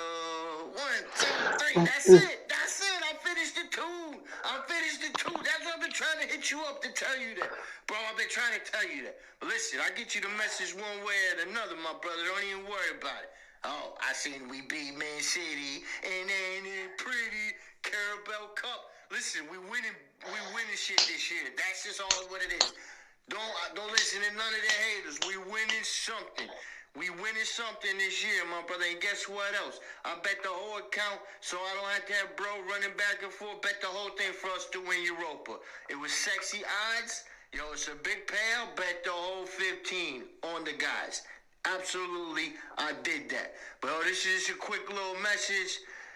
Yo, I just wanted to spread my love. I forgot people the last time. I didn't know you was going to play it on the channel, bro. Say you played it on I was cursing all over the place. Yo, my bad. You know how I do. I'm sorry. I was excited. We beat the Spuds. What do you want? Hey, but listen, I want to, I think I left out Uncle Lee. I want to shout out, always Kieran.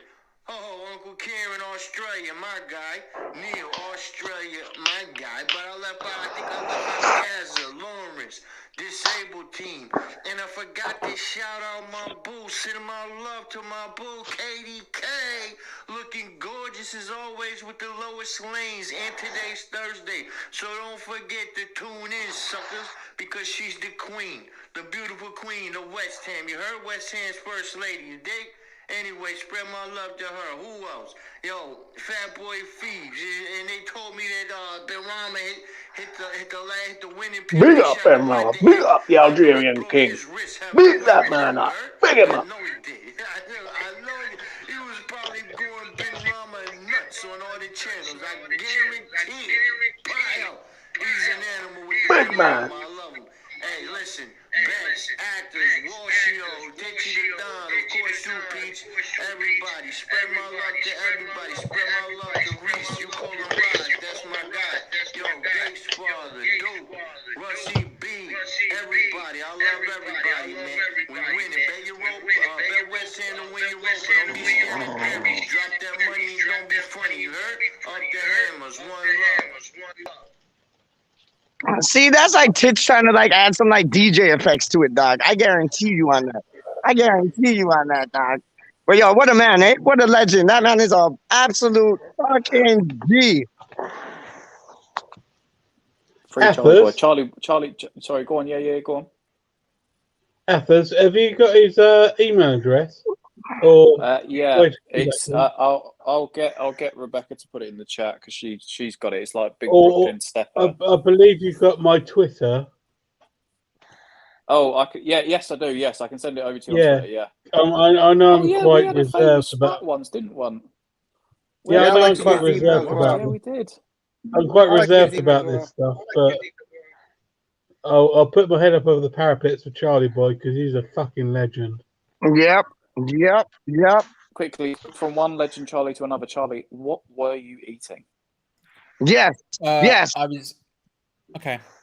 You ready for this? Brand? On brand off. Go on. Charlie, mate. Charlie Boy's a legend because he wears a hat. What have you got? Uh-oh. A beard. Uh-oh.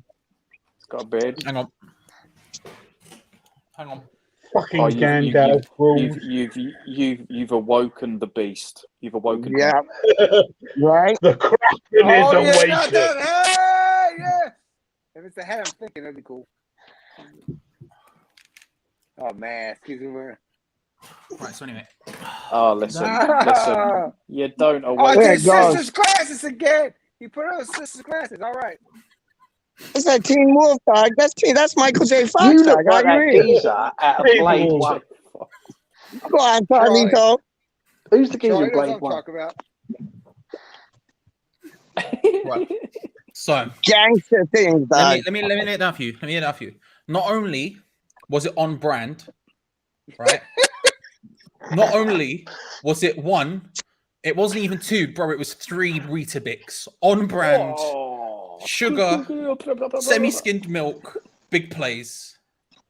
Listen, Charlie, listen to me. Big Norman Tillman could never. I saw him the other day. I found him, Tom. I found him in someone else's live chat. Sorry, guys, for nobody that knows us, he's our resident troll that has been trolling Charlie for years. Norman Tillman. You think you lot hate me when I say stuff about Henderson, bro? This guy hates me. You It's have incredible. No idea. How much did he hate you, You know me as Luke Legend. Tonight I am Tilly Tillemans, whatever his name was. If I tell you what, I would have believed if you got it bang on. One sec. Yo, hold up. Is it Jordan Henderson? All right. Yo, chill out, dog. Yo, okay, so is it Jordan Henderson? Okay. Rice, baby. What one?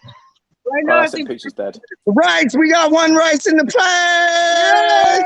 2 for Henderson, 1 for Rice. Done now. Anyway, listen, James, you honestly, if you think that you have spats with the comment section now and again, you have no idea what Norman Tillman is capable of. That man is. Oh, you don't even want to know, bro. Since I sound like a gangster here. Since time, bro. Since day dot, fam. Yeah, since day dot, fam. He was out for blood, you know. He wanted Charlie's head on a stick, fam. He was not happy. Wanted to kill him. What did he say to you then, Charlie? All kinds of stuff. Bro, I wouldn't even say anything, yeah? And he would just come in and he'd be like, this ugly piece of crap. He would just go in and I'm like, don't mind it. But I'm like, dude, I found him on flipping on West Ham Network on one of their streams the other day. I went in and he was there. And so I started atting him in the chat and he never replied to me. I told him I missed him. Big Norm was the first person to Big Norm. the Wolf Man. That was where it came he from. Was, Big true. Norman Tillman. He was the one who started calling Charlie Wolfman. and it's The stuck. Tiddyman, bro. The Tiddyman. He's out here. Shout out Big Norms. Big Norms. What man? He So can I just say for Lawrence and myself that the only people who've called us cunts are our friends and family. I mean, I hope they don't do that, but fair. But by the way, many times, by a lot of but still our friends and family. Lawrence looks like an upstanding gentleman. I can't lie, Lawrence. When I saw your picture, I take it that is your son. I thought that was you. Oh, is that Or right? is that your daughter? Is that your son or daughter in that picture? On Twitter? Or just on YouTube? Your thing in the No, that's me. I'm a retired Navy. I did that was a picture of me and my wife when I was part of a presentation in the Navy uniform, the whites. Yeah. That's me. Believe it or not. Yeah. Wow. Here's a question for the fact that we're English, British, and very, very old. We'll go around the room. All right, you can't see me. Hang on a minute. Hang on. I am 44. Go around the room and we'll do Lawrence last. I bet he's older than us and looks better than us. I'm going to put Lawrence at 53. Oh, you son of a bitch! No! So close. Hello, Lawrence. Christ. Sorry, I missed that. How old are you? 51. I try to keep my age, man. Yourself. Seriously, Lawrence, you can go and fuck yourself. 51? Yeah, 51. You guys won't believe me when I tell you that Charlie is only 23. No what on Mars? In donkey years. I have underwear older than that. Yeah. Dog years. Charlie's about 28. 28, I'd say. We were both wrong. 29. I say Charlie is. What do you mean older? What are you going up for? Charlie is. What are you going up for? Old, Listen. What's more? That's not. Don't go higher than that. I don't. Nah, he's got to be 31 at least, hasn't it? He's aging. 27. He's a year older than me. His hair 27, Charlie. 27. You ain't. 27. What the You look well old, mate. 27. Jesus Christ! I got Jesus. What's wrong with you about 40 odd? Oh my God. I'm only 26. I'm only 26. I'm shaving. Oh, Jesus, 26? I'm with youngsters. God damn, I gotta leave this chat and then me. You know what I'm saying? Fuck, 26. And I got the chest there to prove it. 26. It don't matter. Go on then, Jimbo. How old are you, princess? With me? I'm 21, mate. He's not a day over 48. 21? 21? He's like 21. What, were you born on Neptune? No, that's my that's my waist size. Nobody knocked the 31-year-olds in the room. All right, let's just leave that be. How old do you reckon I am? Is a great age. Great age. How old do I reckon you are?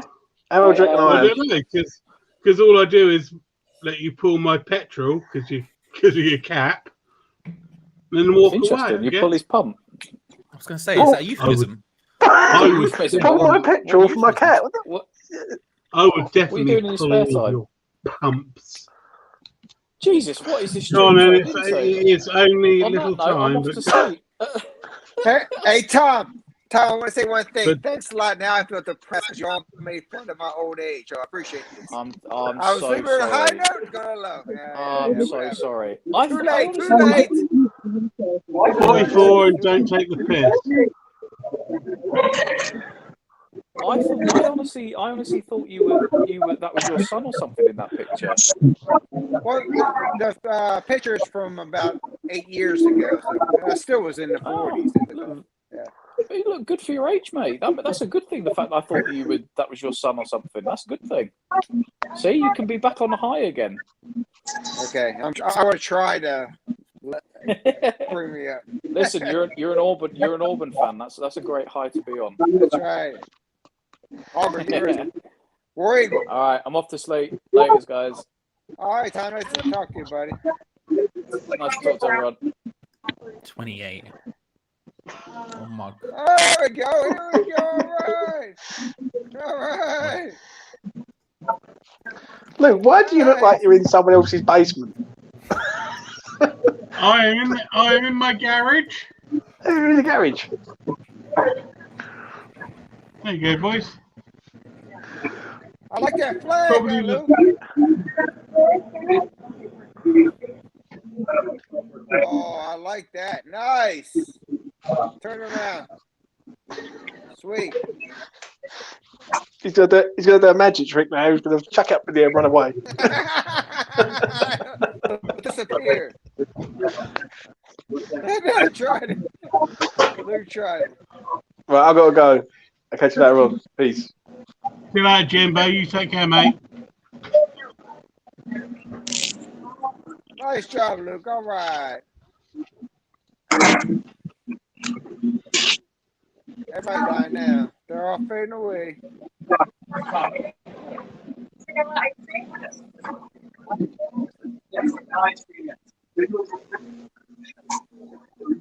Hold on 1 second.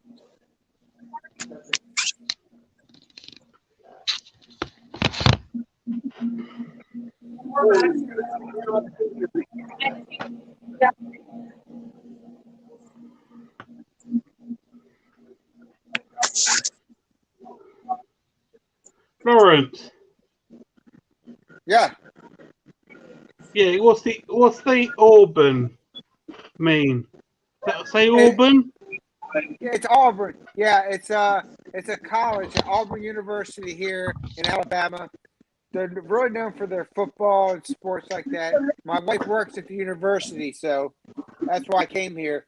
As you probably know, I'm a retired Navy guy. I retired after 26 years in 2016. So I'm working again, doing stuff here, but I retired from the Navy 5 years ago. So whereabouts in Alabama are you? Auburn, Alabama is about an hour and a half away from Atlanta, Georgia. You probably heard of Atlanta, so that's probably the biggest city close to us.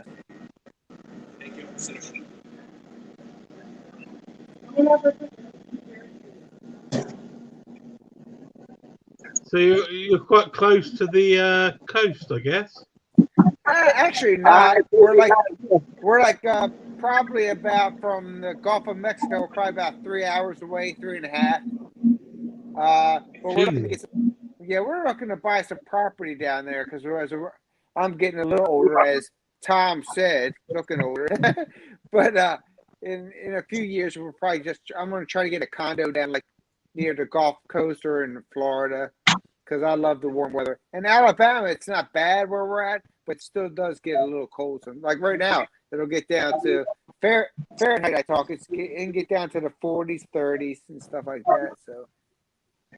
That's the difference between America and Britain.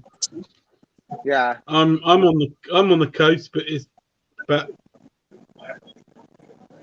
20 miles away. Well, my dream is to go to England. I've never been there. I wanted to go to London. I haven't been there yet. And now, after like 3 years being a West Ham fan, I told my wife my bucket list is go to London and go to a West Ham game. I can die then. I'll die then. I'm good.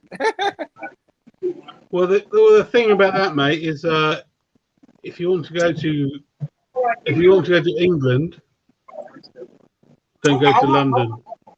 Yeah. London isn't England. Yeah. I live in England. Yeah. London is not England. Is that right? Yeah, it's like saying New York's America. No, I understand what you're saying. There's certain things. Cities is not really part of what. If you go outskirts, you get the real flavor of the country. No, I totally know what you mean there. Because I've done. My wife's Portuguese. And it's like she lived in a certain city, but if you really wanted to get the real flavor of the country, you went outside of it. You talked to the real people. But with saying that though, is I need to get to a before I die. I'm going to a West Ham game in the stadium. I want to sing Bubbles and have a great time. That's my goal before I die. You need to do that. You need to do that. Right. If you want to come to England, what you want to do is leave London and watch a cricket match. Yeah. England is cricket, mate. Yeah. That's what England do outside of London. Really, really well. Yeah. I want to go to see the people. I enjoy the English culture. I'm excited to do. I want to go to a traditional British pub. I want to do, but away from that stuff. I want to see the real. And being in the Navy, I was fortunate. I got to see a lot of things in other countries. I got to go to Ireland, Belfast. I got to go to Scotland, Glasgow. But my saddest part is I have not had a chance to go to England yet. I've been all around the world. I've been to the Asia and China, Japan. I've been to Middle East more times than I wanted. Being in the military in the Middle East, not a fan. And you probably know why. But all this stuff. But the one thing in Europe that I missed is England. It's just something I think, I don't know what it is, but about the English culture and whatever, I appreciate it a lot more. I just enjoy it. I think I want to experience it before, So. Well, that's it though. That's it, isn't it, mate? Because I know it sounds awful. That sounds Peach will be like yourself, but we are better than you, aren't we? Do you know what I mean? We're your big brothers. Yeah, but you know what I mean? We're your big brothers. We've got the history. We've got the blah blah blah. We love your freedom. We love your expressionism, but I love England, mate. And I think if you've not been here before, you will experience something you've never experienced before. Because we're so laid back, but we're so uptight. Yeah. We're funny people. I'll be honest with you.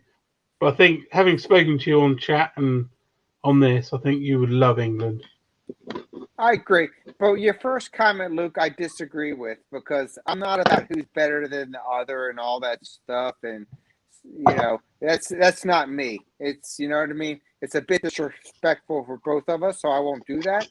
I'm very proud where I'm at now. If not, I wouldn't have served in the U.S. Navy for 26 years and be proud of my I don't mean better. I don't mean better. I don't mean better as in we're better than you, but we've got better things to see. If that's is that right? You know what I mean? I know. I understand what you're saying there. You're saying better things there. I guess a little bit. Still disagree a bit, but understood. What I say is I'm very proud of my country, and there's things to see. But with that being said, with all respect to you, I'm a huge England fan. I can tell you right now that I told my wife's. She's a professor. She's been to England. She saw Big Ben and all this stuff. The tradition of England with outstanding historical value, I love it. I want to be part of it. I want to see it. You know what I mean? I haven't done it yet, but I said I'd like to do that, and it's exciting. I don't like to compare things, because to me, when you do that, you can ruffle feathers. You could do different things, and we all have our pluses. We all have our minuses. We're all not perfect. We want to be better.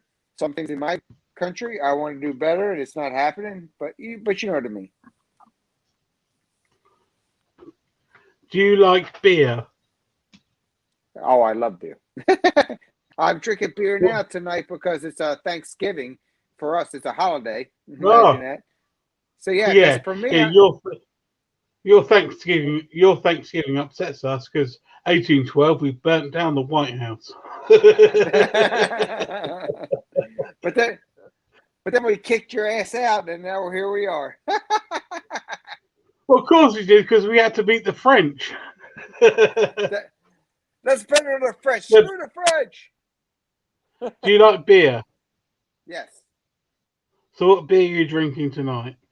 Tonight, because I'm getting older, I drink a light beer. It's called Michelob Ultra. It's a very light beer. You can drink a lot of. Got to go to the bathroom a bunch, but that's what I drink now. I mean, some of the other beers get a little bit heavy on me. They're stronger, so that's what. But I like I like let me think beer, British beer and stuff. I like Amstel, which I know it's not British. I like Harp, which is No, Irish, I believe. I no. like Heineken, which is German, or was that Holland maybe. I like those. But for me, like if I'm like today, I'm trying to enjoy myself cooking. If I'm going to drink several beers, Michelob Ultra. It's a light beer, and you can drink a bunch of it. You won't get too crazy.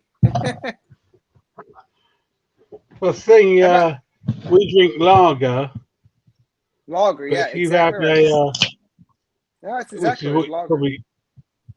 So That's it. if you came to my place, I'll take you out to a couple of country pubs, and you won't drink anything with any bubbles in it. It's just a flat No, brown beer, brown. and That's it's the is it like finest a taste you'll ever have, mate. Is it thick like a Guinness? No, no, no, no, no, no. Lager's No, light, right? Guinness is yes. Heavy, wheat. No, it's not heavy. It's just brown. It's got no Gotcha. bubbles in it. It's just basically like lager with no bubbles. Yeah. And this stuff, mate, 4%, 5.5%. It goes up to 8%. It makes Budweiser look like Spurs. Let me grab the beer. Let me see my content. I'll show you the one I'm having right now.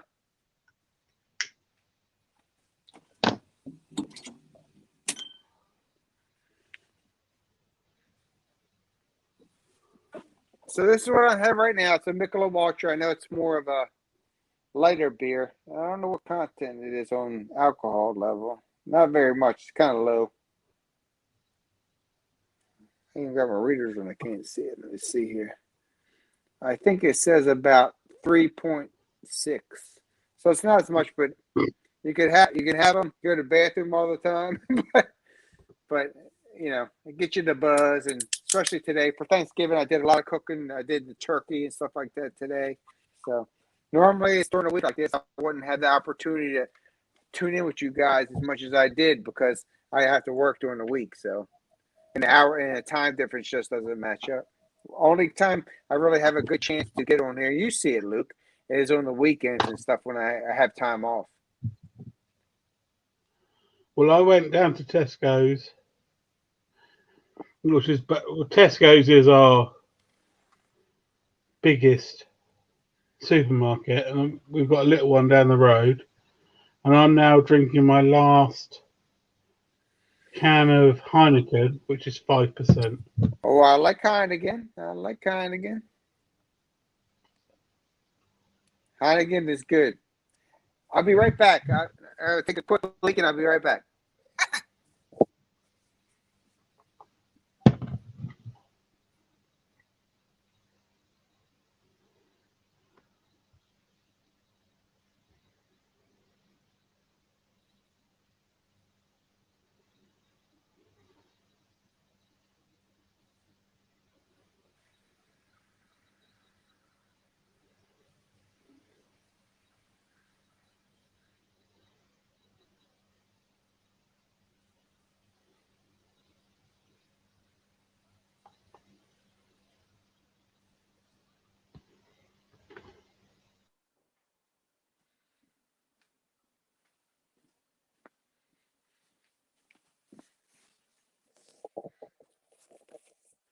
You there? Yes, mate. Cool. Luckily, I have a bathroom in my man cave, so it's quick.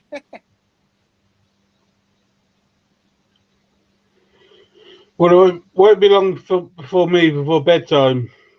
So, what time are Good. you now? For me right now, it's 8:11 in the evening, 8 p.m. So for you, it's really it's like what 2 something. 2:11, yeah. Oh, dude, go ahead to bed, Luke. Nice talking with you, buddy. Always is. Yeah, No, always good. you know, I work in the defense industry, so Okay. Well, I I'm can still up sleep for a tonight. while. I'm watching NFL football on TV. We have that on Thanksgiving. They play some of the American football. Well, of course, so, it's Thanksgiving, isn't it? yeah, it's Thanksgiving. Yep, like I told you, I smoked a turkey and stuff like that. I was telling Gatesy and stuff. I posted on Twitter. If you got a Twitter account, let me know. Check me up. And a lot of times, what I like to do on Sundays is I do a cook. I'm pretty good at it, and I post all my different pictures of the meats and stuff that I make. So, have you got any kids that come around? Unfortunately, not. Me and the wife will be married 30 years coming in June. It's not that we didn't want one, but it just never worked out, I guess. Don't know what the reason is, so we never really didn't have any. But we love our dogs. We've had boxers for all. We have one boxer now, and they're like our kids. So. Well, I'm 44, and we tried very, very hard, and we have what is she now? 6.5, my daughter. Awesome. And mate, if I know if I could if I could say here is a 6-year-old daughter for you, you'd love it to the end of the earth. Yeah, we tried, but then after that, like I said, we let God decide, and it didn't happen. So, yep, it is what it is. Would have loved more than one, but at least I've got the one. Exactly, Luke. Be grateful for that. Yep. So what's the plan tomorrow, mate? What is it today? Thursday. Have you got tomorrow off, or are you working? Yeah. I gave the people off tomorrow, so we got 2 days. We always try to do 2 days on Thanksgiving, Thursday, Friday. So the wife's going to take me out there, so we have to start buying Christmas gifts. And on Friday, after Thanksgiving, it's crazy. Everybody's out there. And a lot we do online, but I told her I'd go out there and buy a few things. And after that, what we do now, the day after Thanksgiving, we start putting up the Christmas lights. So we do all this stuff. So, but if I do all that stuff, then she lets me alone and I can do things like this. So it's all good. So it's Christmas shopping, relaxing. So I got a couple of days off, just emails back and forth for work. That's it. Earn those bird miles, mate. Earn those bird miles. Yeah, I like it. How about you? You got work tomorrow? Yeah, working tomorrow. Then Saturday, Sunday. The wife's birthday's the 1st of December, so coming up. You gotta get ready. Tomorrow me and the girl are sorry, it's not tomorrow. Saturday me and the girl are pretty keen to go out, and we'll try and buy a birthday present. And she'll probably, if my daughter chooses, it'll probably be a unicorn teddy. So we'll see what happens. Okay. Well, she got my girl's got rugby on Saturday, and then on Sunday she normally plays football, but they postponed it till March. So no football on Sunday. That's all good. Are you ready for the game on Sunday? How are we going to do? What's your prediction, Man City? Yeah. Away? It's early. What's your prediction? If we come away with anything better than a draw, I'll be happy. Exactly. I'm thinking 1-1, and I'm praying for that on the road. I'll be ecstatic. If it's 1-1, mate, I'll take that.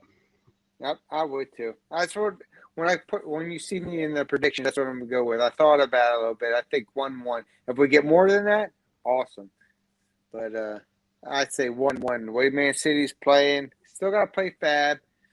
Even though people are saying he's not gonna be fast enough for the game. We have to trust him. So I'm gonna go 1-1 and have the normal starters that Moyes does on.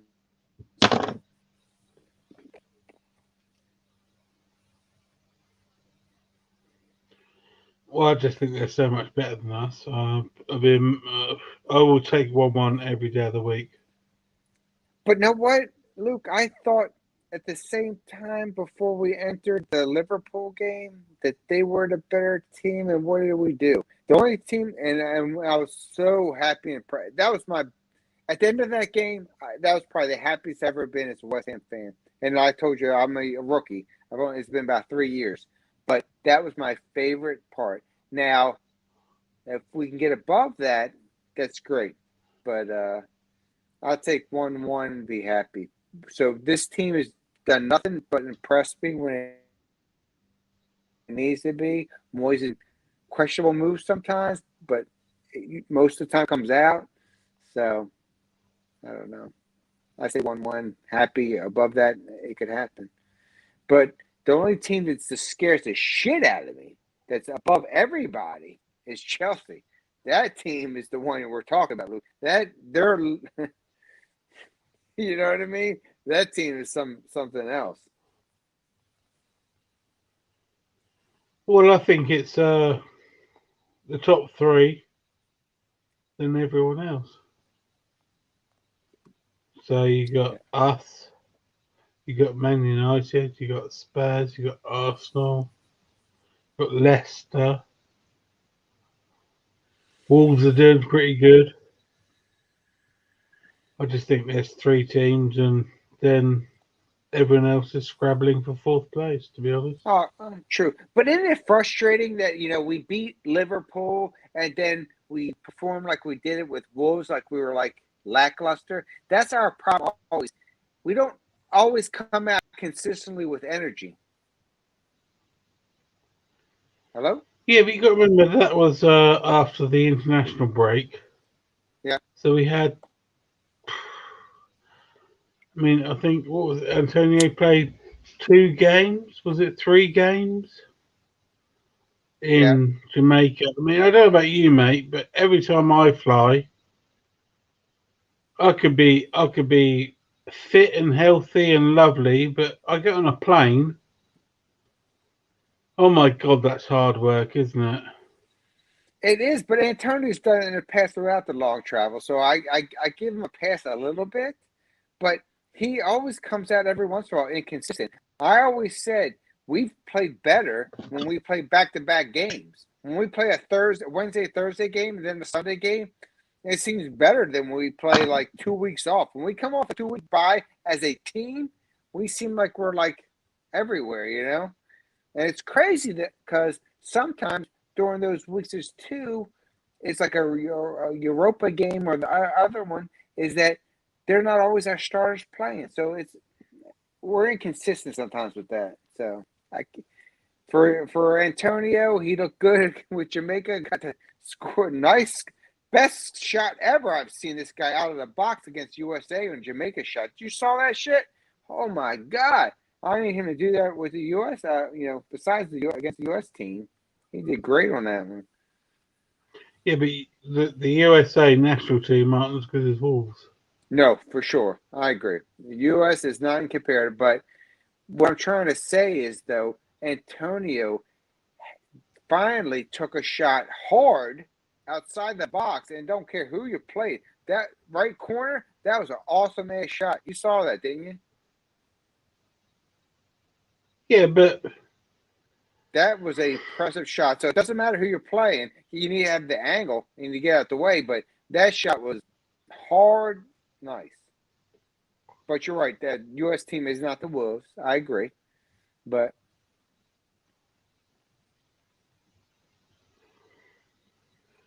I think Antonio is good.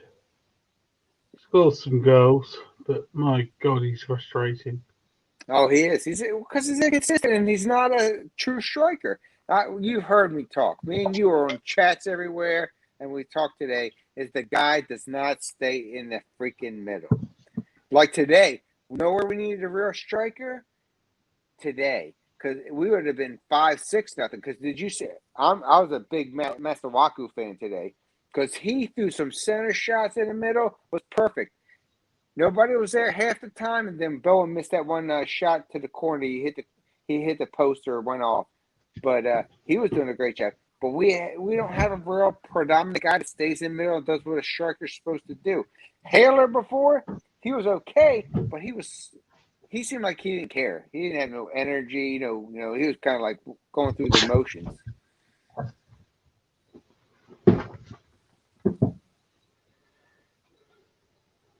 Well, yeah, I just need number 9, don't we? We need a striker. We need a left back. Yep. I don't like the idea of moving people to the other positions. I like Johnson where he's at. Zuma right now, it seems like when he had to move over because Obama's kind of makes me worried a little bit. So moving people around to positions where they're successful, I don't like doing that. So I agree. We need to get people in the right position and get them. Because I thought Zuma struggled last week on Sunday or Saturday. Because he moved over to the left where Obama was at. And I thought he had his worst game as a hammer.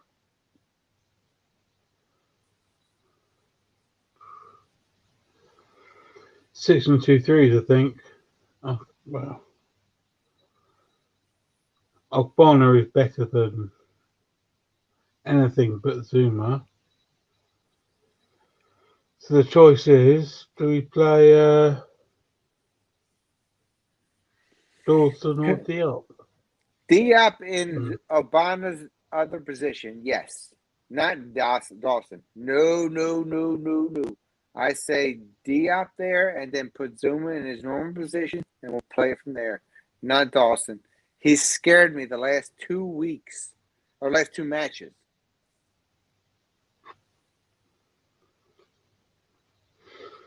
Well, he pops up in the box for a goal or 2 as well, so I don't know. Anyway, mate, I'm going to have to go to bed, I think. All right, buddy. I appreciate you staying on with me because it's still early for me. Hey, have a good one. Nice talk and go Hammers. Cheers, Lawrence. You stay lucky, pal. Cheers, buddy. Take care, bud.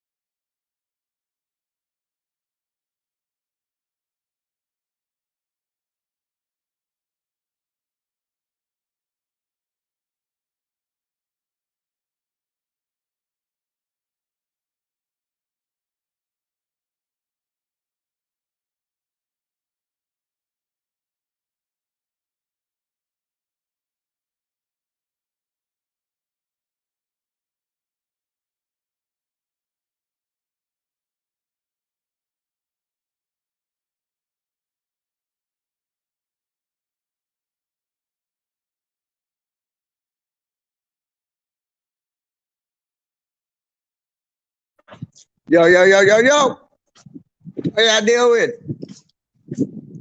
Straight up, I'm in effect. I'm always in effect. How you mean?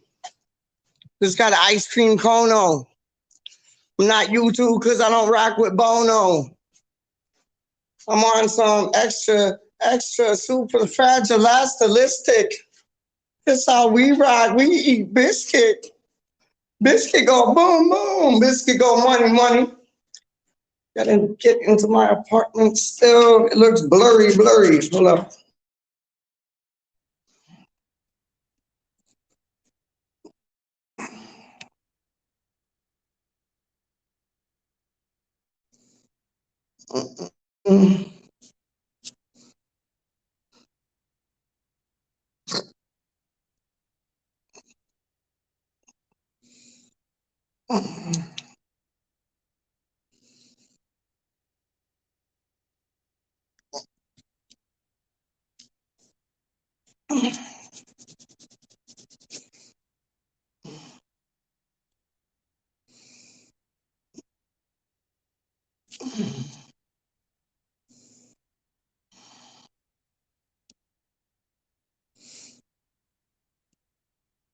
Oh shit, I was just there. Hold up.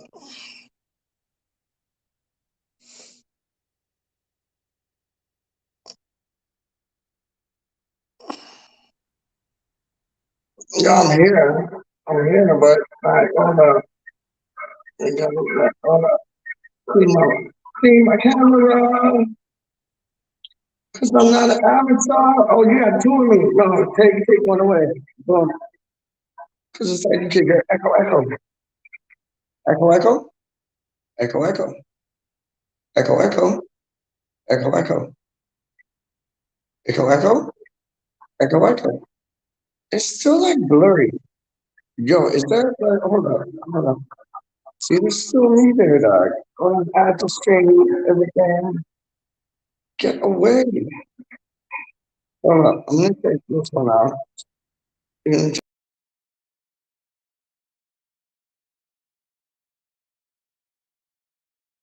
add string. Okay, so no. See, this goes on like type of echo thing. Hold up. How the hell do I do this? Authenticity. Where is it? Unmute. Hold on.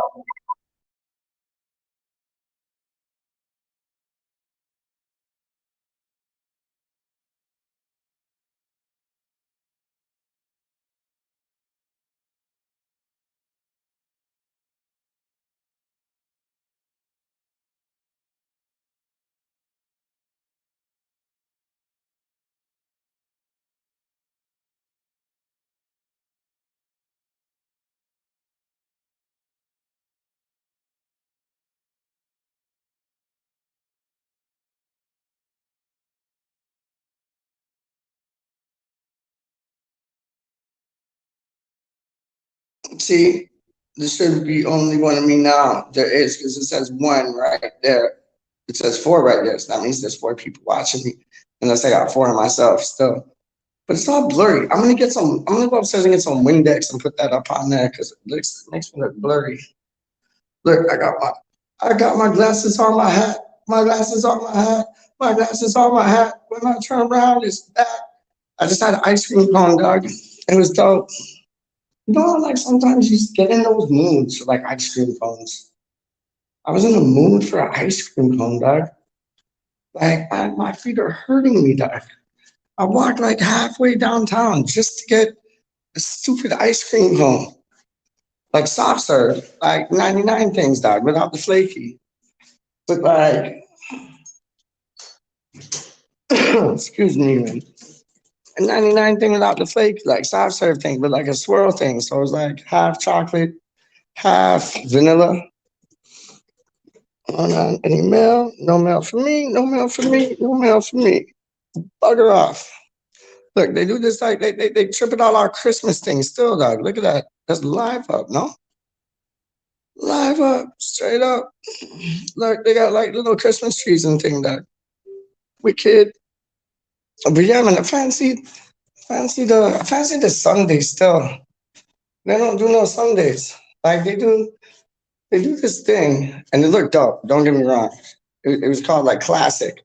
So you got like a waffle, and then you got like vanilla ice cream on it. And I was like, yo, like soft serve vanilla ice cream. So I'm like, yo, give me a classic waffle with some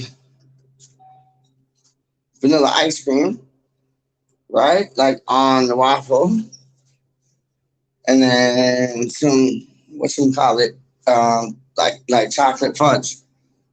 You know what I mean? They don't have no chocolate fudge, dog. They just had like milk chocolate, like dipping sauce. That ain't no fudge, dog. That ain't no fudge at all. Like fudge is like thick, like chocolate sauce. Like you want a sundae, dog? You go to Mackie D's, man. I ain't even playing with you.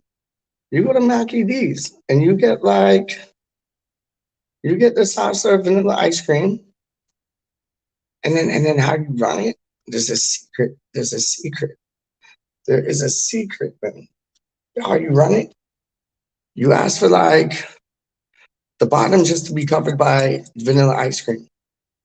Just the bottom, like say like that much, right? And then you say, can you pour fudge over that? So then you got that much ice cream, and then they pour like fudge over that.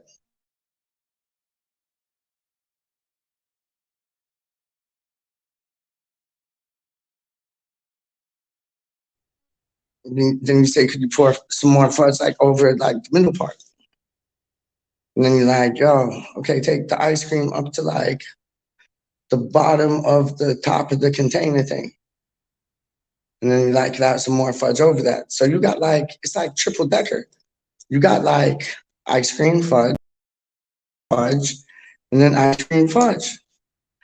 And then you're like, yeah, could I get like the ice cream like almost to the top of the little round thing that they put on to like, but you leave like that much space open. And then they leave that much space open. And then they're like, okay, here you go. You're like, nah, could I have fudge on the top to like the top of the, trust me. And then I used to get nuts on it when I was a youth, man. But then I had an anaphylactic shock, allergic to nuts. So can't eat no nuts no more, dog, straight up. So I was getting to put the, whatchamacallit, chocolate fudge all the way up to the top, dog. And it's fire. Trust me.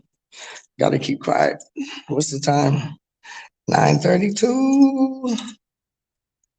I think just jacked off his damn dog. Straight up.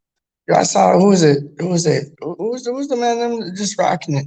Lawrence and Lukington. Yeah, they were rocking two things, dog. They were rocking two things. And then I was just watching it.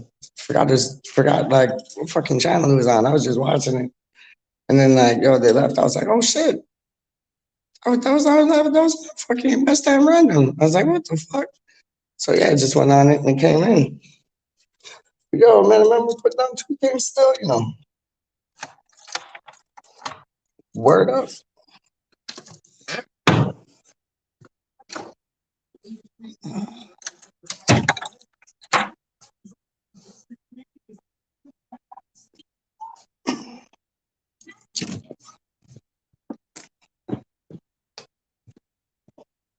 Back in effect. Back in effect. Back in effect. Back in effect. Back in effect. I don't even know what to talk about, dog. Straight up. I basically came on the thing because I seen it like Lukington and your boy there, Law Watkins, they were done, so I was just gonna end it. But then I was like, whatever, I'll talk two things. What's up, Dad? What's that?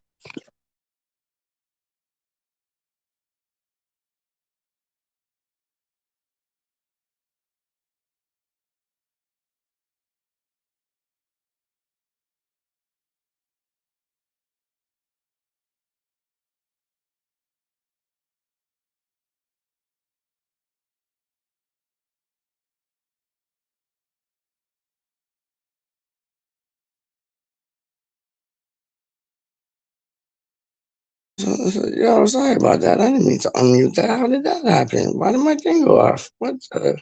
Oh, there you go. Yeah, no, it's bullshit. Something like, yo, I got this. Yo, that's too bright. Too bright, bright. Like, hold up. How much battery do I got? I gotta put my charger on. Hold on.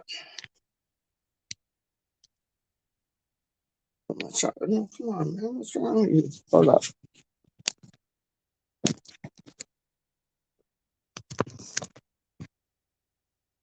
Later, optimize later still. Bops. Yo, I gotta clean this shit still. It's messy, man. Hold on. Oh shit, hold up. I gotta take this. Hold on, I gotta put my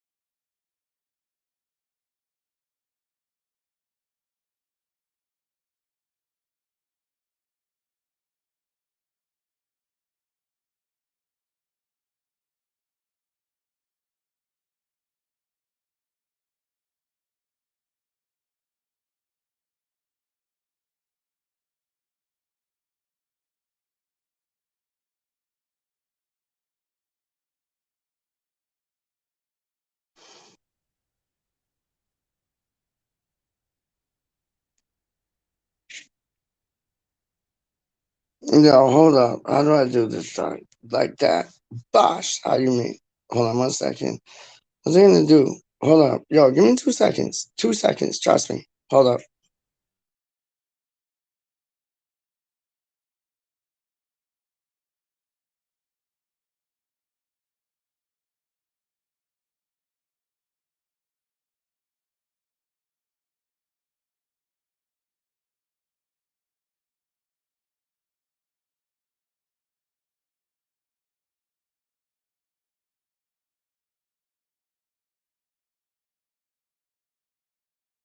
Yo. You see that shit on TikTok? That shit is whack. The and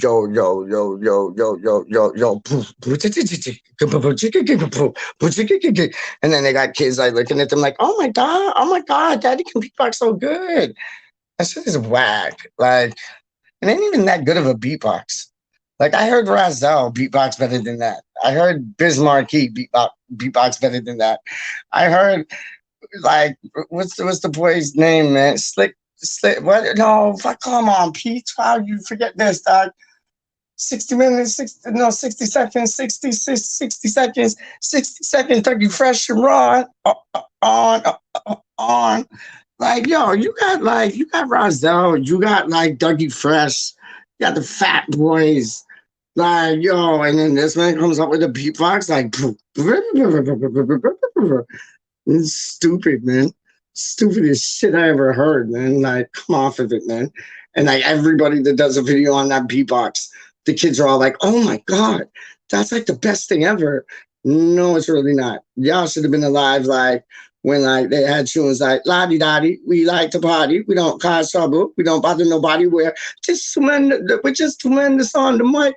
When we rock upon the mic, we rock the mic right. Like, yo, different games, dog, different era, dog, different things, dog. Like, yo, I'm showing you, man. I'm showing. Anyways, I went for ice cream. I got ice cream. It's time for a cider. Now, still though. How you mean? How do you mean? Hold up. I got my phone on charge. I got my phone on slow. Hold on. How do I do this though? Hold up. I want to go like full screen thing. Hold on. Full screen thing. Solo layout. Remove from screen piece. No. I don't know full screen. All I normally do is like go like that. Then it like, but it's not doing that. Hold on. Oh, that's why.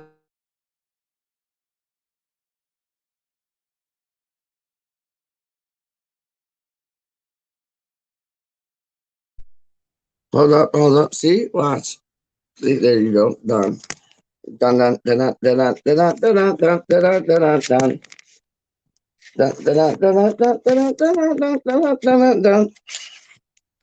See, now it's too bright light. See, I hate when I put it like if I was this tall, that would be dope. But I gotta put it so like man can see my face tag. The Republic of Brooklyn. I'm not sure Charlie's still with us. Oh, Charlie Wasio. Charlito. I mean, how we beat though. MC's trying to rock tough like they got cleats though. Got to take my jacket off. It's like damp and messy, dog. What do you mean? Yo. See, that's just dope about having like a YouTube thing because it's like, man just like come on in, like say their piece, dog. I love that, man. I love that, man. Because it's like, you know, two people want to say two things, they can say two things, man.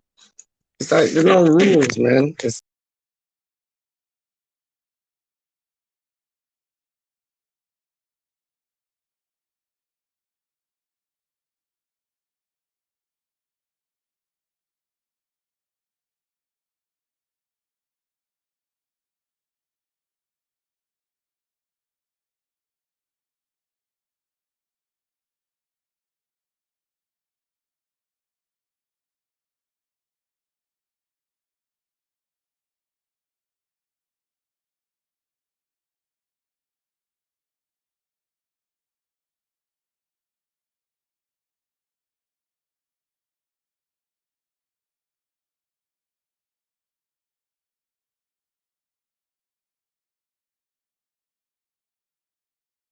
Hold up. See, that looks like a nice place to put it still.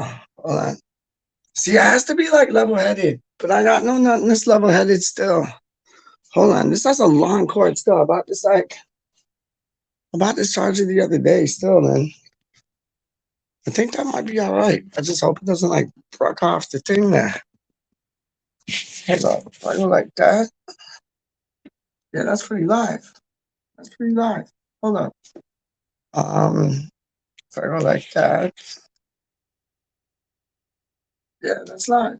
That's live. Taking this shit off, dog. I ain't doing no strip thing like. Dun, dun, dun, dun, dun, dun, dun, dun. I didn't even know this strip tune. It was like, I can't remember. Can't even remember that. It was like some cliche strip tune that.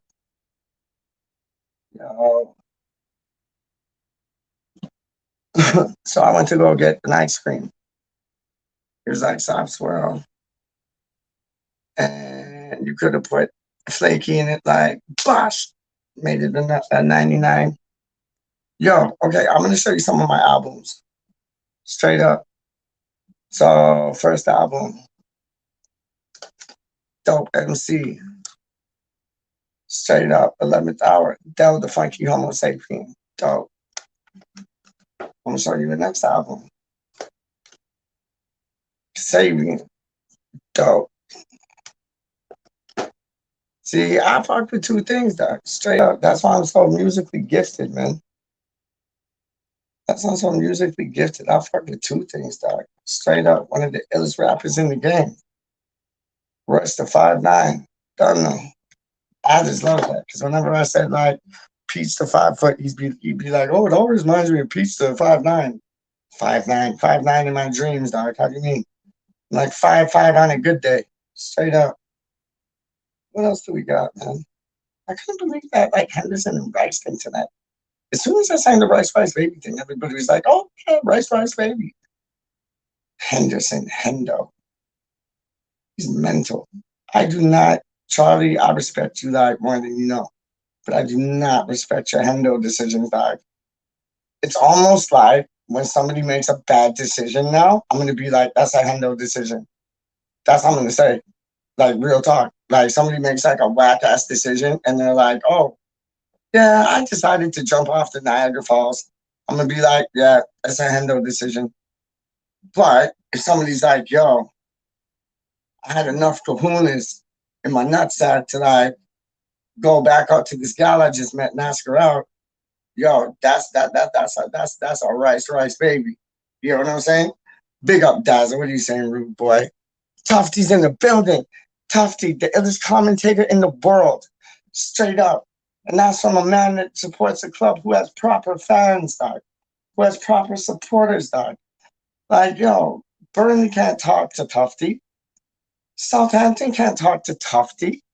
Like, Norwich can definitely not talk to Tufty, dog. Who else, dog? Who else, man? Arsenal? Definitely not. Arsenal cannot even say a word to Tufty, dog. Who else, man? Bournemouth? Nope. Not saying nothing to Tufty, dog. Not saying nothing. Like Newcastlers, like Geordies, dog. They wear their heart on their sleeves like West Ham do, dog. Straight up. I don't business. You can't tell me nothing. Try to. I'm not listening. I put my fingers in my ears and I won't hear you. Simple as. Geordies are wicked supporters, man. You can't tell me different. You can't tell me different. West Ham. What a win today, man. Fucking hell. Like I oughta. But like, yo, finally, was like Yarmolenko wearing a Ukraine kit underneath the West Ham kit? Because he did exactly what every striker is supposed to do. If the ball comes across the goal, you head it right across back to the far post. And he did that. He didn't try to be tricky. He didn't try to be flash and just like, banging it in the near post. He didn't try to do that. He did what you're supposed to do. Ball comes across the goal, you put it back across the goal because the goalkeeper's balance is shook. He's like, this. How the hell is he supposed to get back like that? He could easily continue his like way. He's going like this way and save it like short, like bottom corner. But big up Yarmolenko. I thought that was amazing. What if crossed by Vlasic? Yes, there. Yes, there. Capital D to the A to the Y to the A. There, my G. How do you mean? I showed you. I showed you, dog. I showed you about Vlasic, dog. He got an assist. He's on the board. He only got 10 more goals to go. Imagine, man. It could go on. It could go on. Vlasic could score 10 goals in the Premier League this season. This might be his, like, you know, let open the floodgates type moment, man.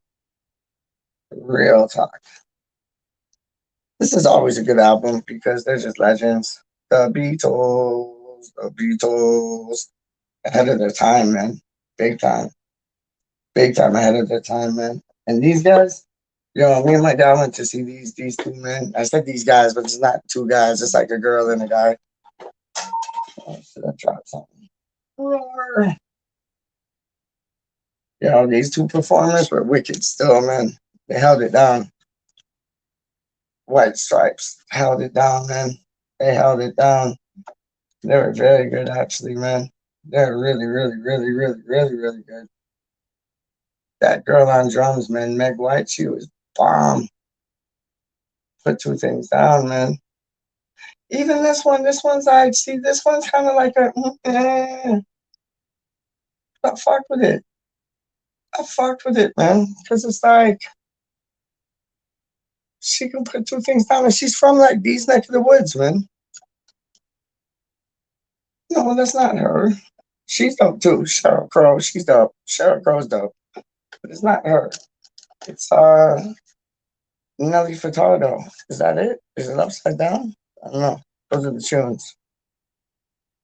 Those are the tunes, and that's a little like belly button right there. Right, go take. But yeah, no, she's dope, man. This was a wicked rapper, man. Wicked MC, man. Slick Rick the Ruler. The art is storytelling. Bad man. Anyways, why don't I show me CDs? Like, that's kind of whack. I want a cider. Yo, I like this band still, you know. She's a weirdo, but she's cute and like, you know, she can put two things down, and then this is when she went on like some hip hop quest, man. Gwen Stefani, man. No Doubt Rock. That's when she did that like shit with Eve and shit, man. I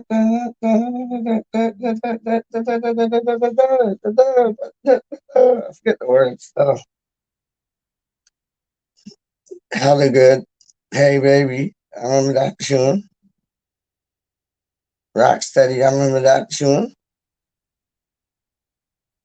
Yeah, that was a dope EP, man.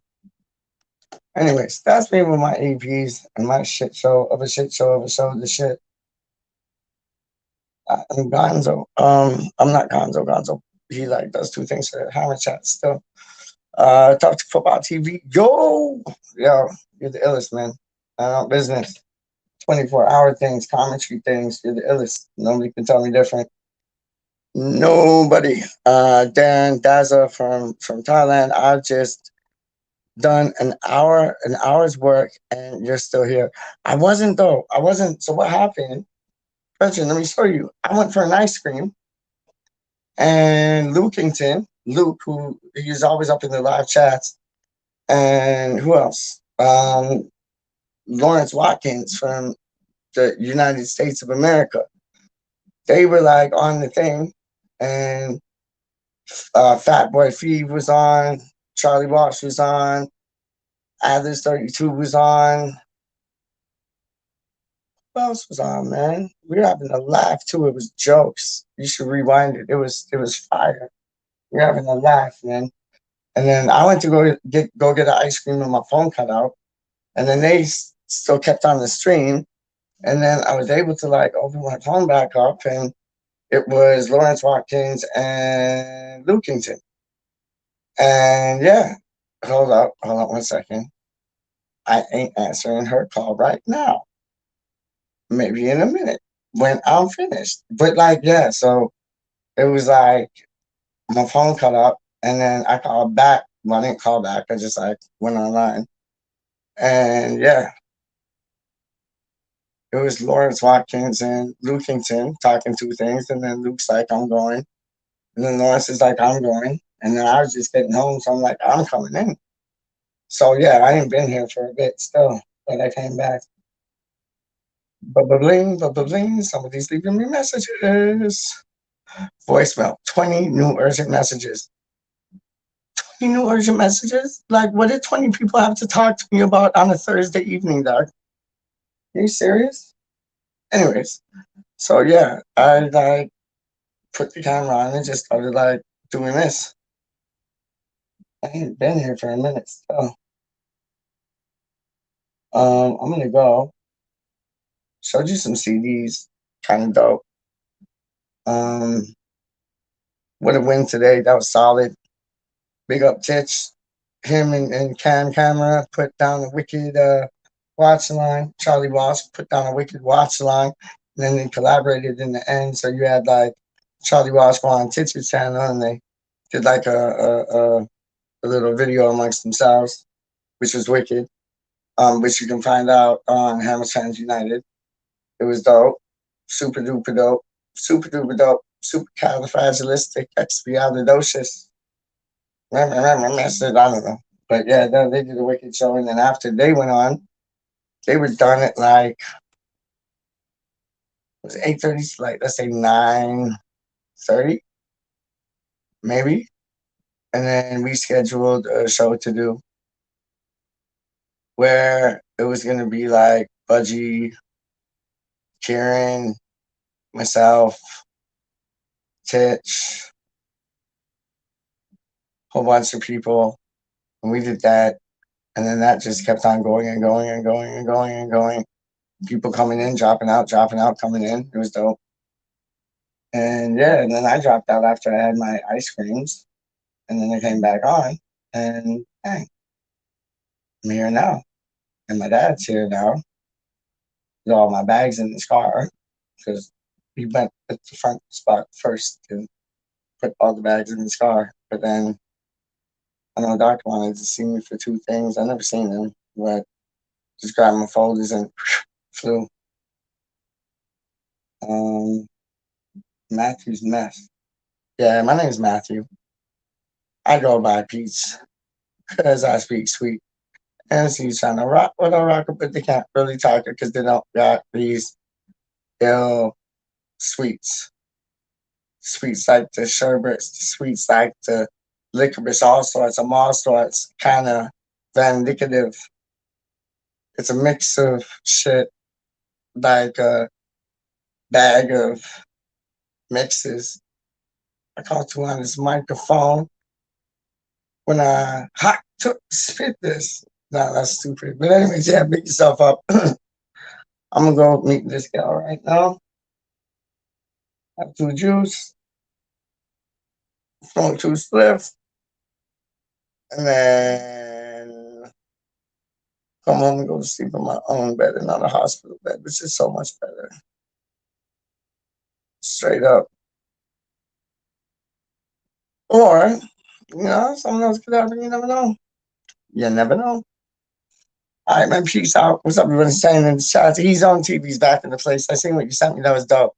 I want to put that in my brand thing on YouTube. So, not YouTube, StreamYard. So, like, when shit gets boring, I can just put that and be like, yo, Henderson or Rice. Henderson, you're whack. Yo, that was dope. That was live, man. I love that.